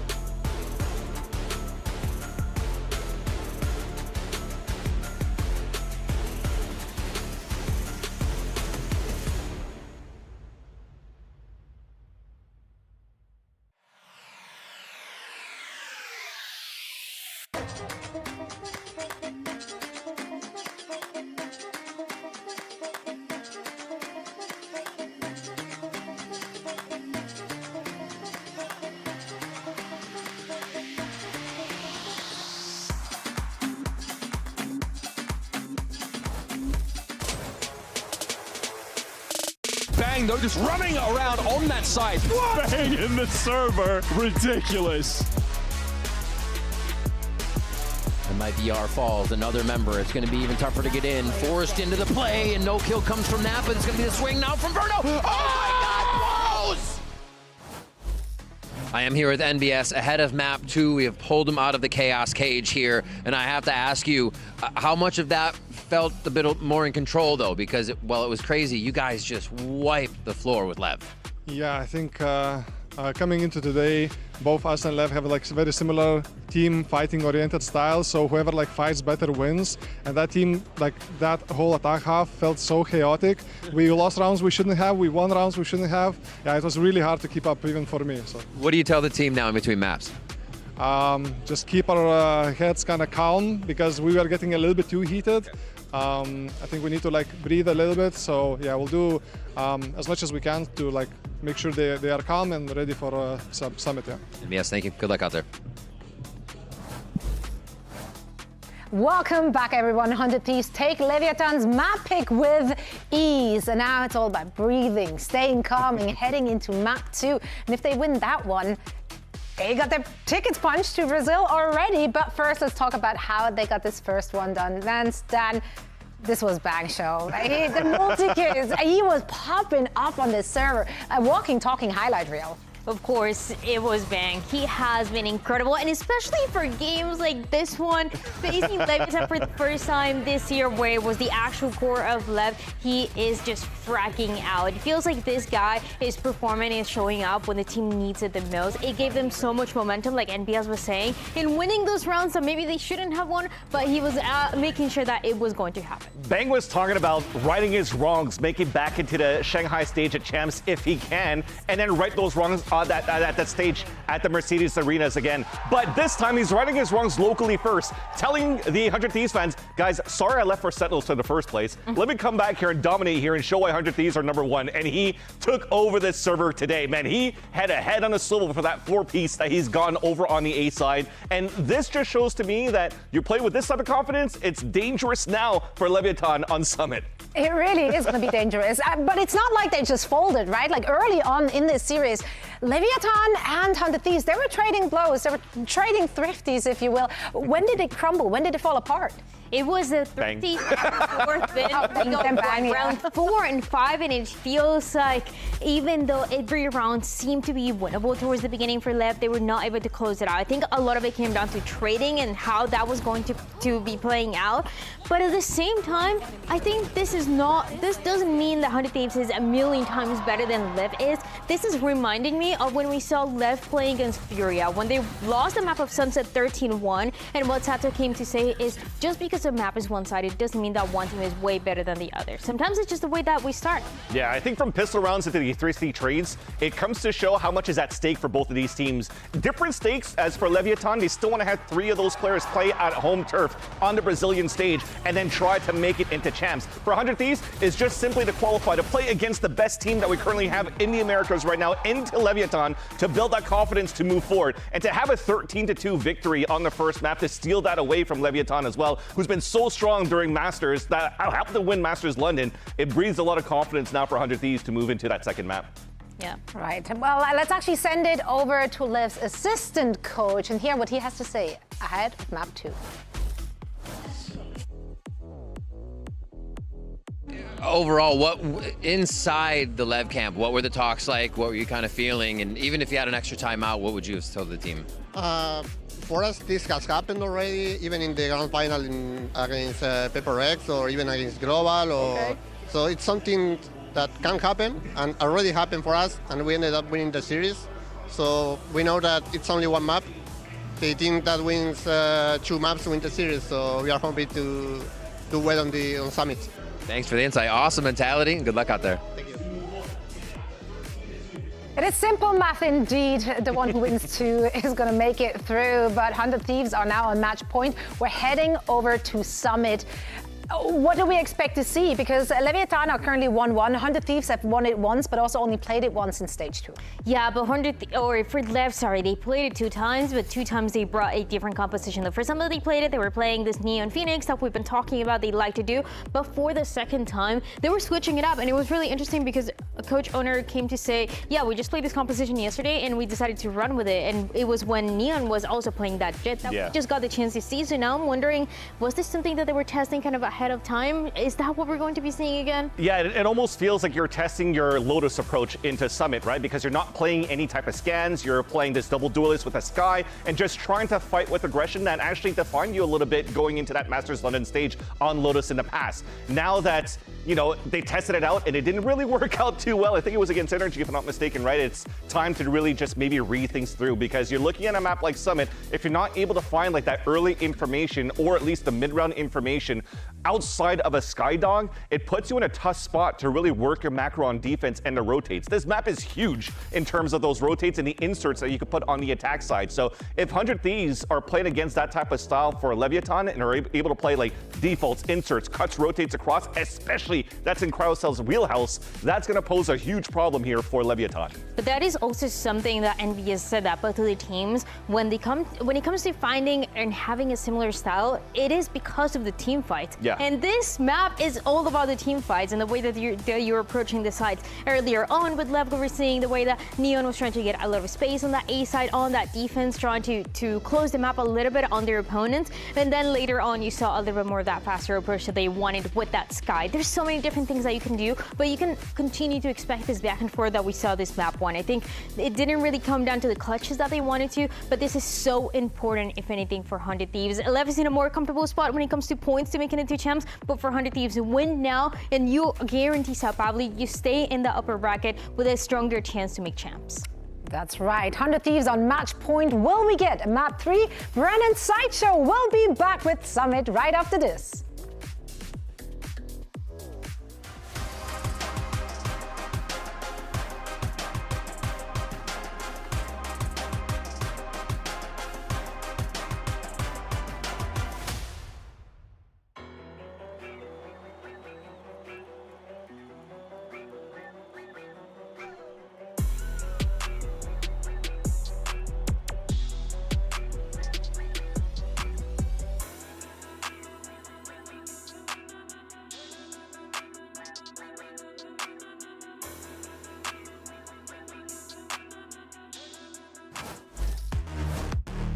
Let's get straight to it then. It is currently 100 Thieves leading by 1 map in this absolute stellar series that we are witnessing.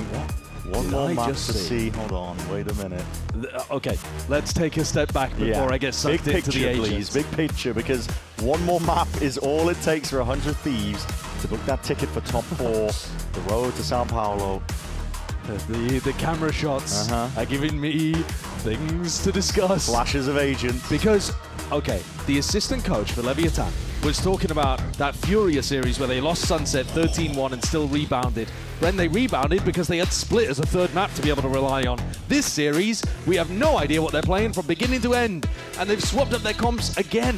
100 Thieves are playing a composition that they know, that they've taken from Breeze, which was, you know, an incredible map for them. That worked phenomenally. I really like 100 Thieves' approach here. LEV, this is their 3rd different comp that they're running on this map, when Neon is playing Yoru.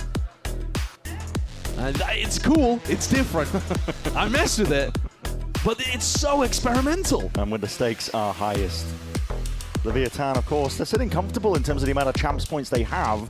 They can afford to be a bit experimental, but they're not locked. They're not locked. It's not 100%, it's not a guarantee, and to get sent down into the lowers, you are risking potential doom and defeat in many more ways than just this match. And even if they win here on Summit, they haven't shown their ascent across the whole of Stage 2. Yeah, this map pool is bizarre. Ridiculous, which is why we were talking about it so much during Lotus. But it's gonna set us up for some excitement, because you don't know what to expect. How good is Neon gonna be at Yoru? How well are they gonna be able to play this composition? Is Sato gonna take over on Omen? There's so many. There's just so many weird things to discuss. Unknowns about, and we're not even going to be treated to that Phoenix v Phoenix head-to-head. And they robbed us. Gearing up for that one, we got robbed, didn't we? Frankly, we have been robbed. If they don't do that on Ascent, I'll be putting in a complaint to management. Because the idea that we have Sato playing against Asuna here, 2 of the best, absolute, world-class, unbelievable secondary duelist Phoenix players, and we don't get to see them in the head-to-head? Asuna the first to bring it out here. His stats have been utterly ridiculous across this stage. It's been the high point of his long career. Here it is. Fist bumps exchange. Sato out of his seat, trying to get a bit of energy injected into the crowd. Summit is where we are staging the battleground. Timer will tick. For our opening pistol round here, LEV have to put their best foot forward, and we're witnessing unconventional roles. Hell of a gambit.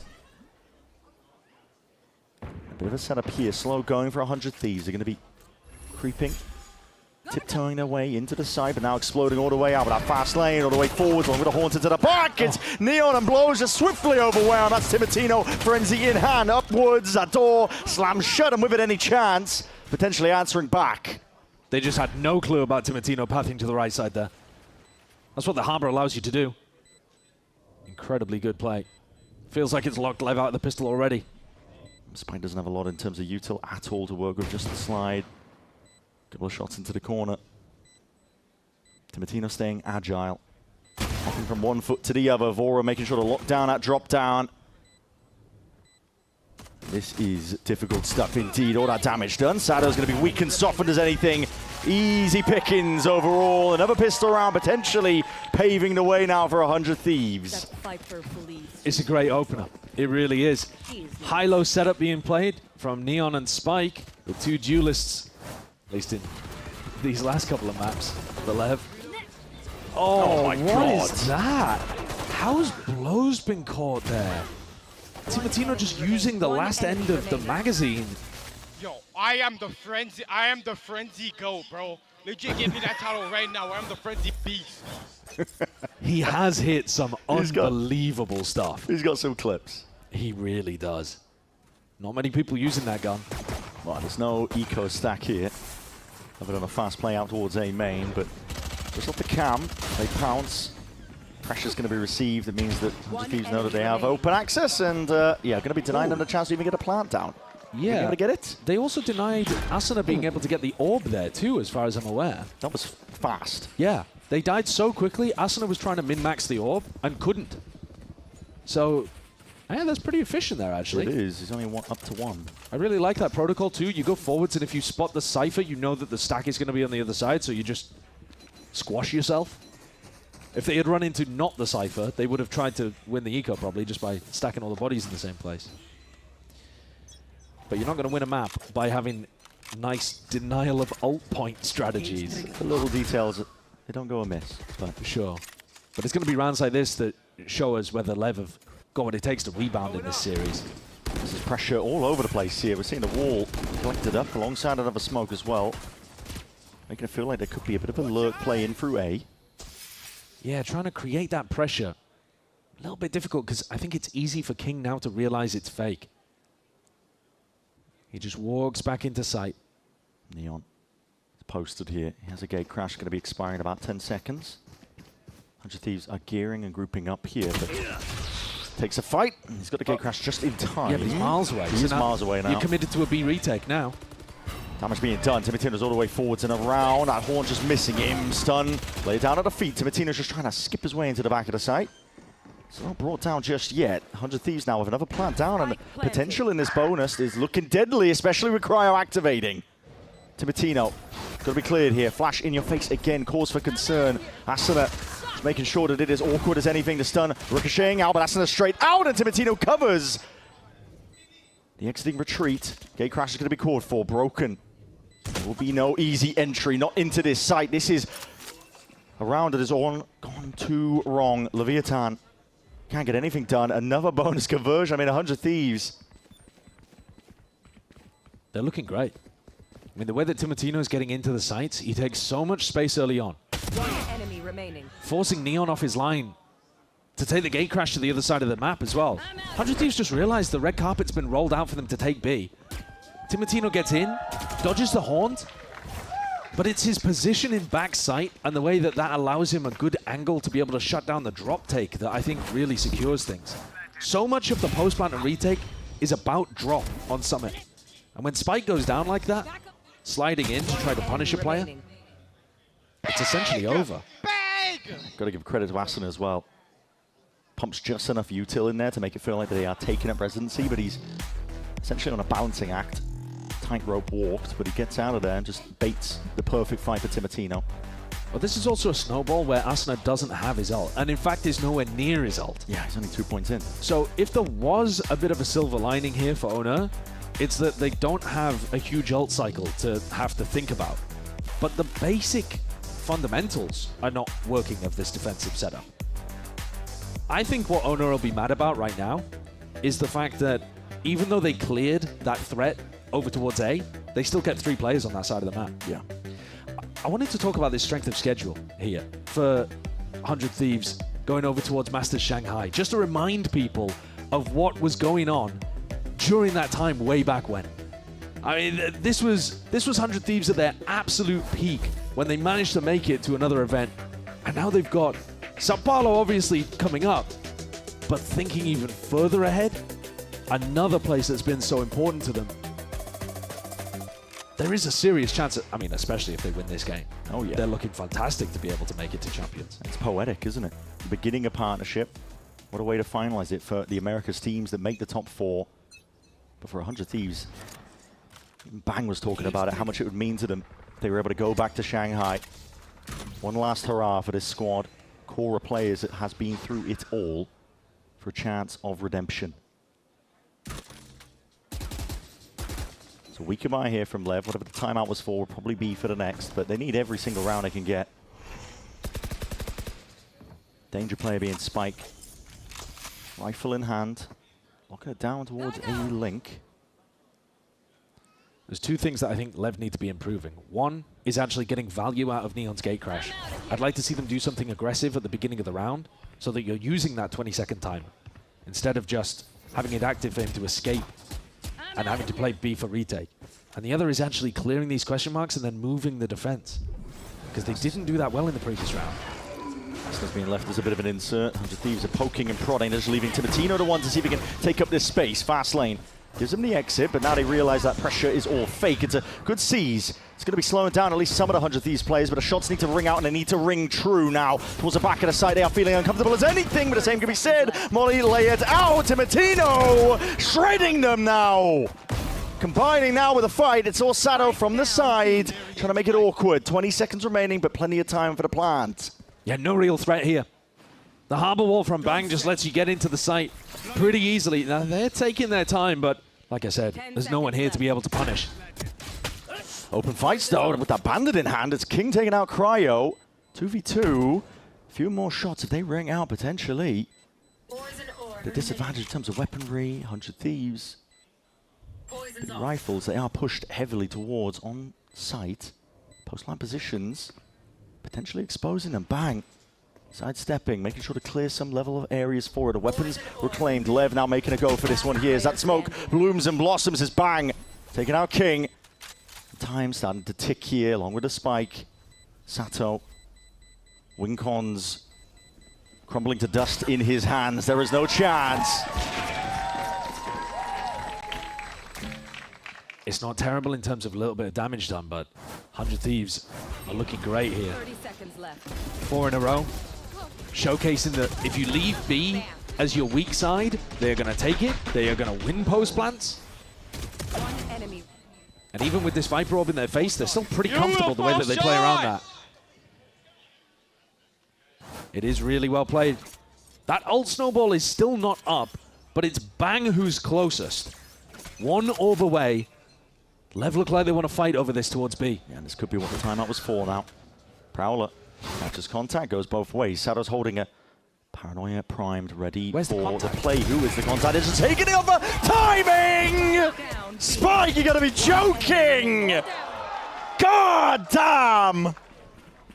Well, that's a shift of tempo. That is absolutely flawless.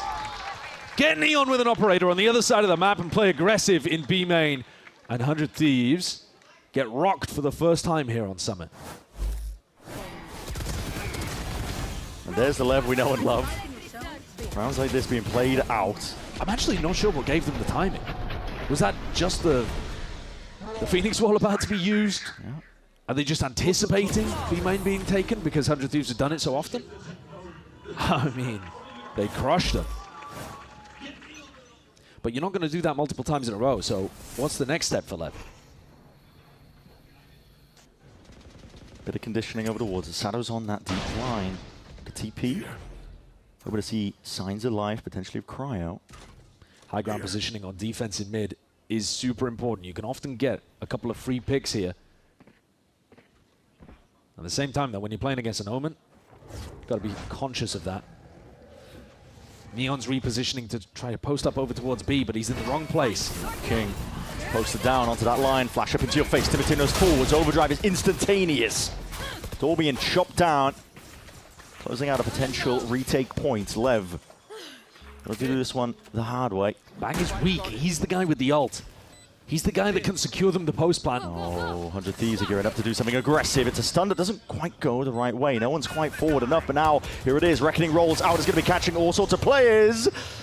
It's going to see them pushed back. It's Spike with good util. Sidestepped over from the Storm Surge. They're still trying to gear up, but they are ground to a halt. It's Brute Force is the name of the game. Timotino at least finding a one. The bait and switch. Not fooled by it. Spike still hammering in the bullets, hammering in the shots. And Leviatán for the first time in a while, still finding their footings, but it's all up to Vora. 1v1 now, him versus Neon. Operator in his hands, and now the time has bled fully off the clock. No chance whatsoever. 100 Thieves, they earn up another one. 5th round for them, add it to the tally. The post-plant theory is so nice there from 100 Thieves. I love the proactivity. They lock these areas down, getting pushed up deep over towards Cave. And then also having yard control. They forced the fight forwards with the Harbor ultimate. And it just took so long for LEV to chew through this. There was no space given. They had to fight for every inch to be able to get back in. And by the time it came down to a 1v1, there was nothing left on the clock. Neon's been in the wrong place for a lot of these rounds. Now he's going to look to take an early peek on A. Aggro through A main. Potential with the bait and switch here. Prowler spotted, making it feel like they've just given up A control. That could lure Vora. Prowler gets broken. Spike. Okay, we're going to see a fight taken on the other side of things. This is King being squashed. 100 Thieves preempting it, but Spike trying to get ahead of the curve once more, putting a stop to it. He had to make a play, had to press forwards, but now he slows it down, but speeds it up. All at the right timings, but sidestep by Vora. Doesn't give away the game. Good patience called for. And just a fight taken at the wrong timing there for Spike. Thought that he got away with murder. Knife's going to scatter forwards, gives peace of mind for 100 Thieves so you can pave a way towards A. It was immaculately played by Spike up until that moment where he turned around and showed his back to Vora. And now 100 Thieves are back in. And there's nothing stopping them from going and taking this A re-hit. And the post plant is where they've been most successful. They're lacking tools this time. The longer they take to get in and get the spike down and set up their positions, the closer this net from Leviatán is going to get. Gives them way back in. Lev in the midst of all of that, we're calling for a bit of a re-clear over towards B.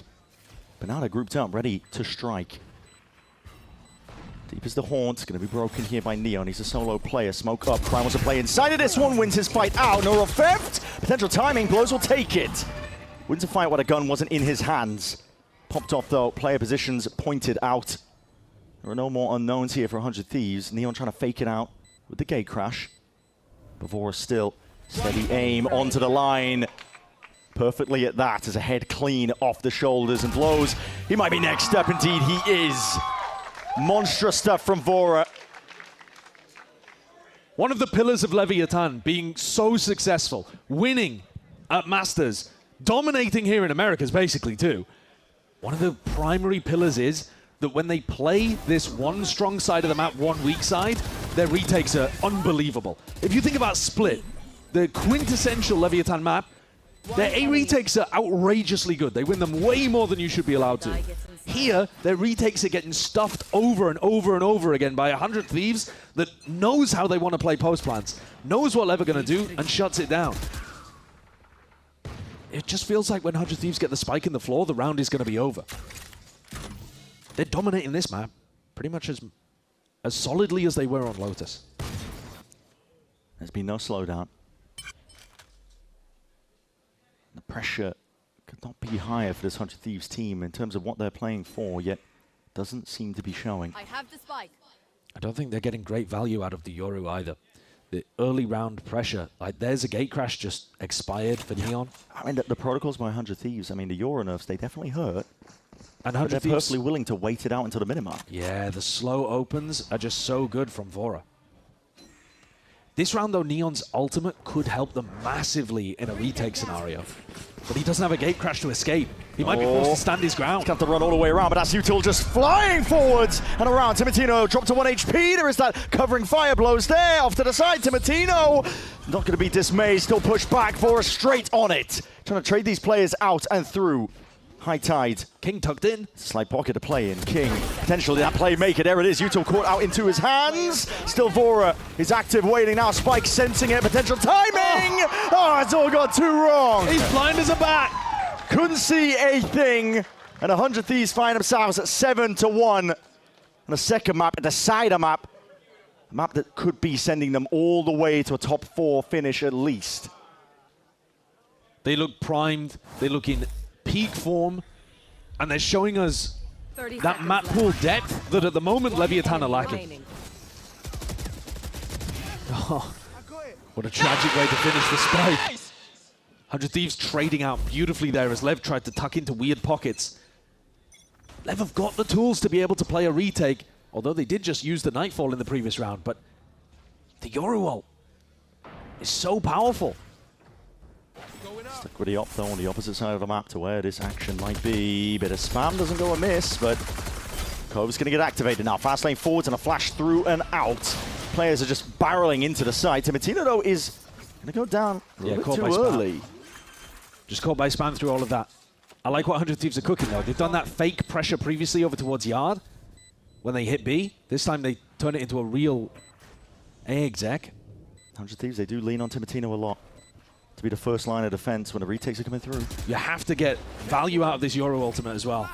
Waiting for it. Time's been bled down. Finally, we're going to see it. Dimensional Drift will lead the way, pinging out the potential players. Asuna, bit of spam now, stun layer down. That is a good connection. Spikes all the way in, trying to adjust the aim. Snakebite making it awfully difficult, and now just leaves it down to Fora. Blind as anything, pushed into the open arms of Neon. Big boomstick on display. Finally, Leviatán, some signs of life. Look at how much better that retake works when you have a big ult, especially the Yoru ult, it's the best one, to be able to work with it. You get all of the information, really precise retake utility, and 100 Thieves were not as pushed up. They weren't locking you out of cave, forcing you to fight for every inch. But it's easy to run a retake when the ults are online, but you're not always going to have these ults. And they don't rely on that on other maps. And they don't have it available now. So if 100 Thieves get into another post plant, I expect to see another red blob on that timeline. And Lev need more answers just outside of the ultimates. Maybe the pit though. Enough to dissuade this one here. Question is, have they stopped the momentum of 100 Thieves? Leviatán, we're going to take a listen in and find out. Linha da B, guys. Eu tô olhando varanda. Pegar ult da Neon. Neon fez tava na. Pegar ult da Neon. Varanda é meu, tá? Tô de contato e depois vou fechar. Mas vai tá varanda de novo, tá só? Se vier. Tá. Se tiver 2 smoke, faz one way. Assim que eu tiver, eu faço. Eu fechei, velho, tá? Tô full on, só. Varanda! Vai ser flitar, vai ser flitar. Foi. Boa. Tô chegando varanda. Tem mais varanda, Tem um gap link B, Bruno. Tá, vou olhar link, eu perdi varanda. Passou link, não posso fightar. Não, parece que voltou, cuidado. Não. Não cutou nada. Voltando, mais, Bruno, mais. Tá? Tô crau. Vai comer varanda. Calma, os caras podem voltar varanda agora, tá? Sim, cuidado. Eu vou olhar B pra você, Bruno. É? Pode ter. Ele vai entrar. Quer smoke B main? Quer smokear? Não. Tô falando aqui na... A Fed tá lá, tá? Smokear. Pode ter entrado do bomb já. Pode. Mesmo call. Tem B. Olha B, Bruno, olha B você. Vai começar a comer meia. Fiquei drop. Vou ter que olhar aqui, Passando, vai passar aqui. Ah, tô comendo. Fiquei vivo. O TCA, eles me escutaram. Não, tô comendo a drop, o cara vai me comer aqui. Eu quero drop contigo. Ele põe comer CT com pop. Boa. Temos explosão perto, calma aqui, spot. Tô ligando ali perto, cuidado, fiquem perto, guys. Nada perto. Vai pesquisar, guys, calma. Sim, pedal. Eu smokei na nossa frente. Vai comer? Comeu 8 na smoke. Quanto? Nada, um na smoke e os caras na esquerda. Comigo? Vai me comer. O outro tava na direita. Bora começa aqui. Guys. Calma, tá comigo. Tá bomb. Eu vou jogar, guys. Tem link. Na besta, Nice! Tem Malp? Sim. Caralho, que dificuldade, mano. But I got it over the line. Oh my god. Tenuous is how that felt. I gotta say, I was worried. Lev looked like they were taking their sweet time. They still had 6 seconds to be able to get the defuse through, because they were there so fast after the plant happened. But when Bang rips the ultimate, I'm thinking, what? How do you think this is winnable? And yet somehow it almost felt like it was. Brought it down into a 2v2 here. Lever scrapping back in though. Being able to win 3 rounds and get a big ultimate out of Bang, which was critical for 100 Thieves to win one of these post plants. There's a chance that they could salvage the half. I think a 7-5 they'd be thrilled with how this one's been going. Definitely agree. Same attack side default really. Just cryo, cage up, breaking out the prowler, Neon nose posted, operator. When that gets broken for him. Yeah, when that gets broken so early, you got to have alarm bells ringing. You know that Neon is somewhere around the map with an operator. And 100 Thieves have been perfectly happy to wait it out. Down to the minute mark, ensure that gate crashers get burnt out. Neon is miles away now. Part of the reason LEV are finding success with their retakes is preempting where the hits are going to be coming through. Making sure that the time isn't there for 100 Thieves. The operators definitely helped in terms of their overall macro, but I think also the aggression.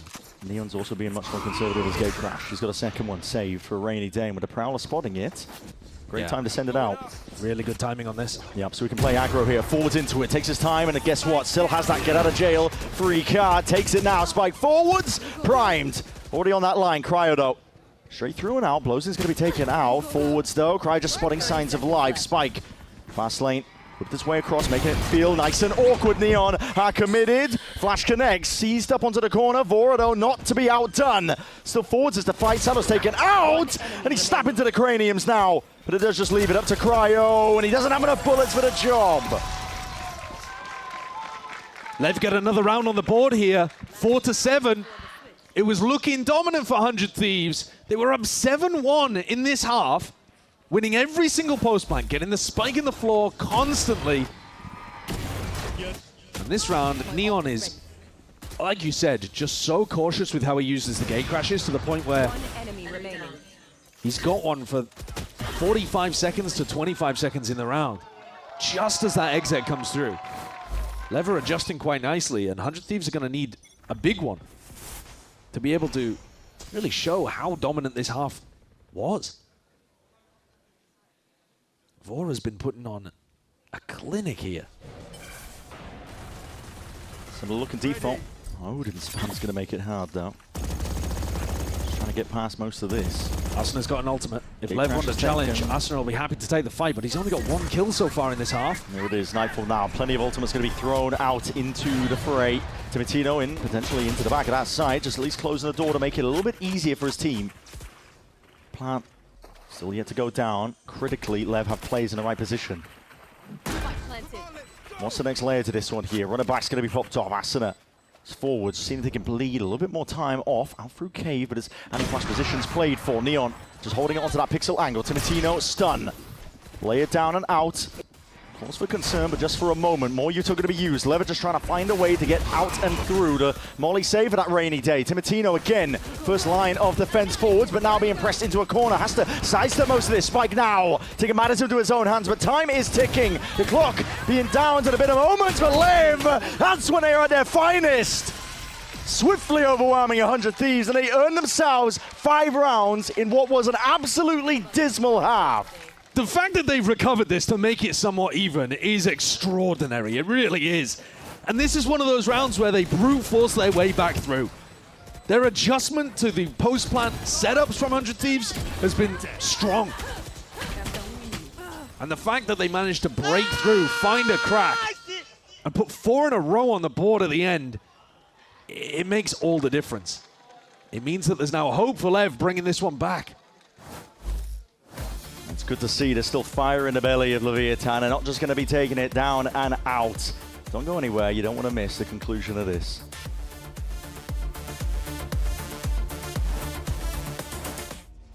Whenever I use Zowie models, I would say I just feel my element. Demon 1 is good!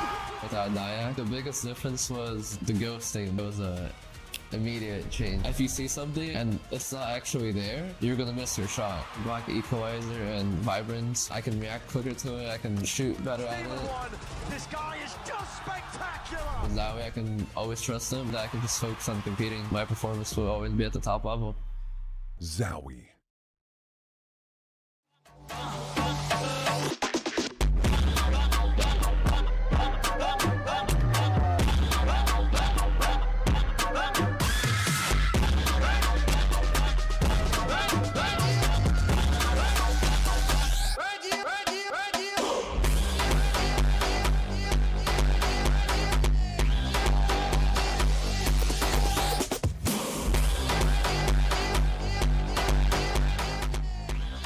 This playoffs is really different because if you win enough, or I think it's top 4, you go to Brazil. So being able to go back to Brazil, I'm obviously Brazilian, so being able to like go back there and tell my dad, who's Brazilian, about the experience like I did like in Lock-In in 2023 will be super fun for me. And Brazilian crowds are also super energetic. I've loved watching Brazilian crowds in almost, I feel like in every game I've watched, like they're just super energetic and super fun to just be around. So being able to play on like a Brazilian stage and just kind of meet and doing meet and greets and just being in the presence of Brazilian fan base would be like super fun. Let's get our second half underway. Make sure to lock in with the #1 ExpressVPN. You can scan a QR code. It's going to be coming up on your screens momentarily here. But yeah, bang, a lot to play for this young man. Dude, there's so many players out here that would love to return back to Brazil. Love playing in front of that Brazilian crowd in Sao Paulo. Yes. I'm trying my hardest because I mean, Bang was there talking about his dad. Bang's dad is coming up to me trying to teach me how to say. And I got to apologize. Oh, we apologize. Listen, Bang's father, we have been butchering the pronunciation. We've been trying. Listen, we give it our best, but we're just two little British boys. Yeah. Trying our best here, but listen. Game's not finished here. Leviatán, their way back in. Scrap together the rounds to bring it up to 5, and a pistol round would set them even. That's what they're hoping for. And my eyes are glued to Neon, who is taking space up here in mid. Fight to be happening. Timotino whittled down. Actually bludgeoned over the head with those bullets. Punished for just taking a peek and figuring out whether Lev's pressure in mid was real or not. They are a very structured team. They normally have really good theory on their attack sides of how they want to 1-3-1, take control around the maps, create pressure. We haven't seen too much of that great map theory yet today on Lotus and Summit, but I could believe that it's about to come based on what Ona's shown us this year already. On deep, it's not going to be getting the tag onto the anchoring player. It's Cryo. Sitting inside the smoke for now. Stray shots, making it feel uncomfortable, but Lev have got open and easy access to this site. So Retake is going to have to be online. Not a lot of util at their disposal. 100 Thieves also a player down now with a flash forwards. See if he can lay it down. A couple of bullets potentially to rain it forwards, but that's Sheriff! Oh, goodness me. It's a punch to the gut. Punch to the chest with the lead in hand. Vora trying to preempt where these players could be. Commit now to the reload, but no punish in sight. Still got to hunt out where these remaining players are weakened. He's not going to read King. Surely not! He almost gets on top of it. Whoa. Vora's been having a game. He's got 15 kills already, but even he couldn't pull that one out. Team in too much of a ditch. Lev with a perfect opening if they want to try to make a recovery. That's now 5 rounds in a row spanning both of these halves. To put them in a position where they should be drawing things level 7-7. I am intrigued to see what Leviatán's plans are with the Yoru. Neon has been an outrageous talent. But you would expect to see him on the chamber, maybe, on this map. We're so ready to sing the praises, I think, about Rookie of the Year candidate. On the chamber is where he's levered it. I mean, listen. Bro, he's not the candidate. He is the leading Rookie of the Year. He just crowned him already. He's a Rookie of the Year. MVP of London. Already lifted a trophy. He's a special talent. Only had 1 match this year where he went negative. That is like the stat that you talk about with Prime Ye in 2022. Yeah, Prime Aspas. Yes. These kind of people who are otherworldly levels of consistent. But at the moment, he is just holding an area, waiting for a push from 100 Thieves, and waiting to reconnect with the rest of the pack. And it's a little bit similar, I suppose, to how he might be playing the chamber on the attack side. But without that ability to immediately escape. Still with both of those gate crashes in pocket. King takes this contact, and that should mean that his team speeds up over towards B. Yeah, the reaction's going to be good here from Lev. Seeing 2 players, you know you're going to be getting potentially a weakened side over towards B. Still have the diligence. How good does the post plant look? Prioritizing drop control, I think this is one of the most important spots for both attackers and defenders to play for on Summit. But nobody pushed up deep on the other side. No. 100 Thieves, though, they don't have a lot to work with, just a high tide. Rips its way across. Cryo's cam, not broken. He spotted his players out. Doesn't fire the targets yet. Sidestep now. Drop control. Critical, as you mentioned, but the player's already vacated. But that's a molly. Potentially sailing all the way down to their feet, making it very uncomfortable. Putting them to cinders, perhaps, but Lev surely with a better weaponry. You got to think that they can find a way forward. Still time is on their sides. Sado has only got to survive in a spot like this. Do a bit of damage. Piece it all together. It's already ticking, though. Wanted to defuse. Voronese at least half, but he gets off of it to confirm the kill. Still, damage done. I mean, enormous damage done. Yeah. If we were looking at that round to test what does Leviathan's post plant look like, I'd say shaky is one of the words you might use to describe it. They're not going to be able to really even have a bonus here. They're either going to be on an eco with like one gun, maybe? Yep. Or they're just going to be forcing. Everything was looking pretty clean up until 100 Thieves actually got their positioning into backside. And then the classics rang out. I guess that's a Red Bull clutch. It qualifies. You can take it. But yeah, this bonus round buy it's not much. A Bulldog and a Stinger. 2 Stingers, sorry. Yeah, well, I've seen Lev do a lot with just a toothpick, so we'll see what they can get done. Neon. Well, there's your star player getting taken out by some random spam straight at the beginning. Pressured in through mid. And of course, Neon playing the Yoru does not have the Headhunter to be able to rely on in rounds like this. Break of the horns. Still presence from the players, but door eventually going to be broken. Just denies a potential area for them. Bit of Odin spam. At work. Timatina making sure to lock out a link. Mid is the goal, though. Lev gearing up, and that puts it into Bang's hands. Bit of bulwark to try and push this one back. That is a preemptive timing. Spike gets way ahead of it now. Nightfall's going to be dished out. Cuts away his sound cues, but pretty sure only for Spike. The rest of the team not being caught by this one here.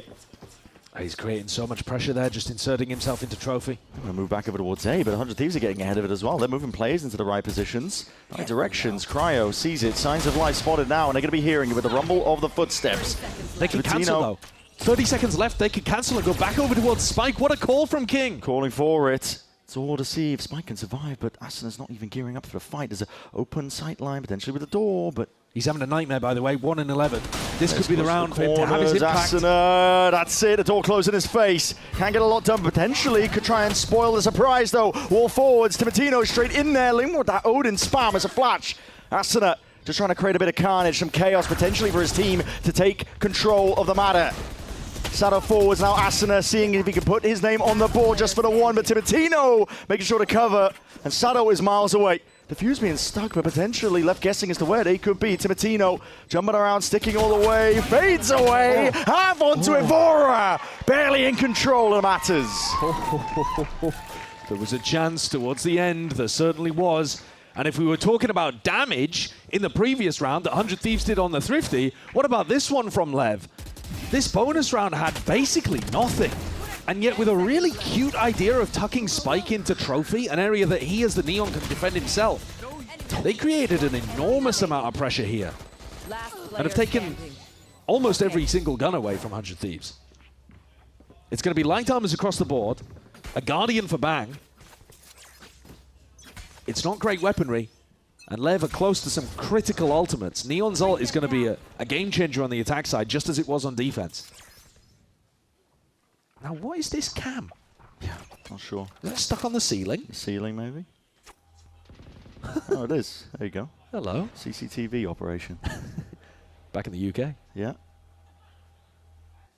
You'll be able to see quite a lot with that one. Might not even be preempted. Well, he had a trip in that position in the previous round, but I'm assuming he was too poor to be able to get the second trip. But they need this link information. So that's why his cam is here. Lever taking it incredibly slow. Down to the minute mark forwards. That door's still open. You can see Neon's thinking about it. A couple of stray shots. They're actually choosing to break it. Yeah. Simplify the fight into mid, perhaps, but does remove them an avenue. Interesting for 100 Thieves. We normally see most of the defenders choose to break that on their own. Asena getting active again. Yeah, this time posted up into a corner position. Is there you do to clear him? Oh, they're coming back for him. He has a prowl for this one. Might be choosing just to face it up straight up with these players. Not expecting it. It's 2 on the board. Asuna, who's desperate for something to get going, and now we're seeing it now. Players madly rotating. Gate crash to your back. Vora choosing to not take it, but still whips it around. Quick 180. Stabs his mark of authority onto the B site. There will be no access here. Vora has been outrageous, unbelievably good so far on Summit.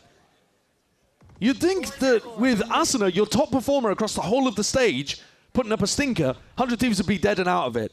And Vora has just decided, no, this is my map, actually. 22-7. The good type of pie. Yeah. He's been, look at spots like this.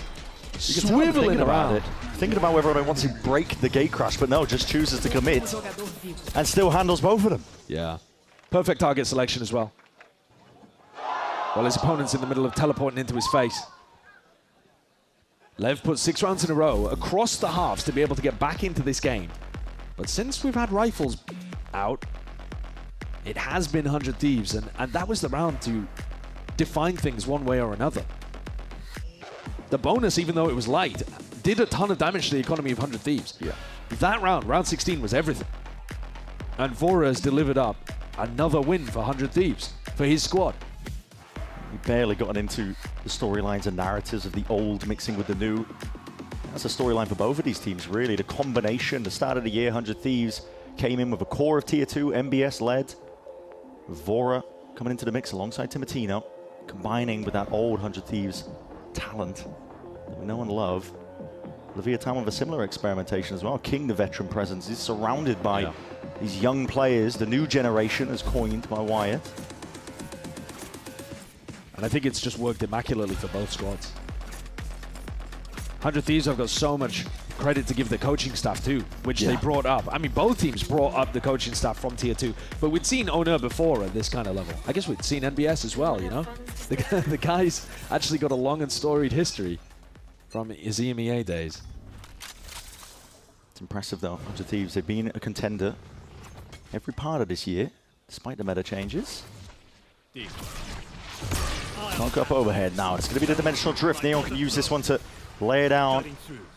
Access potentially into the side. He's left guessing as to where these players could be. It was a molly that stunted his team out of the fight. Door still open. Neon though on the exit out of it. Spike going to be taking up residency towards drop. Asuna run it back now. Popped off forwards. Is the fight to be taken? Flash overhead. Almost preempting. Almost taking out Neon. Lucky to be alive. 47 HP. Plan still not down. And guess what? 100 Thieves knocking on the door. Raring to go. They're already out. Trying to get let in, yeah, already. Forwards and past most of this one here. Odin spam into drop, trying to see if they can set up a bit of a play, but Spike is still making that drop area his domain. It's a thorn in the side for 100 Thieves. They're going to have to commit even more bodies now to clear this. And he's got a stun. Stun forwards. He doesn't use it. And is aiming in the right place. Still, Cryo now ripping apart the rest of the pack. This is Leviatán without too many more chances. And 100 Thieves get up to 10. 100 Thieves showcasing there the power of the Phoenix as well to be able to let them back into the site. We saw Lev get locked out on the retake so often by 100 Thieves and how 100 Thieves was holding these spots. Asuna throws down the wall and they're able to just slip their way into these cubbies and create footholds, toeholds that they could work from. Once you have that first bit of positioning, it becomes so much more difficult for Lev. Because you're not just funneling through a tiny choke. They have to be worried about a ton of different angles. And now Timotino's got the Odin out. 100 Thieves are running away with it. Momentum firmly on the defending side. Timotino not scared to let it rip, is he? Gives away the game in terms of his positioning. Treating back, just making it awkward here for Lev, but looking to see if they can gear up into a bit of an A split. The stun is perfect, stuns them. High Tide's going to be whipped his way across in through mid, and a bit more Odin spam where that came from. Blindo in your face, hard committal, that's going to be the ult cancelled out, and Vora's just, again, it's a bit of guesswork, but it doesn't go amiss. Finding his targets, finding his marks. This is Lev to be impressed into a corner. It's up to them to see if they can batter their way out, but they are corralled into a corner. And Lev are putting together the pieces now, round after round, step by step, getting ever so closer to Brazil. Yeah, 100 Thieves are just looking great here. 4 rounds in a row, every time reading where LEV are going. LEV are normally a team that masks so well that you're caught off guard, and you don't have bodies in position to be able to do this kind of stuff. But 100 Thieves are reading it. When they go B, bodies there, ready for the retake. When they go A, they're in even before the spike gets planted. 2 rounds away from making it to Sao Paulo. From being able to get back to Brazil, where it all started for this 100 Thieves scoring partnership, and competing for an Americas trophy that they've lifted once before. Lofty heights in the past. There's 100 Thieves looking to exceed it. Last hurrah for a lot of our teams in partnership. 100 Thieves are no exception here. This tight angle. Timotino will have to respect this one, even with that outlaw in hand. It's good util. Buys him a bit of a safety net that he can peel his way all the way back, but there is more where that came from. LEV, yeah, pushing their way forwards now. Gate crash is going to be taken. Neon is forwards here, cutting out access to a lot of the site. Timotino, though, still with that outlaw. Plenty of half-armor targets as well. It's going to be a potent weapon. Snaps to it, spikes dropped. And the same can be said for Neon. It's all going a little bit too wrong. King matters into his own hands now for the veteran presence. And he's already found another target with Bang being dropped.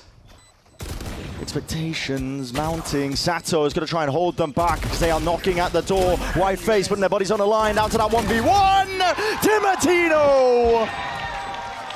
The rookie to get it done. A 12th on the board. 100 Thieves. They've just been in control today. A small period of time at the end of the first half where LEV looked like they were going to show us the quality, the caliber that we know they possess. And instead, 100 Thieves have answered back and slammed the door in their face with plays like that. And from the start, Timotino has been given it. The energy has been palpable on that side of the stage. They want it today, for good reason. It would mean everything for them. Chance to play in the top 4. And still not that champ's position locked up. No. There would still be more to play for, more permutations to go through, but they keep it in their hands. That's what matters. Timotino again. Pressured into a corner here. He's got that Bucky in play, and he already knows where these players are going to be. Another perfect stun as well. Stuns and belays any attempt of a push here. LEV are scrambling, scattered now into desperation.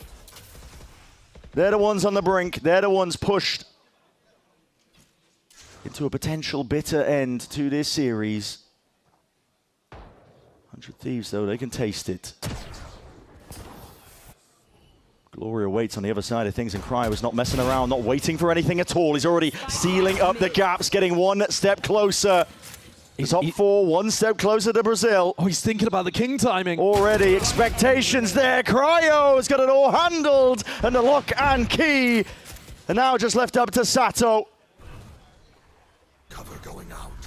It all lies in his hands, on his shoulders. And it just is not going to be the case. 100 Thieves today reign supreme. And they booked their ticket to Brazil. Date with Destiny continues, and potential chances even further forward to carve out a path all the way to champs. Show me a fan that believed that 100 Thieves were going to win this game 2-0 in such clean fashion. This was excellence. A really unusual map pool. Gotta be said, it's not like we can dig into a bunch of history between these two squads. They only played once before Neon was even in the team. But when you think about these two squads, you're thinking about the Neon Phoenix. And that was only demonstrated today by our winning squad, 100 Thieves. And it is so well deserved. As a 100 Thieves team, from the beginning of the year all the way to now, it's all about trusting the process. And now they've made themselves a top 4 finish, at least here in the Americas playoffs. It's one step closer to potentially champs. All in their grasp, destiny still in their hands. And getting into this spot as well, a top 3 finish. Not only that, I mean, getting into the top 4, sure, because you get to go to Sao Paulo, but they're in a spot now which is absolutely remarkable.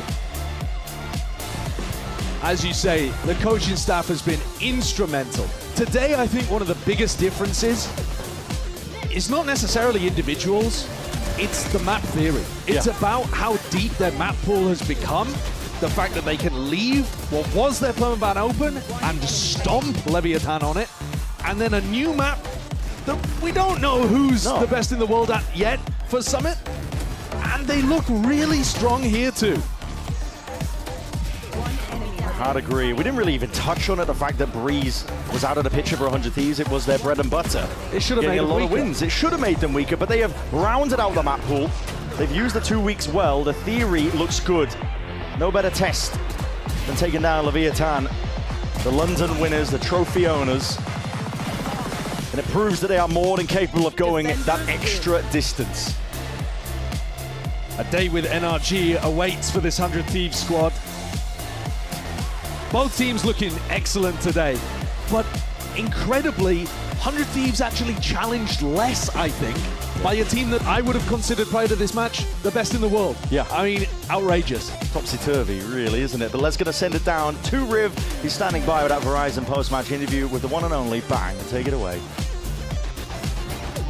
Thank you, gentlemen. Great cast on the day. I am joined by 100 Thieves. Bang, as they pick the pocket of Leviatán.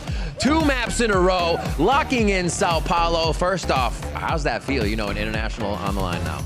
Honestly, it feels great. The last international we went to, we ended up winning. So obviously making it to Brazil. I mean, I love Brazil. I'm half Brazilian. It's going to be like nice for my dad to see me there. So being able to go there and then being able to go to hopefully Shanghai after would be a treat. That is, it's success around every turn right now. Like you said, coming off the international win, the group win for you and the squad. What is it about this team, the secret sauce? You've been on multiple iterations of 100 Thieves. What is the team finding here that wasn't there before?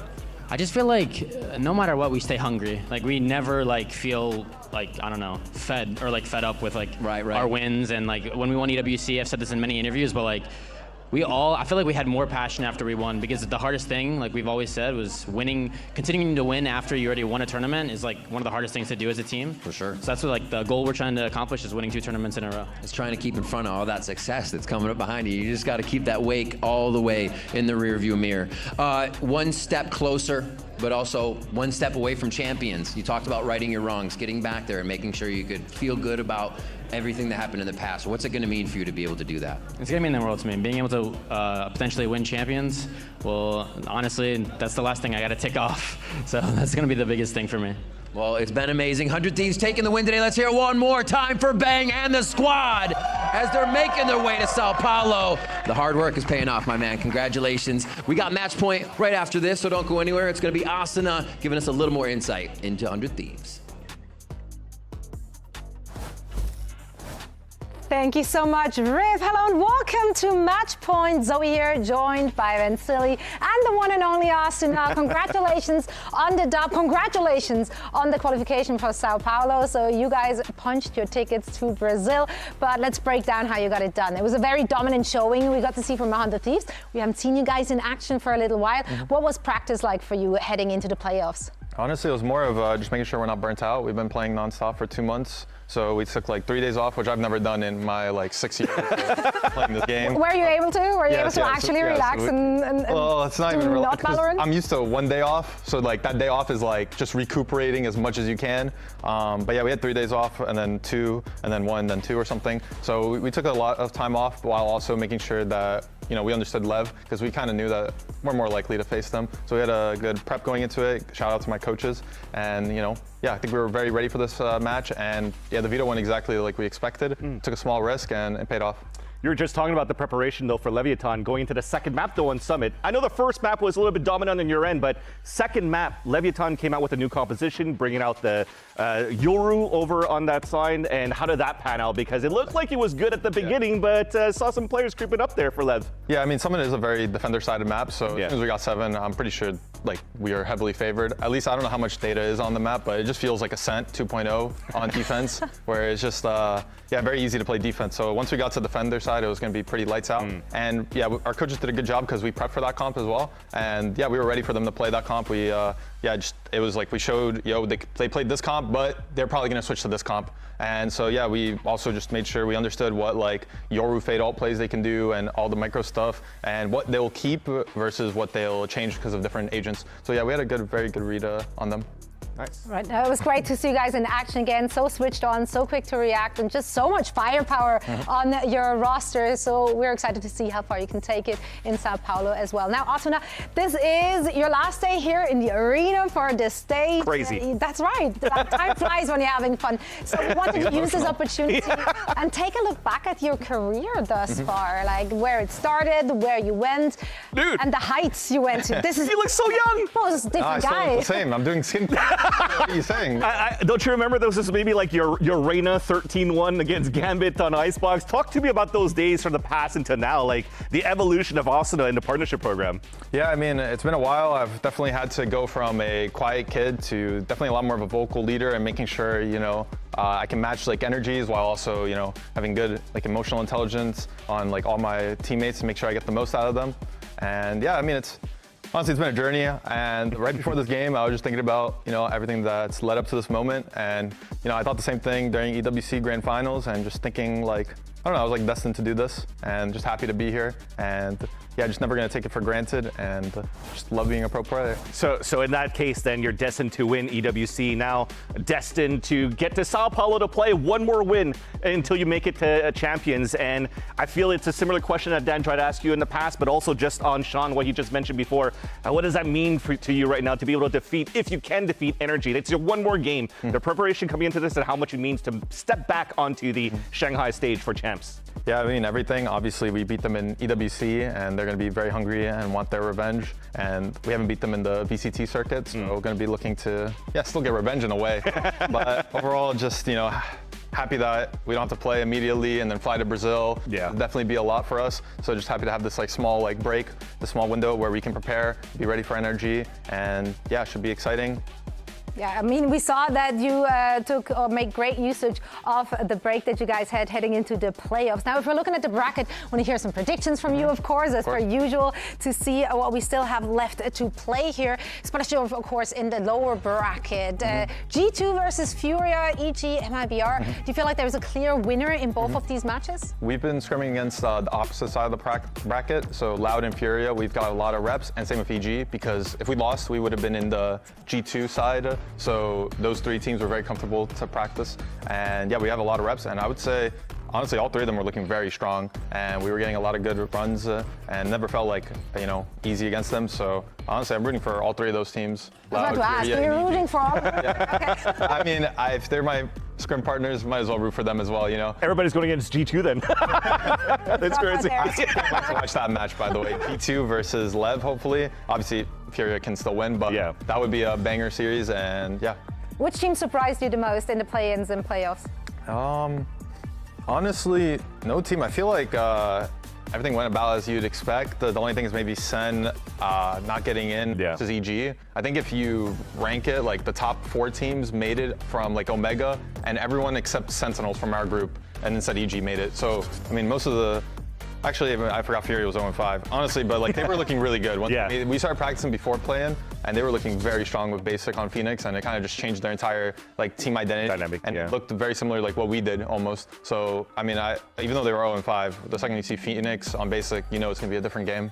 Yeah, we talked about it, right? It doesn't really matter. You went winless in the regular season. You switch it up when it matters the most, get through the play-ins without losing a single match, and here you are, right? So, Asuna, it's been great to watch your story, your journey thus far in VCT, and of course, it doesn't end here. We're very excited to see you. I believe today. He always believed. That's true. Okay. He prated you. He was the only one prating you. Thank you. Happy? Yes, I am. I'll give you your roses after. Let's go. Team jersey or just a rose? We'll find out. I just want roses. Perfect. Asuna, thank you so much for joining us. Best of luck in your upcoming match. And to all of you, thank you so much for watching. We'll see you tomorrow again. Now, here's your Samsung OLED Fast Replay. Hell yeah. Thank you, Peter. Well done again, bro. Thank you. Thank you. Today, one team defends perfection. The other fights to turn belief into something undeniable. Gives up the strong position, but Brook peers in with the Odin and finds one. Here's that Hunter's Fury coming through. Darby's able to find a kill! Brook! Nice! face, bro. Loud, feeling confident, but they will pay the price. Look at Brock, just How's he done this? How has he done this? How has he gotten in? Brock is making a mess of the place. That was less of a map and more of a reckoning. Tigazine's been dealt with. Darby now is making his way up. This is uncomfortable. And Darby finds him. The second is nuts. Ridiculous headshot taking Brock out of the game. going to spot out all of these players. All three of them popped up behind them. The paranoia is good. Perfect from Erde. Sets up Luke Shaw, and now he's found a second. This could be the map. You can't be serious. Because Luke Shaw takes a shot and would fall off if he wasn't out of his mind. Surely the third guy is going to deal with it. Yep, how about those? Or maybe the fourth, maybe the fifth guy.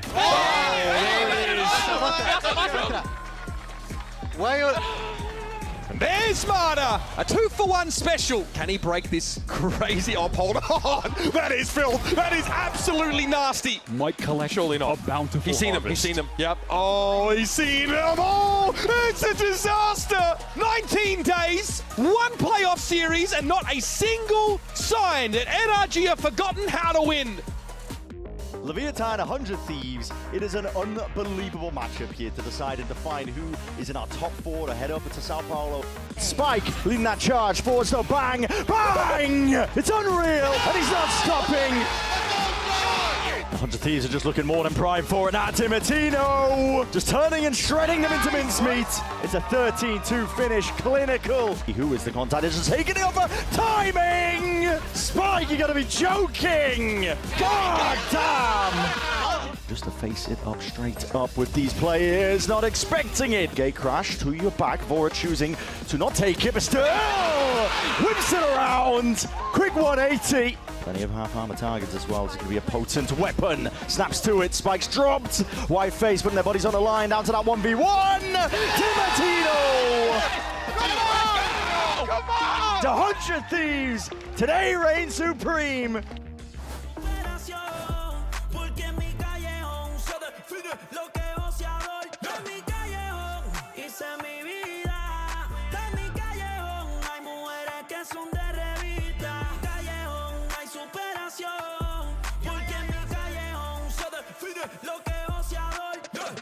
Gente buena, buena, gente mala, gente que simplemente no es de palabra, gente honesta que se busca